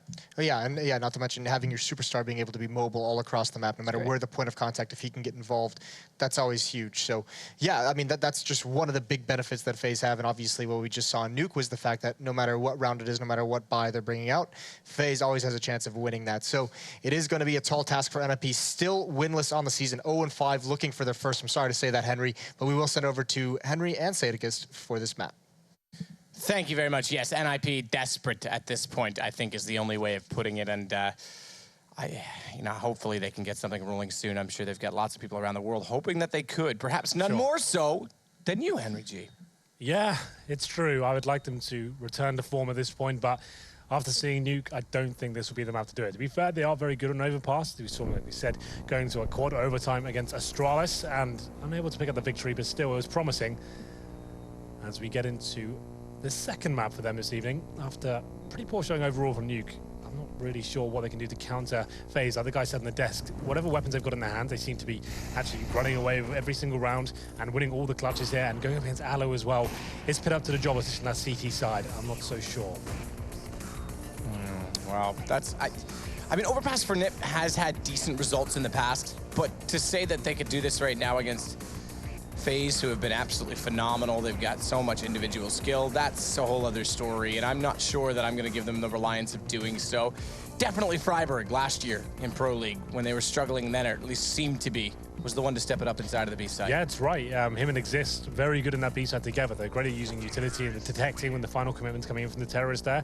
And that was a huge string to their bow, actually managing to hold off a lot of the executes here. And we'll see whether they can step up as we go into the T side for them. 5 sets of armor suggests something quite simple coming in, maybe towards middle, as we'll see FaZe Clan bring up 4 sets of armor. And Carrigan, of course, is normally the in-game leader that has a bit of utility. He's got a defuse kit, 2 flashbangs, and Alu aggressive towards mid and range checking connector. So Pith wants to try and be the one to open things up for NiP. Hold on. Okay. What are you holding on about? I got a bit confused, don't worry. Forrest is flying around the map. He's just absolutely on a tear, looking to try and open things up. Alu's the one that's outside in the bathrooms he has to consider. Rain's behind him at the park sign. But who strikes first and who gets the opening? Seems to be NiP. Forrest with the shot on Alu. He looks for more, swaps to the USPS. I would say probably the best gun in all of Counter-Strike. And that stands from a satisfactory point of view. Every time I get a kill on it, it's just so satisfying. It's true. Well, for now, it's a 4-on-4. NiP not overcommitting just yet. The bombs towards B, that's in the back of pit. So contact play towards this side of the map, and it's a very defensive hold from the CTs here. Nico and Kiyoshima watching those tight angles, and the Kiyo just strike first. He doesn't spot pit crossing across, and it's going to be the same sort of a get right as well. Bomb will make it to the site, undetected for now. Undetected indeed. But bomb planted. It's going to have to be swift from FaZe to try and get back in. Shots come through. They find the first. Nico doing the damage. Filthy. 2 kills with Nico there. Look promising for NiP as they walk into the site. Like we said, undetected, but nice sort of crossfire there in the CT entrance from the CTs. One watching towards short on the left-hand side. On the right-hand side is Kiyoshima is watching the bomb site itself. NiP get the bomb down, but they might not buy into this round, considering what we've seen so far. I think the safe bet would be getting the AKs and the third, but it's FaZe Clan to get 3 UMPs, now 4, and an M4 with 1S in the hands of Nico as well. Nothing really purchased here for NiP. A couple of PT50s at Deagle, that's about it. About it indeed. See if they can make do. Get right. Gonna head out with the gut knife. Been a while since I've seen a gut knife. About the only knife I ever owned in this game, Henry. I've got a few you can have. Really? That would be remarkable if you did, but it's Rain that's gonna walk around the corner, finds 2, make it a third. Down goes Exist, and the UMP has built Rain a ton of cash. Yep, nice little $1,800 as quickly as that. It's going to be 5-on-2. Get right in for us. Not really much I can do into this round. They're looking to the AKs in the next one, so we weren't expecting much, to be fair. They found 1 or 2 kills. That would have been amazing. Bomb going down would have been a miracle, but there it is. Forrest, he gets a headshot towards Rain. Now, maybe could get a couple more. Like, he just wants to cause damage to the economy of the CTs, for some reinvestment there. And when they bring the AKs out, maybe go up against a slightly weakened CT side. But I would say that's unlikely now. He is completely locked in. Gives his position away now. Yep. Tries for it. And Forrest falls to Alu, but Rain is going to be laughing with the situation. 5950, 5600 for Alu, by the way. AWP player. Remember last time you said they weren't going to let him eco to try and bring out the op early? Oh, here it is. He's got the op on round 3. And a good spawn towards long as well. So that area can be locked down. There's no chance NiP can have an AWP against him, so he can be a little bit more aggressive than usual, take some wider peeks if he wants to. You can see the bike himself for NiP, but they only have 1 smoke and a few flashbangs to work with here. So not ideal. Straight towards B we go. Maybe just a contact play here. Smoked out for now. Carrigan getting himself a nice little position. This will be the explosion play. They're going to be hugging. Oh my God, Carrigan! That was so good. You were genuinely excited by that, I have to say, as Kiyoshima. Perfect. Inside of the site's going to try and swing back the other direction. Manages to find the first opening kill, but Forrest is there to respond. That leaves it at 2 versus 2, and rotations both going toward the window. At least they looked it for a moment. Rain's thought better of it.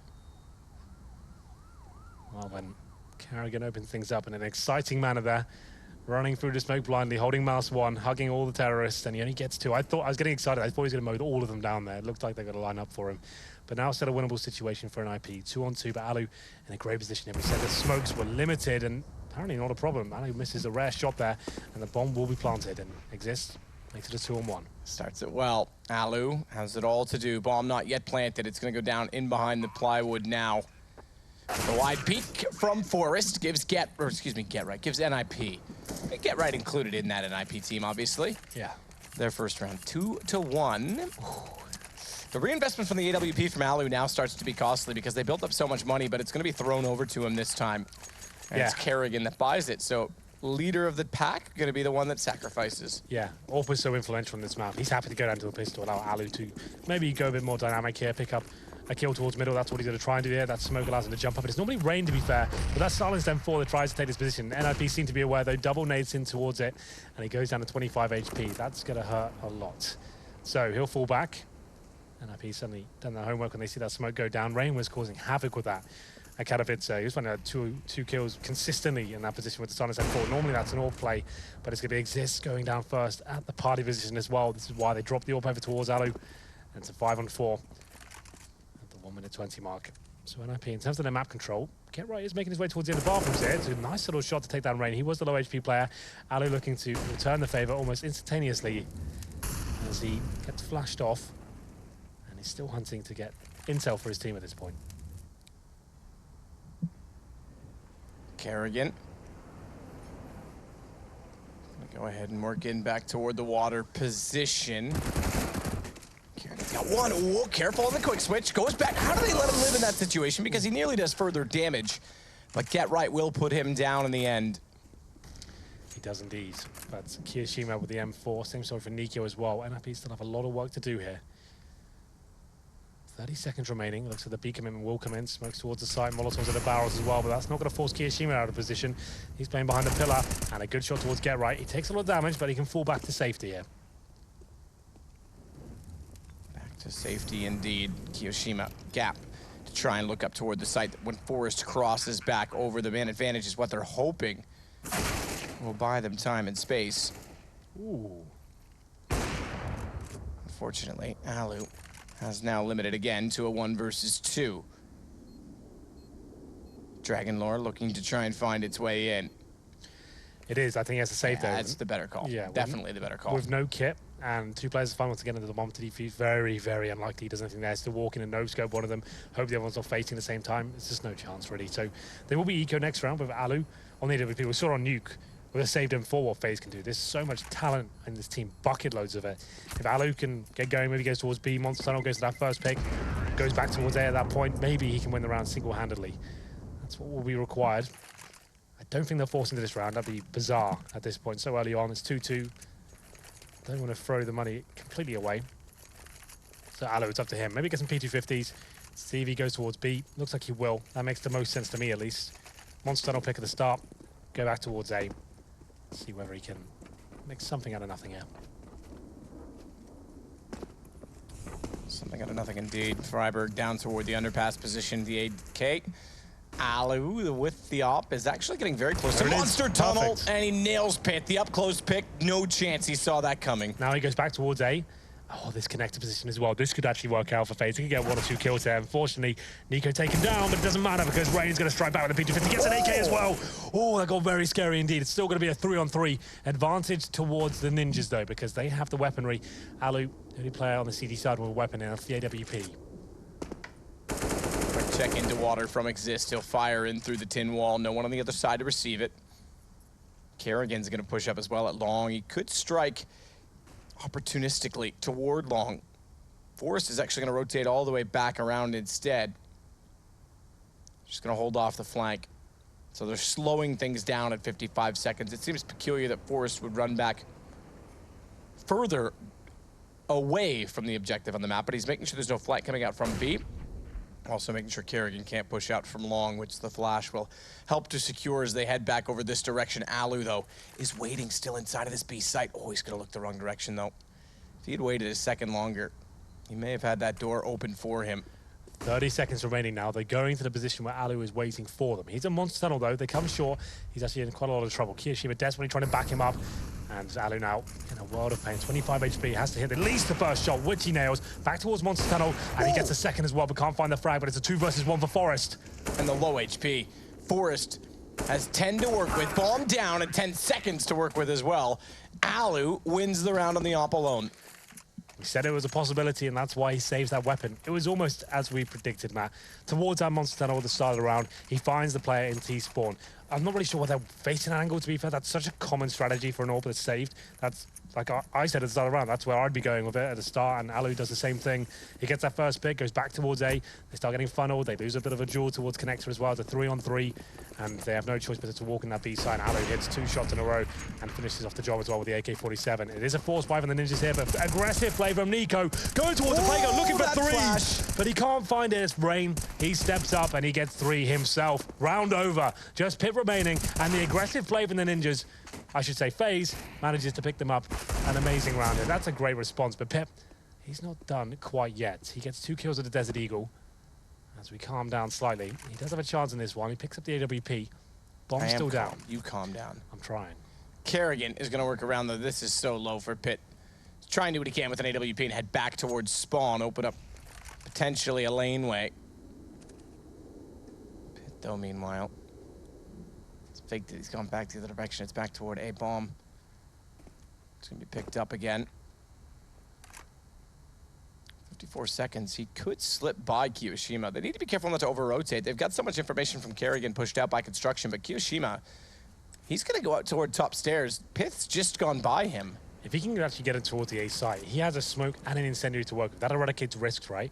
If he plants a bank, he could Molotov towards CT spawn and then smoke towards long, for example. Something like that. Depends where he wants to go with it. Or he could do the standard plant and then do it in opposite. Smoke towards bank and CT Molotov CT spawn itself. That might actually happen here. He's going to get the bomb down, and it's still a possibility with the grenades he has in his pocket. Pitt. Looking. Smoke.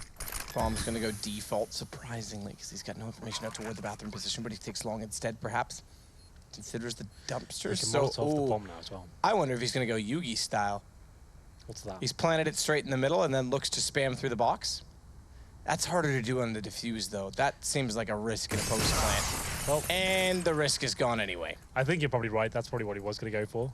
He's 7 HP. Might have to go for something a little bit crazy. But not meant to be. The HE grenades take him down, and that's a little bit anticlimactic. But still, it's going to be for FaZe 2. Here's the aggressive play from the CTs. This was beautiful stuff from Rain. It comes down to a tight round in the end due to some fantastic pistol work from Pip, but he can't win the round. He gets the bomb down for his team. That helps boost our economy. That was a force buy from Ninjas. 3 pistols and 2 AKs. 4-2 now. FaZe starting to get quite a firm lead as we get to round number 7. This should be one of the favours for them, unless someone goes wild with Deagle. Ali knows it. Won't be committing just yet. 3 players towards connector for the Ninjas here. No nades to work with. Excuse me. It's going to Freiburg that rotates around, though, in the Tech 9. Try and make a play where he can, where it's available to him. Alu backs off towards sight and then gets a little bit closer with his M4. Rain, meanwhile, is going to back him up, and as they get closer, Alu can't find an opening. Molotov at the front, though, should funnel him into toward Rain. His position now becomes crucial. Does indeed. But it's a 5-on-4 for now. CTs don't have to work too hard at this point. Rain spots another one, and I would say this might be a little bit of an overcommitment as this takes down Nico, but the round should be secured. Ali with a lovely little shot there. And 1 kill for NiP, no bomb plant down, but the money should be in a position where they can buy into this one. Or probably not going to be a possibility. I think the highest rolling player had $4,800. So they get a nice array of AKs and Molotovs and smokes to work with it, but Ali's got the best spawn available, so does he go to connector this time? That's what the top of us do. We always talk about him being very good at this sort of stuff. Chain position up every single round. It looks like he'll be focusing towards middle this time. Does he drop the smoke? Yet to be seen. He doesn't. He's going for the dry face here. Let's see whether he manages to pick it up.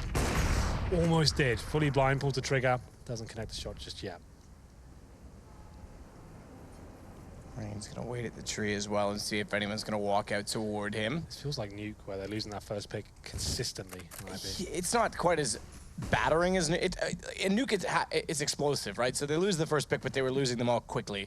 At least they're trying to slow things down and work it back in their favor, but you're right. They're not getting much to work with early. Well, that's a really nice pick from Kerrigan. I think that was one player walking in towards B, because he plays towards Monster. Or maybe pushed off towards short. I didn't quite catch it, but needless to say, it is a 5-on-4. Terrorist now a bit of bathroom control to work with fair. It's going to be Get Right and Freiburg towards middle. Bomb is still making his way towards B, though. As Kerrigan flashes that tunnel entrance. Exist just hoping someone makes a mistake here, can actually make something happen of it. But look towards long. Rain's coming in for the flank as well, getting so much intel for his team. They can start stacking towards B at this point. As soon as he goes about maybe 10 meters further, he'll start saying, okay, boys, get towards the B site, it's coming. And it suddenly is. As Rain gets all the intake on. All the rotations come in now. Kerrigan finding another kill. Goes actually Kiyoshima to pick up the first one, but Kiyoshima is still alive as his teammate drops. Bad situation for Kyo to be in, to work in the site this late, this much time to work with, and find Freiburg as well. Means 22 seconds left to work with for Get Right, and that won't even matter. It goes 6-2 for FaZe on the CT side. So there it is. FaZe go aggressive at the start of the round, find the first pick. Job done, fall back, go passive. Wait for an NiP to commit to a position. Rain's pushed off towards Long as well. He's got all the information that can actually start rotating towards B just as the final commitment comes in from NiP. And this is looking disastrous once again. After pulling the third round back after losing the pistol after winning the pistol and getting the 2-0, it was that force buy from FaZe that shut it all down.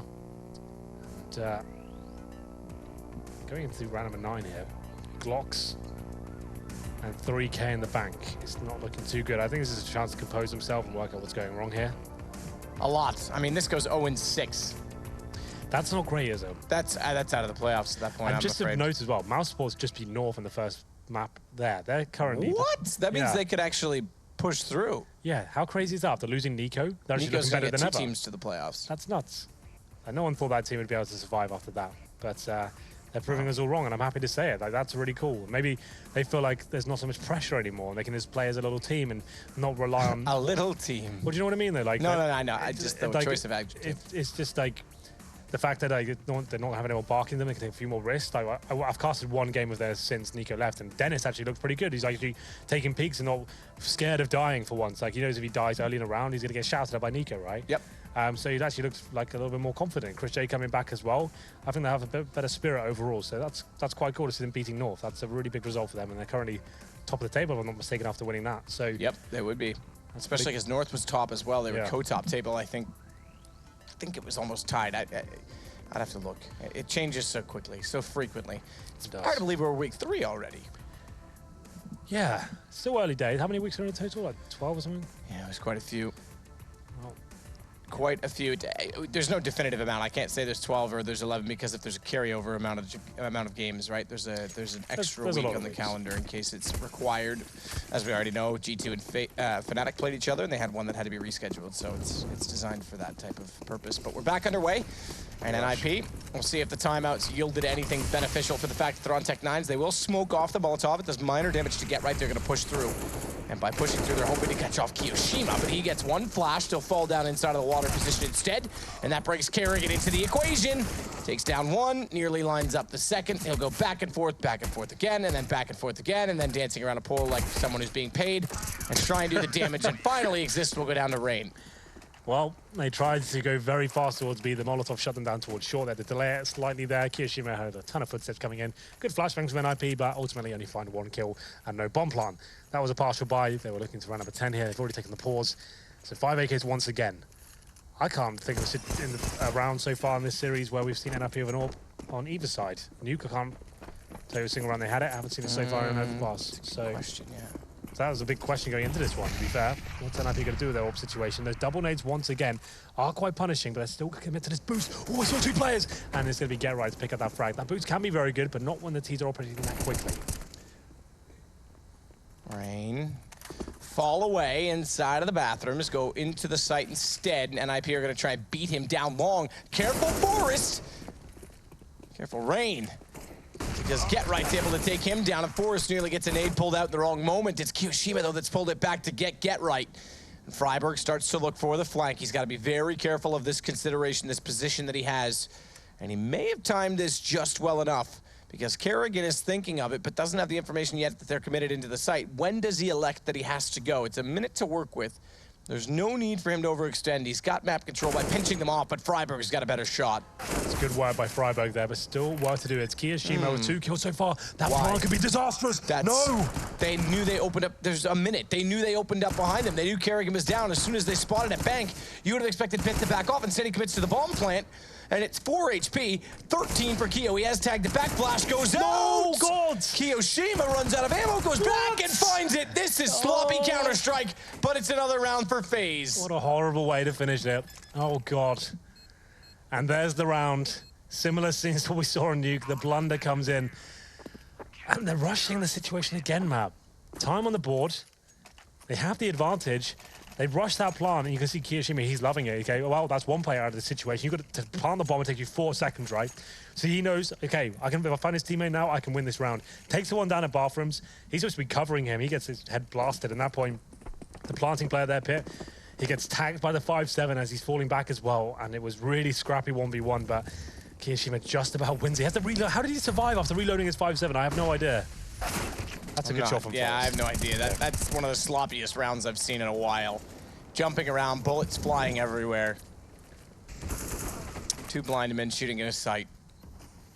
Exist. He'll get Kiyoshima down, but it's Rain to pull back on Forrest. It brings it back to a 5 versus 4. Nico still inside of the B side. He's going to try and work to find ground and construction bomb. It's with Pit. It's outside a Monster. Rain will slip inside. Gotta win this one, of boys. the lower position. Kerrigan getting Exist. That drops inside of the site. Rain's got to pull it back. 1 versus 3 spotted already. Do they run through? Do they commit to the plant this time to give him a chance to try and count it off? Just barely. Pitt gets over the wall, and Freiburg will get back. So have no fear. I have a bit of fear, to be fair. But NiP managed to do it, finding an initial kill there towards middle. Very nice shot from Forrest. At that point, that's their cue to make their way in towards B. It was a little bit scary as Exist went through the smoke by himself at the start of the round. He got taken down, but they managed to rectify that mistake. And we go into round number 12, man. It's 8-3, a double orb setup this time. Kerrigan very proficient with that weapon as well. They have a nice secondary orb to fall back to with him. And it's Rain this time who's looking to maybe use that smoke once again towards middle. He waits for the nades this time. That's smart. He's been taking a lot of damage from those nades. Now lose towards connector. Is towards connector with the AWP. Not a bad shout, not a bad position. Get right, getting closer. See the sparks landing on the doorway from shots fired in. Shoulder bait out. Get right presumes correctly that he's likely there. And it nearly works out. They've done it again though, right? Because they got that first pick, Kerrigan. Okay, now it's a 4-on-4, so slightly more interesting. They wanted to fall back at that point because they had the advantage once again. They wanted to apply the pressure towards NiP as I lose my voice. Sorry. That's fine, you're allowed. I'll permiss you to. But only this one time, Henry. Keo gonna swing it. I wasn't sure if Freiburg was gonna be shown from that position or not. But Rain up top, and Freiburg certainly shown after Keo Molotovs him out. Good shot from Kiyoshima. He's looking good again as well. He's looking great. Yeah, he's looking very... I used to think that when he and Apex were together on the LDLC lineup, that he was actually every bit as good as Apex on opening a site. Yeah. And he's also said he'll never be part of a French shuffle once again. He's found his team and he's stuck with it. And although he was like benched at one point, right? Yes, which was I'm sure very worrying for him based on the previous comment you just mentioned. Yeah, but then he comes back and this is the best FaZe I've ever looked. Like they're very happy right now and they seem to be getting better and better. This double orb setup coming out once again. Similar scenes to what we saw on Nuke and NiP now. 9-3 down, another Eco coming in. It's looking quite grim overall. Rain aggressive once again in middle, behind the fans. What a perfect position, all things considered. Doesn't nail the shot straight away. Probably has to fall back at this point. He's at least ascertained it's Eco here. Just 2 deagles available. That's Kerrigan. Full control of the monster tunnel here. How can they possibly shut him down? The flashbang could work. It's good. And they dink him as well. Kerrigan trying to pull this back, this situation for his team. Work down below with Rain to get the first opening kill. Exist will try and pull back with a pistol. Deagle inside of the water position.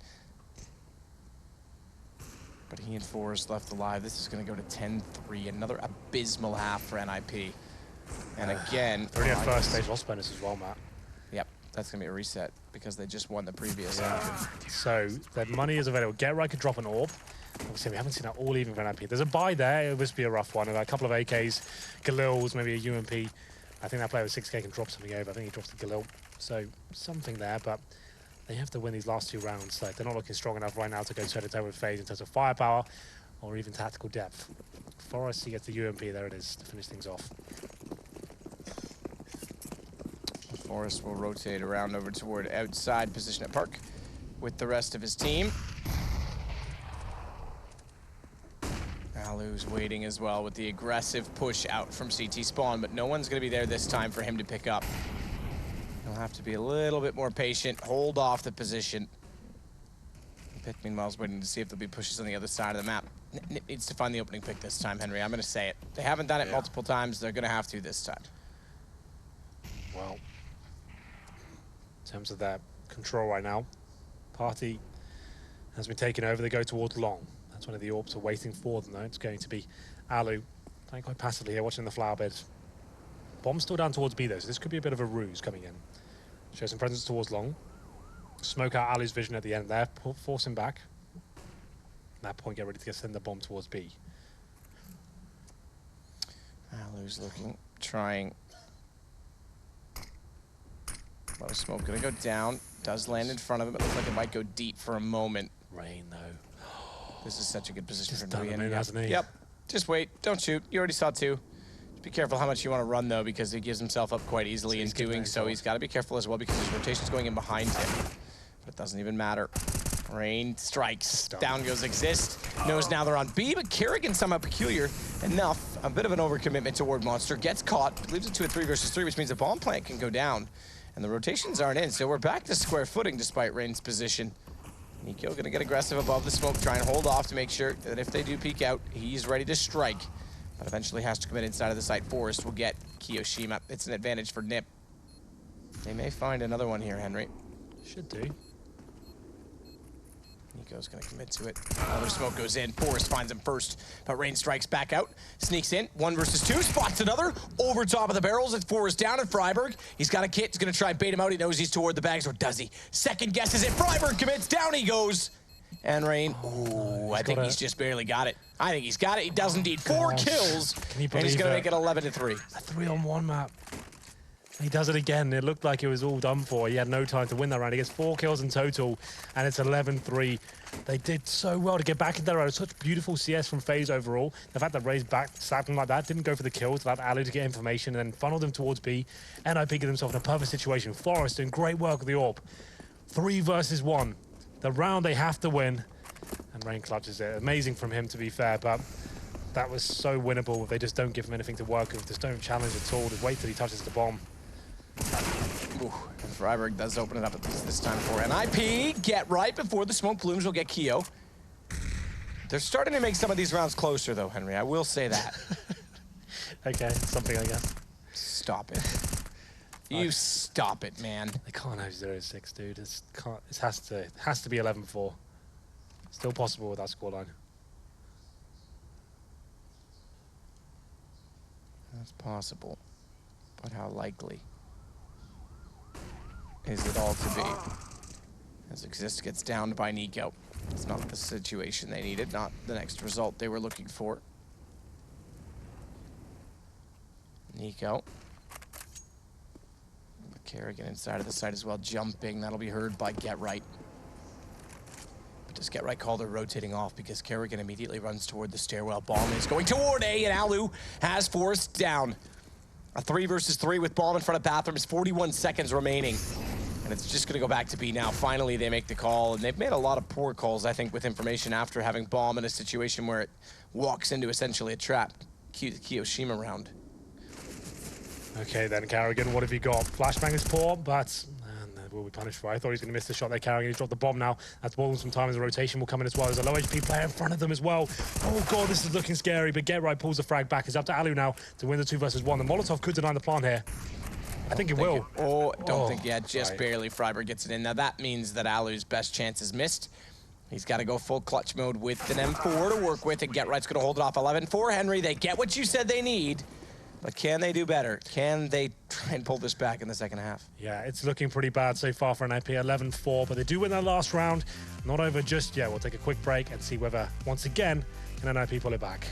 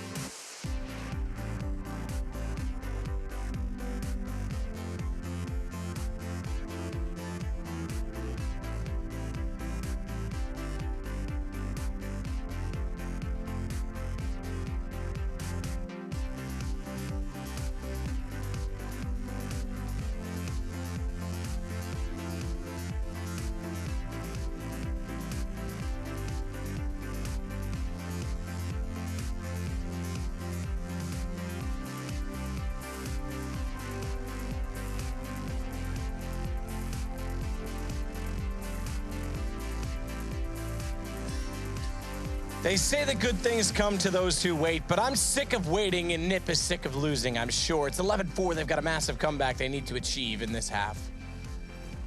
Well then, Matthew, 11-4. Comeback is on. It goes without saying once again, they need the pistol here. If they don't get it, it's going to be an early shout out for the NiP boys. As we get into the second half here, they are ready to go. Match has been restarted. I'll have a look at the buys. It's FaZe now on the terrorist side.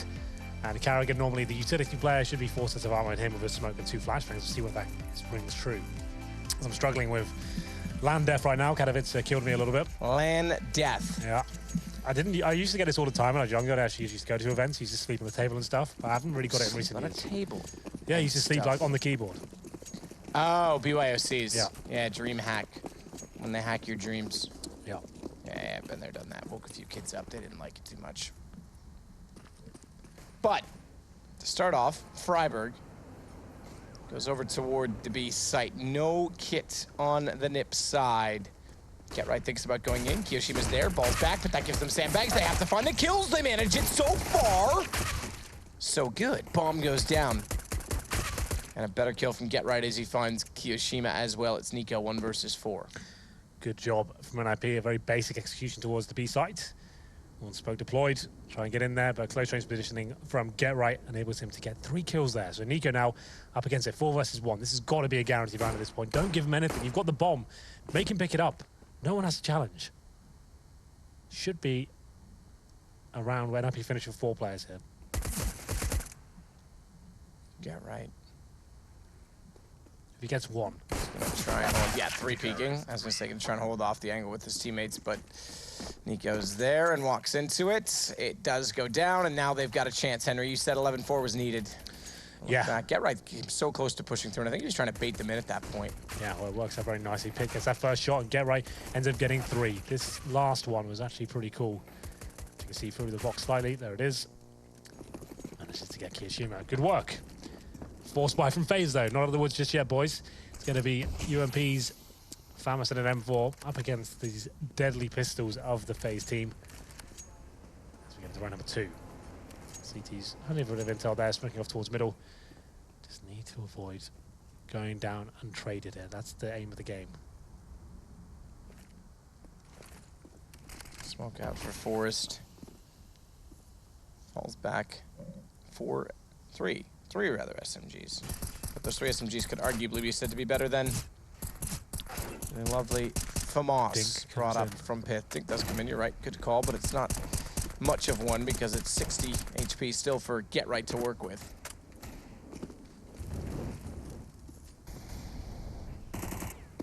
Shots fired back as well. Either way, it's Get Right to find the first kill. Bomb is dropped. And Alu starts to slip in, hopefully undetected. He wants to catch off Exist. He may do. In transition, tries to relocate, can't do it. Tech 9, low HP. Yeah. Really gets another, but NiP should be able to secure this situation now. In fact, they will. Done. They will indeed. That was a bit scary at points, but Get Right there, getting 4 kills once again. He's got 17 in total, actually playing pretty well on overpass, considering the scoreline. Same story for Freiburg, though, 6 for 14. But excuse me, round number 3 coming in. This should be the full eco for FaZe Clan. Nothing invested whatsoever. Won't be an AWP available within the next round either. So let's try to get the bomb down this round. If they get that down, that's amazing. But what's the play here? How do you even find a kill with just Glocks and no nades? Well, this goes aggressive toward the park. Let's see what he can find in that position with an M4. Forrest as well is hoping to get baited in by the fact that he's backed off. That'll work to find damage and a kill. Drive by, trying to tap because he's running low on ammunition. And Rain gives himself up as tribute, but it is Kiyoshima to get Forrest back. And that means problems for Exist because he's overstepped the mark. That's guns picked up. It's 3 versus 3. Low HP for Kiyo. Call it what you will because they can still make a play of this with numbers toward the A site. Thankfully, Get Right's in position and ready for it. Yeah, that's a good kill from Get Right. Now it's Kiyoshima on 2 HP. Should be the round secured. They have got an M4 to work with here, so a little bit scary, but I don't see much threat coming in here. Freiburg going to stay behind the yellows.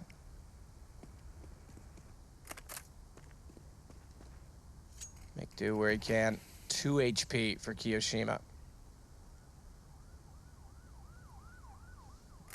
Cops rolling their sirens off in the distance, Henry. They better need an ambulance rather than a cop because they're going to need to heal Alu. He goes down last. It's 11-7. So they are pulling back the 3 standard rounds. Now the first gun. That's the next test. Cross that hurdle. You get 5 in a row. You're at 9-11, and you get a game. Yeah, certainly. Well, FaZe don't have the ult to work with, but Forest does. We've always criticized Pit on this map, saying he's not really necessarily built for this one. It seems like his decision-making isn't fantastic, especially towards long. Like, he doesn't know whether to be aggressive or passive. It's a mixture of both, and doesn't really work out too much. It seems Forest is back on opening responsibilities on the CT side, at least. This gets towards Connector, but he's going to be challenged as well. Get will be backing him up, trying to get the aggro from him. It's a nice setup. It's difficult to handle. They Molotov that position, and that's when it becomes a bit of an issue. Just perfect position, pops out, takes the bomb down as well. And this now means a bit of problems for FaZe. Bigger problems as well, because Alu's found this is the gun round, exactly the gun round that NiP needed. Kiyoshima tries to Molotov back toward bathrooms, push them back a little bit further, and hopefully get toward that bomb. But look how hard, it's being babysat right now from NiP. Yeah, 5-on-2. And Kiyoshima and Nico should be out as well. Nice crossfire from NiP there as we round over. Just a note as well, Matt, Mouseball's just beat North on Inferno as well. They got to 2-0. Wow. What is going on? That's ridiculous. On Inferno, North's pretty good on that little map. Yep. Do. That's pretty impressive. I have to say that'll certainly shake things up as well because Mousesport's getting a great start that they had with Nico. If they continue on with that and they make the playoffs, it's one other team that's going to be chomping at the bit trying to find their way to a better position in the season, undoubtedly. Well, Nico now finds 1 kill, but that should be all he gets as Pit takes him down there. And there it is, 4-0 for NiP. They're slowly getting back into this one map. And we have a game on our hands potentially here. It's 11-8, and they can't really buy into this round. They do get maximum loss minutes next round, so probably a partial buy. Tech-9s, Deagles, body armor, some nades. They're always scary on this round, but the odds tell us that NiP should be taking it. Or still for Forest. So there is an adjustment here. It seems like he will be full-time AWP on both sides. So normally it was just him T side and then Pit on the CT side. They've gone against that idea. And probably for the best, I would say, overall. Yeah, I don't think I disagree with that. Exist. Was it Vegas that was really prominent? It was Matt. Yeah, it was just, yeah, Pit was really poor on this map on the CT side of Vegas. Yeah. We mentioned it quite a bit. It was inconsistent. He just didn't know when to peek and when not to. I think he felt pressured. He found himself in awkward positions where he couldn't hit the shots. That was the problem, right? He couldn't hit the shots. He'd commit to a really aggressive peek, but just couldn't nail the shot to actually justify it. Yeah, I would agree with that. Forest. Oof. He's solid on the elbow. He just hits the shots that count. Nothing too flashy, but he can be decent. Well, it's 3 on the A site, including GetRight, who plays at the truck. Try and deny the default on the way through. Forrest still waiting for the opportunity. Plays over to the right rather than the left. Kios shoulder peeked once again to get the information, but Forrest holds true. Like you say, nothing fancy, but makes it work. Has to as well against the Pistols. Rain takes them down. That could be an issue because the ops go on inside of the site. They're going to push on. Exist can't find openings. The longer he takes to find them, the sooner they get on top of the site. It's down to Rain. How many clutches does he want today? He's got an M4 as well. 35 seconds remaining. Can't get the bomb just here. Checks towards long. Oh, God, if that shot hits. My God, he's doing it. He might just do it. Pit to find Rain. That's insanity. Another 4K clutch for Rain today. I think that's maybe 4 or 5 clutches in 2 maps. That's ridiculous. I feel a bit sick. Well, you've been complaining all week. No, not because of that. Because that was ungodly how he pulls that one off. What the hell? How are NiP allowing this to happen? They keep getting themselves in the open before the bomb's planted. And he just, yes, it's amazing from him. Don't get me wrong. Like, he shouldn't be winning that. He shouldn't be hitting those shots. But still, the fact he's not forced to plant or anything, like, he can't believe his luck there. They're trying to stick together, and that's a big round for FaZe to pick up. Just as we said, the 5-0's coming in.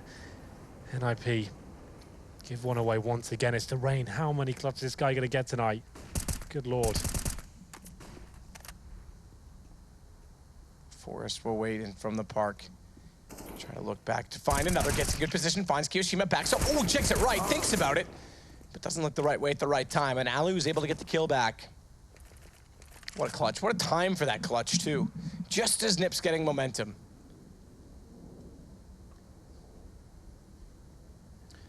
Indeed. You could make a frag montage with Rain's 2 maps here alone. Like, he's been... Do it then. I might do tonight. That'll be on my little project. Windows Movie Maker. I was going to say, yep. Yeah. Get the old classic in there. Yeah. But round number 6 and no utility left for NiP. You can see they've got the rifle, sure, but only 2 flashbangs to work with. FaZe, on the other hand, they've got 3 smokes, a Molotov, and flashbangs to work with. And in terms of the situation, a 4-on-4 favors the terrorists, and they were going towards B here. A smoke from Carrigan. Smokes off the CT entrance. As you can see it flying in right now, one towards Heaven as well. But there's a boost coming in. Freiburg, he has to deliver here. This is their only chance to really defend this. This boost is good. It's a nice idea. Okay, dead. Dead indeed. But look at Pitt to walk in, smoke down, smoke off in front. Oh, save, Chad is saying. Right. Chad has been saved by Jesus, apparently. Smoke in front of him. Pitt gonna try and walk back out. Plywood, they boost up as well. This is good position for Nico. Man advantage flash in. Does he find him in time? Certainly will. And it's down to Get Right and Pitt. This could be 13th round for FaZe. What a remarkable storyline that would be, considering, I mean, not so much for them. We expect them to play well, but considering the situation for NiP and Mouse Sports picking up those wins, the whole table's on its head. Nico's gonna find Pitt. That's done. Get Right's gone to save. Well, that is the money gone for NiP. They save 1 weapon here, but it's 13-8. With 1 weapon in hand, they probably have to force into this round. And God, it all comes from a rain clutch once again, doesn't it? It's looking like they're getting back into it, but what the hell was this? This last Eagle shot as well, I think it's against Pitt as well. He's having a rough game. He seems to be the last player alive in all of these clutches and gets punished once more. Rain's stats is coming up there. He's currently on 24 kills and 13 deaths. If you've got him in your fantasy team, congratulations. You've just made about 1,000 points. Yeah, exactly. I was thinking about him too. Damn it. I got all of G2, and that did not. Yeah, you're in last place. Yep. How does that feel? Really bad. Thanks for asking. Well, Jason's beating me, so that feels awful. Last place, though. Can't have North American talent beating us, Henry. Well, they didn't force. Okay, they're going to use that. I thought with the M-Force there, they just go all in. But they're going to take a save here. So let's get right, goes wild. He has been playing well so far. Should be 14 in favor of FaZe, and they're going very slow and methodically right now. 1 player towards long. That's going to be Kiyoshima getting some intel here. Exists, challenging Rain. They could actually find this frag. Quickly door opens, but they shut it behind them. That's good work ethic to have. Kiyoshima to try and find Pitt, but can't do it. That's going to give them another gun to work with. AK-47 to complement the single M4. B, meanwhile, has company, and that's where the attack is going to be. Freiburg inside of the pit will have to play this perfectly. Tries to spot gap on the way through from Bags. Nico looks down that direction, takes him out. Might have saved his 2 weapons, I would say. Don't risk losing them. You can't win this round. No, they may have to consider it, but they're getting closer, are they not? In on top of the catwalk, Nico looks up, easy shot. Rain beats him to it, but now you'd think that they have to get out, and Get Right is backpedaling, not fast enough. Nearly does take 1 down. Nico stays on 6. I don't know why they're not just automatically saving these weapons there. Help balance the books, drop a UMP over if required, get all nades up. But he wants to challenge. It didn't really make sense to me there, but just Exist trying to survive here towards the bathroom position. And he is being hunted down as well. Plenty of players coming towards long. He's not surviving this. Nico, if he doesn't get him, his teammate certainly will. Yep, gone. Gone, baby, gone. They can still buy into this round. I just prefer anything. You can see a player comes up into Famous. That's Freiburg. Actually didn't have to happen if they save at least 1 weapon there. But I guess you have to take a chance at this point. Hope for the best. See what happens. So 2 to go for Nico and Co. Indeed. A gaming clan since 2000. FaZe clan. Get it? It's a meme. Is it? Well, I'm gonna make it one. Boost comes in towards middle. We saw a lot of players, especially Major's Boy with this boost, get a lot of kills in this particular area. It's very difficult to see the CT boosted up, but nades coming in, they seem to be aware, and then we will be falling back at this point. That's Forest and Exist. They take themselves down to 65 HP with that boost, so they have to try and find that first frag, though. They don't have the AWP to work with this time. It's going to be Alu hunting out the map. He's towards Playground right now. Flash comes over Forest. Let's see whether we can get anything towards long. See if we can indeed. Kerrigan by the fountain. Just going to hold off toward B as well. Inside of the site itself, you've got Freiburg, you've got Pitt. Pushed up bathroom connector this time with Forrest waiting on the M4, but is it at a tradable position? Or is that just for further information? Because you've got to swing wide from Get Right's position. Alu's getting closer in front of him. This does do well to find that because Forrest is nowhere near. And Alu getting Get Right, again, not tradable, so they have to give up the site. They'll have to play for the retake. Forrest is going to try and smoke off toward Parkside and give himself access toward the bank stairs. Instead, swings out, makes it work. So the fourth site to make that happen, and Forrest is looking for further kills, further opportunity. Can't quite nail a shot inside of the site directly, but Exist is there to get Alu. That's going to force the bomb back over to B. It's a 4 versus 2, and NiP should anticipate these rotations. Even if they don't, they can sit complacently with 4 and rotate together. Lost a lot of clutches here today, but this is looking promising now. Forrest stepping up there. Knew he had to make something happen, and then Pitt should be able to finish it off as well. 5 seconds remaining. Bomb will not be planted, and there it is. Pitt doing a good job there. It comes down to Forrest, in my opinion. That was actually looking pretty poor for NiP going into that A site, and Forrest drops a nice little smoke, to nice vision for the terrorist. Finds the first kill, and his teammate managing to get the second as well, so good work from him. Still money available, though, for the FaZe clan. 2 rounds separate them from getting the 2-0, excuse me, this evening. Well, that's the thing, 2 rounds. That's all it takes at this point in time. They've got an op-out on Alu this time around. You'd expect they'll capitalize with that at some point to make good work of a situation, to make light work of the situation. Want to use a whole magazine of bullets from an AK when you can use one from an op? Well, never mind. That's why, because they walk in, blinded off. Freiberg and Pitt go down the entry they need. Smoke to cover off. Forrest is the only kill back. He's going to try for more. He's downed as well, and what's Exist's call? Well, they've got no money and $1,400 next round. Save the M4. You're not going to do anything. Even if you find 3 kills, it doesn't really mean that much. No, it means nothing. So let's just save the gun, shall we? Okay, well, gives his position away. To be fair, no one's going to trade that, so he's okay for now. So at least gives himself $300 to work with, but they know exactly where he is now. They will be hunting as well. You see Kirishima coming from middle. They want to take him down. They know what this means. If they get him down, which they will, it means $1,400 for each player. So Get Right, 2K. Pitt, $1,500. Forrest, less than 3. Exist and Freiberg, 3K each. And there's the replay just flashing in. Freiberg is completely wrecked by that. Pitt can't even back him up. And it seems they've adjusted that B side slightly. We talked about Exist and Freiberg being that tag team combo usually. Yep. And maybe they've had to readdress things because Pitt's AWP situation wasn't really working out for them. Yeah, that's the problem. And that becomes an inherent problem, right? Like, an inherent problem in the fact that one good thing you had going. Yeah, well, you're compromising, constantly compromising. That doesn't work. Yeah. Well, that said, Nico makes it work. He finds 2 inside of the water. Get Right's gonna wrap around. It's Kerrigan to find him, and that's gonna be the game. Forrest and Exist both on scouts. But the scouts honor may not be enough for them to do anything. It's down to 1 remaining. They know where Forrest is. Forrest, they'll keep this going for us a little bit, try and get the shooting gallery going for the sake of statistics, but no reason to do so because statistics are this. NiP's 0-6. 0-6. That's unbelievable. Overpass, we thought they could kind of pick themselves up off the nuke, but it's just more of the same. Couldn't really ever get rolling. FaZe running away with it. 11-4 in that first half. NiP had a little flourish there in the second, but unfortunately just can't pick up a victory here in Pro League. This is looking very unlikely they'll get to the finals here. And FaZe can continue their dominance, Matt. Can't really take much away from them. Rain especially, how many clutches did he win today? He was influential in these beatdowns of NiP. Was absolutely unreal. He actually was so sick. Very impressive. The fact that he's fragging and Nico is looking the way he is on FaZe, I think they're the team to watch right now. We'll see if that's what the desks thinks. Jason, I hope your outro's better tonight. Well, now he's made me nervous. Now he's made me entirely alert. Now he's ruined everything. Oh, I didn't have anything prepared either. Yeah, this is now a winless NiP. You could hear the pain in Henry's voice. Yeah. Really what we just saw over those 2 maps against FaZe is that they just couldn't put a complete game together. They had a couple halves in there where you could see they had some ideas they could get back into it, but like they just never give themselves a chance, really. I think, like they said, you know, when Rain's putting on a show and NiP have front row tickets, they're not going to have a good time.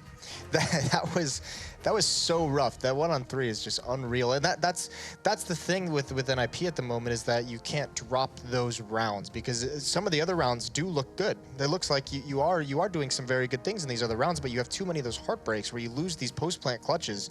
You can't expect to win matches at this level doing that. Yeah, for sure. And the thing I addressed tactically with NiP's unorthodox default, They didn't do it once. I sat there, I was like, well, okay, so that's obviously something they prepared specifically for Astralis. But I think they could have used it in this instance. We didn't really see FaZe challenging Connector a lot. And, you know, NiP were getting picked off from time to time. They could have taken that safer route on their T side. It's kind of, I guess funny is not the right word. Maybe funny sad is the proper way to describe it. This is what NiP used to do to people when they were having their reign. This is like the kind of things they used to do, is win 1-on-3s consistently. The other team at times would look like the better team, but you just had so much individual talent on the NiP squad that you would overcome those easily just with a quick clutch here or there. Yeah, I 100% agree. If you just look at the way that FaZe address every situation, it's like they want to take the fight. It's like, well, instead of letting you guys decide what's going to happen, we're always going to have a duel. We're always going to be coming at you. And that's going to work for them while they're on. As soon as they're missing shots, it's not going to happen. You saw a couple of rounds there where NiP were able to get the entries, get right, got a quick one, exist, got a quick one, and the round was turned on its head, and they're going to lose those. So if they need to make sure they have more depth. This is like a point that they need to focus on potentially, is making sure they can play this aggressive style, which is fantastic. You also need to be able to hold the bomb site, be passive, and do the fundamentals, because when you're playing teams like Astralis, Virtus Pro, you can't just get away with being pushy all the time. Yeah, and now as well, I mean, this is just the nightmare situation on NiP. I know I've had this list all day long. I'm going to pick it up again. Cool. NiP's next games are next is Virtus Pro is up next. So, I mean, yeah, VP online, but at the other side of the coin, doesn't get very much easier. Still one of the teams you'd put in the top 3. Yeah, for sure. So VP are doing much better this season than last season online. Seems like they're taking things a little bit more seriously, or they're just having more luck with the online as it's going. But struggle town for NiP going forwards. Yeah, and as well for Envy earlier today, you can see if you missed the opening 2 games, 16-6 for Navi on Inferno, 16-12 on Train. NiP, we just watched them lose 2 on the B stream. Some definite surprises over there. Well, Hellraisers beating Kingwin on Train isn't too big. Kingwin beating Hellraisers on Cash. But then the big one is Mouse Sports going 2-0 over North tonight. Even without Nico, Oscar's in. Dennis had a pair of big games. And you can see they're still firmly in control of this season. Isn't that insane? You know, Nico's given these guys a springboard into first place, and they're running with it right now. Dennis, like you said, having amazing performances over 2 maps. Oscar was fantastic before this change happened. We always know Lau, you know, he's a pretty solid player as well. Seems like this Mouse Sports is coming into its own, and it's great to see them develop this way, and they're not completely dilapidated from Nico leaving the squad. Well, NiP and G2, 1 win between those 2 teams. The legendary NiP and the super team of G2 that just formed out of the second French Revolution. Also interesting to note is North and Astralis sitting just outside the playoff picture at 7 and 8. You don't imagine that's going to continue, but Fnatic at 10th, they've got to pick up the pace as well. So some very, very big names still not in that top 6. We'll have to see what happens as the season winds down. Stay tuned as well, because there is more matches from the North American region. That's going to be taking place pretty soon here. SK is going to take on Luminosity, and then following that up is going to be Optic versus NRG. A lot of Brazilians tonight in NA. There's a Brazilian derby, and Peacemaker is stepping in for Hiko, who is not available to play the matches for whatever reason. Yeah, we'll see how much you know, Zeus wanted to play again for a while. We'll see if Peacemaker gets that itch back after the games today. Yeah, that is. That's going to be it, I think. And yeah, stay tuned for those NA games. Definitely stick around. Some exciting stuff over there. We'll see what Optic is going to head up and go do. But for us, that's it. Not just for tonight, but for the week. It's been a great time. We'll see if next week NiP can come refreshed, get their first win on the board. But until then, have a good weekend.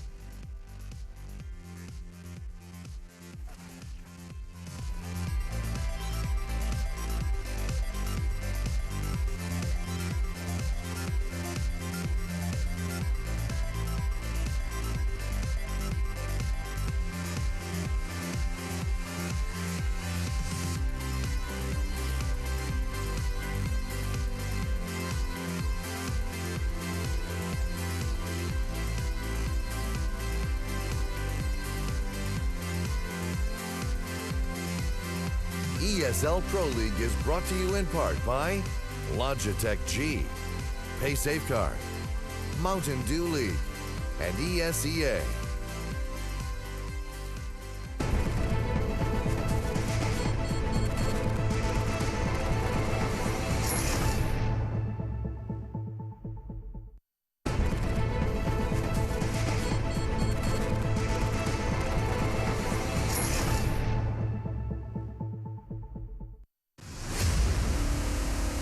I can't understand people watching somebody play a computer game.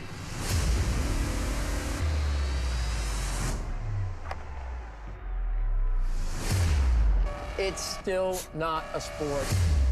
It shouldn't be on a sports network. But I don't know if athlete is the right word.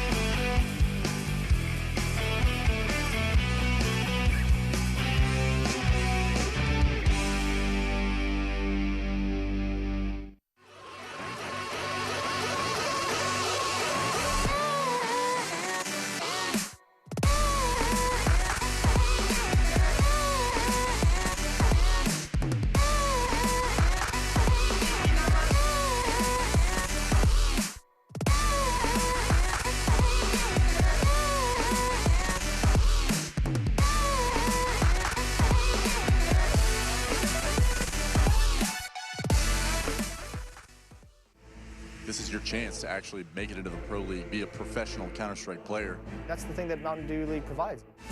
Penguin, you know what? If anybody has a shot at 2-0, it's Penguin. Beautiful Counter-Strike. You usually only see that into the professional level of things. We are one of the youngest team in top 20. Many teams can underestimate us, and we can surprise them with our tactics, show our Polish power.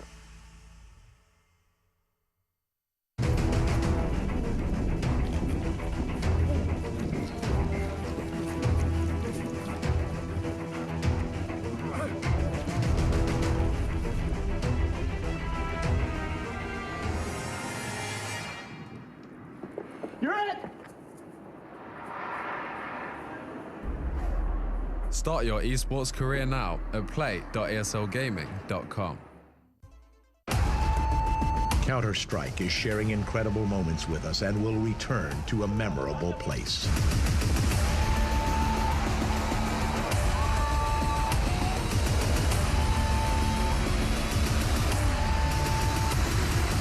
Get your tickets now at proleague.com/Dallas.